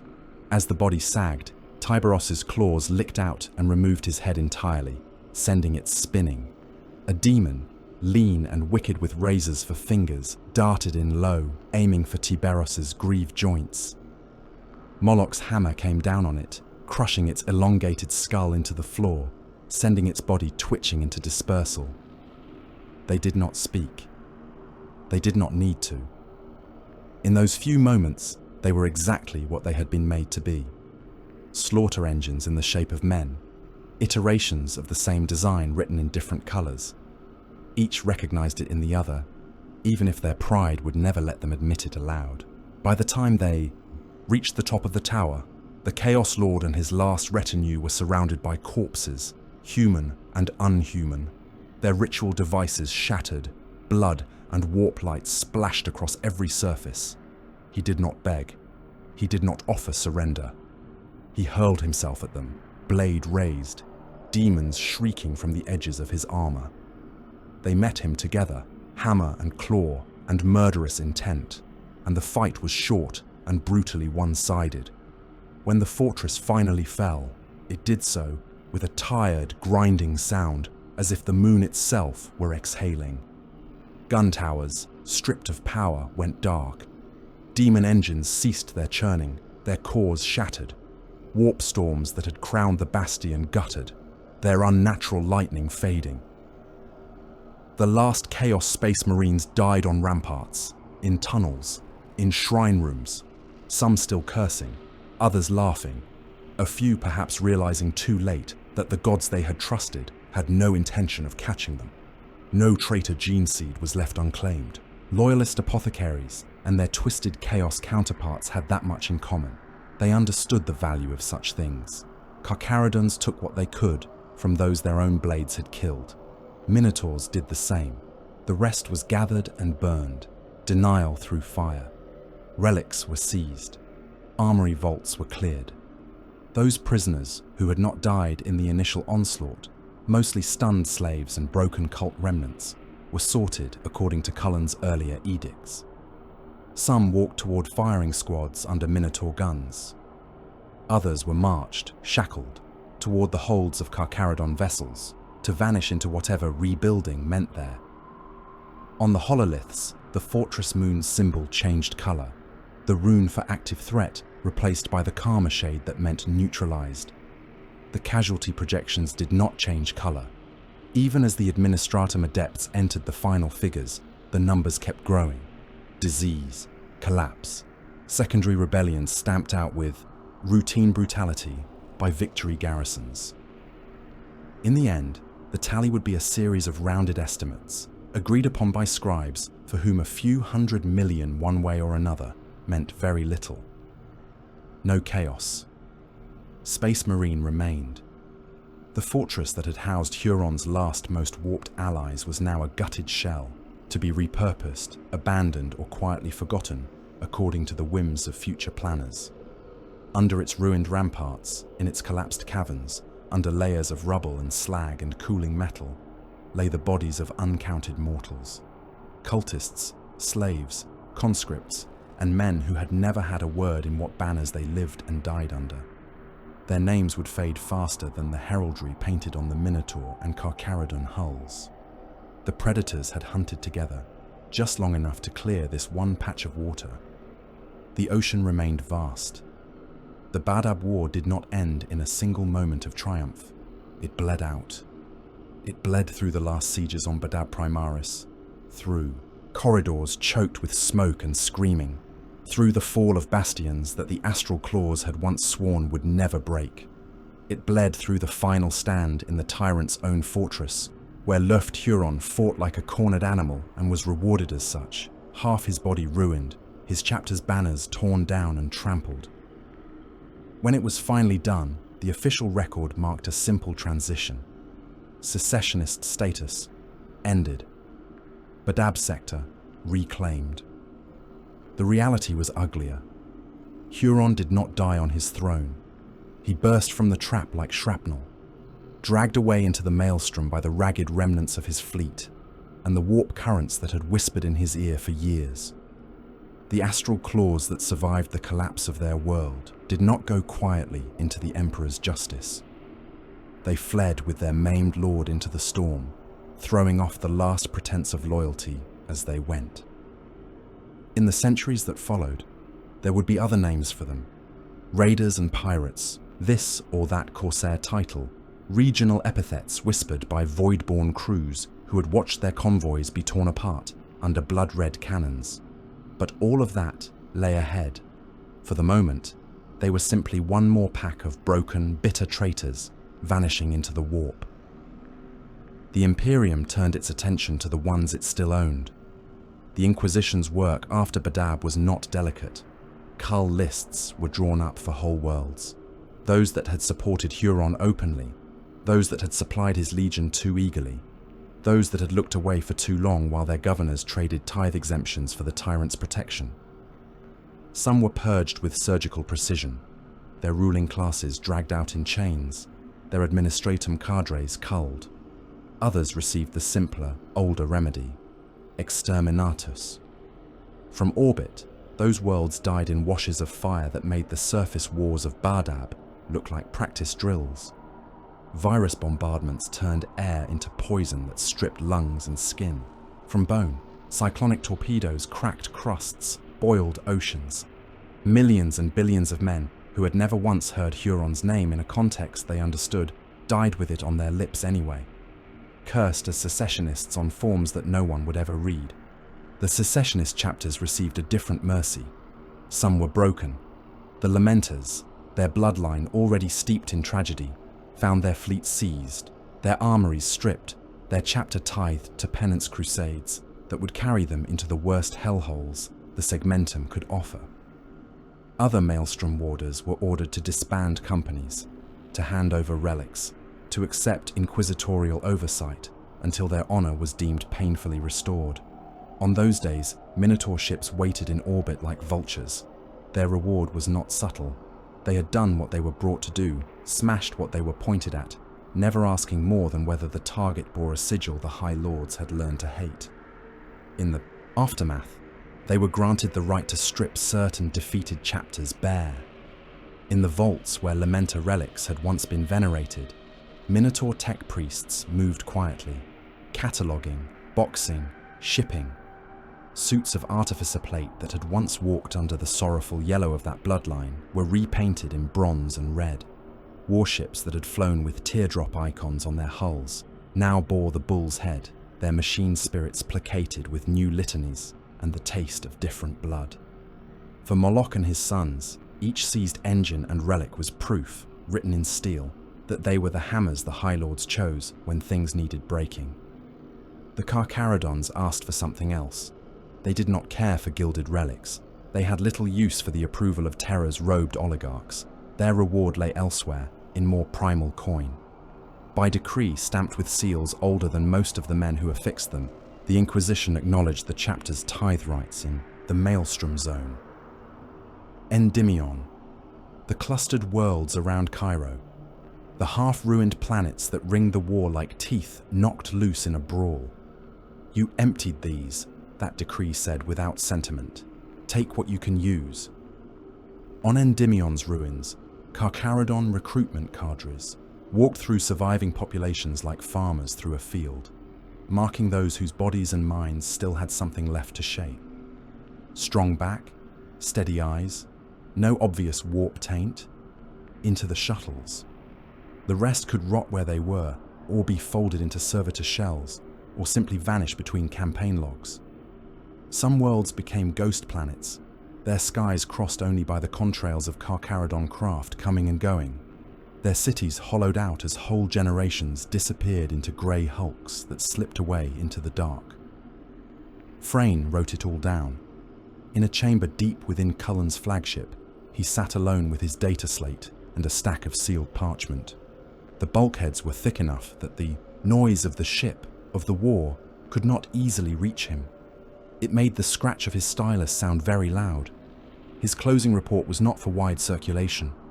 He wrote of victories, because to omit them would be dishonest, even in such a record. The Chaos warbands at Endymion and the Fortress Moon had been shattered.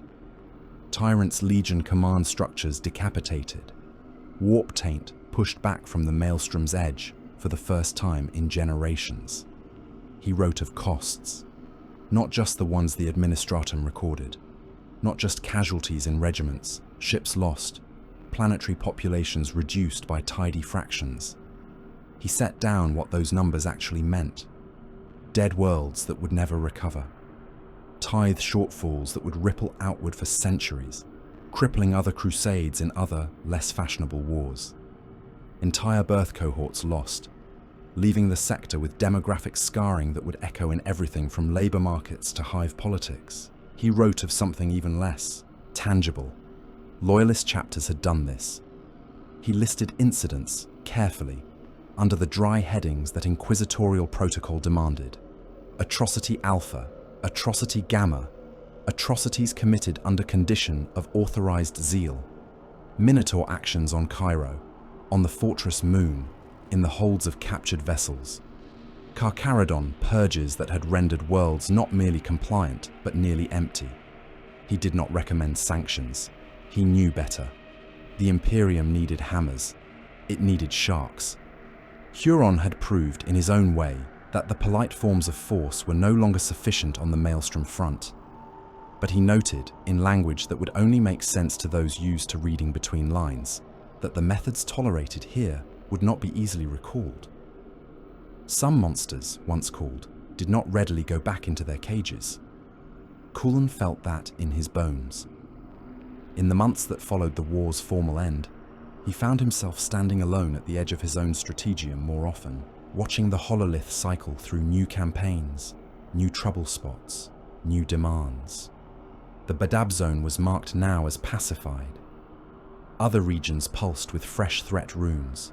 He thought of Cairo, of the fortress Moon, of Endymion, of reports that still crossed his desk, describing Minotaur detachments executing surrendering regiments, Carcharodon strike teams rendering whole settlements silent under cover of official compliance.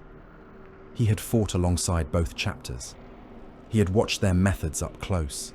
He had signed orders that unleashed them and orders that tried vainly to hem them in. The Imperium cannot afford not to tolerate them, he told himself. Not now. Not with the galaxy as it is. The thought did not comfort him. He wondered, sometimes, what it meant for an institution when its survival depended more and more on men and methods that would, in another age, have been called heresy in everything but name. On a different deck, aboard a different flagship, Asterion Moloch looked at the war from another angle. He stood in his own strategium, alone save for a handful of chapter serfs and servitors. The casualty scrolls from the Badab campaign lay unfurled before him, not as burdens, but as something closer to trophies. Each line represented a world broken, a fortress smashed, a secessionist force ground into paste under Minotaur boots. He saw success there, proof. The High Lords had called, and he had answered. His chapter had shed blood in their name, and in return, they had been fed. Armories stripped from penitent chapters, ships reassigned, indulgences quietly granted in the margins of Lex Imperialis. He had taken what was given and asked, without shame, for more. We are the rightful hammers, he thought. Others may question. Terror does not. And yet, in the quiet between campaigns, another image gnawed at him. Tyberos, standing in Cullen's strategium, ignoring Moloch's claims to oversight, walking the captured holds with that same slow, contemptuous appraisal, taking what he wished under the cover of antique rites, standing back to back with him under a demon storm, fighting not as subordinate or superior, but as an equal predator who had never once truly deferred. Moloch's gauntleted fingers creased the edge of one of the casualty scrolls. That will change, he told himself. One day the Minotaurs will hunt without such company. One day the High Lords will remember that hounds can be bred to fight other hounds as well as wolves. For now, he accepted the victories. The anger, he kept. It would sharpen his chapter further. Hammers that envy knives learn to hit harder. Tyberos did not stay to argue. When the last formalities had been endured, the last inquisitorial stamps impressed, the last tithe clause sunk into the rich wounded flesh of the Maelstrom zone, the Nicor turned outward. There were no parades, no declarations. The Carcharodons had never been chapters to care for such things. Their banners bore no record of this war beyond the fresh scoring of bolt impacts and claw strikes on their armor. The only additions were kill marks etched by individual hands, quiet tallies of men and monsters cut down. Tyberos exchanged a last few words with Cullen, a nod that might have been respect and might simply have been acknowledgement that the current hunt was done. He did not seek out Moloch. Then the Nicor and its attendant ships slipped their moorings. They translated out of the Maelstrom zone in the same way they had come in. Without fanfare, engines burning dull and steady, hulls vanishing into the unreality of the warp with the ease of long familiarity. In their wake, they left rumors. Naval deckhands spoke in low voices of grey giants who walked through corridors like ghosts, their weapons wet and their eyes colder than vacuum. Survivors from Endymion and Cairo told tales of Carcharodons moving through bunker complexes in silence, killing anything that moved and some things that did, not harvesting some, leaving others as red stains on concrete. Some claimed to have picked captures, grainy, overexposed images of Terminators in the half-dark, helm lenses glowing like the eyes of abyssal creatures. The administratum declared such images classified. That did nothing to stop them from spreading through barrack data slates and dockside drinking dens, mutating with each retelling. On a penal world far from Badab, a man sat on a bunk and remembered. He had been a guardsman once, long before the chains and the tattoos and the number burned into his chest. He had been there at one of the fortress moons, or Endymion, or some other place that now blurred with all the rest in his mind. The details had been eaten by time and trauma. The images remained. He remembered looking up over the lip of a trench and seeing Minotaurs advance, shields locked, their hammers rising and falling, every blow cracking men like nutshells. He remembered turning his head and seeing Carcharodons, further along the line, moving in packs, dragging Chaos Marines down and ripping them apart, their grey armour indistinguishable under the spray. He remembered the Chaos Marines too, their spikes and howls, their warp-touched eyes. He had watched them all kill. Loyalist and traitor, hound and shark. In the end, when he closed his eyes in the stink of the penal cell, he could not separate them cleanly anymore. Only the colours changed, he thought, staring at the dark. The way they paint their armour, the shape of the sigil on their shoulders, the way they write the name of the thing they say they serve, the way they kill. That stays the same. He did not tell anyone that. No one would have cared. His memories were his own punishment. History would record that Tyberos and the Minotaurs wrecked Chaos Space Marine forces in the Maelstrom. That they shattered warbands, broke bastions, turned proud traitor captains into stains on shrine decks. The chroniclers would write of heroic last stands, of loyalist fury, of the cleansing of the Badab wound. They would not, and perhaps could not, fully encompass what had been wrecked in the process. Entire sectors had been pushed off balance. Generations had been ground into dust. Worlds would spend centuries as half-empty husks that existed mostly to remind their neighbours what it had cost to defy terror and then to dare asking for help. Victory in the 41st millennium is not measured in banners won or parades held. It is measured in who remains standing in the ruins and who lies buried beneath them. Huron remained, somewhere in the Maelstrom, gnawing on his hate. The Minotaurs remained, waiting for the next decree that would let them break something in the High Lord's name.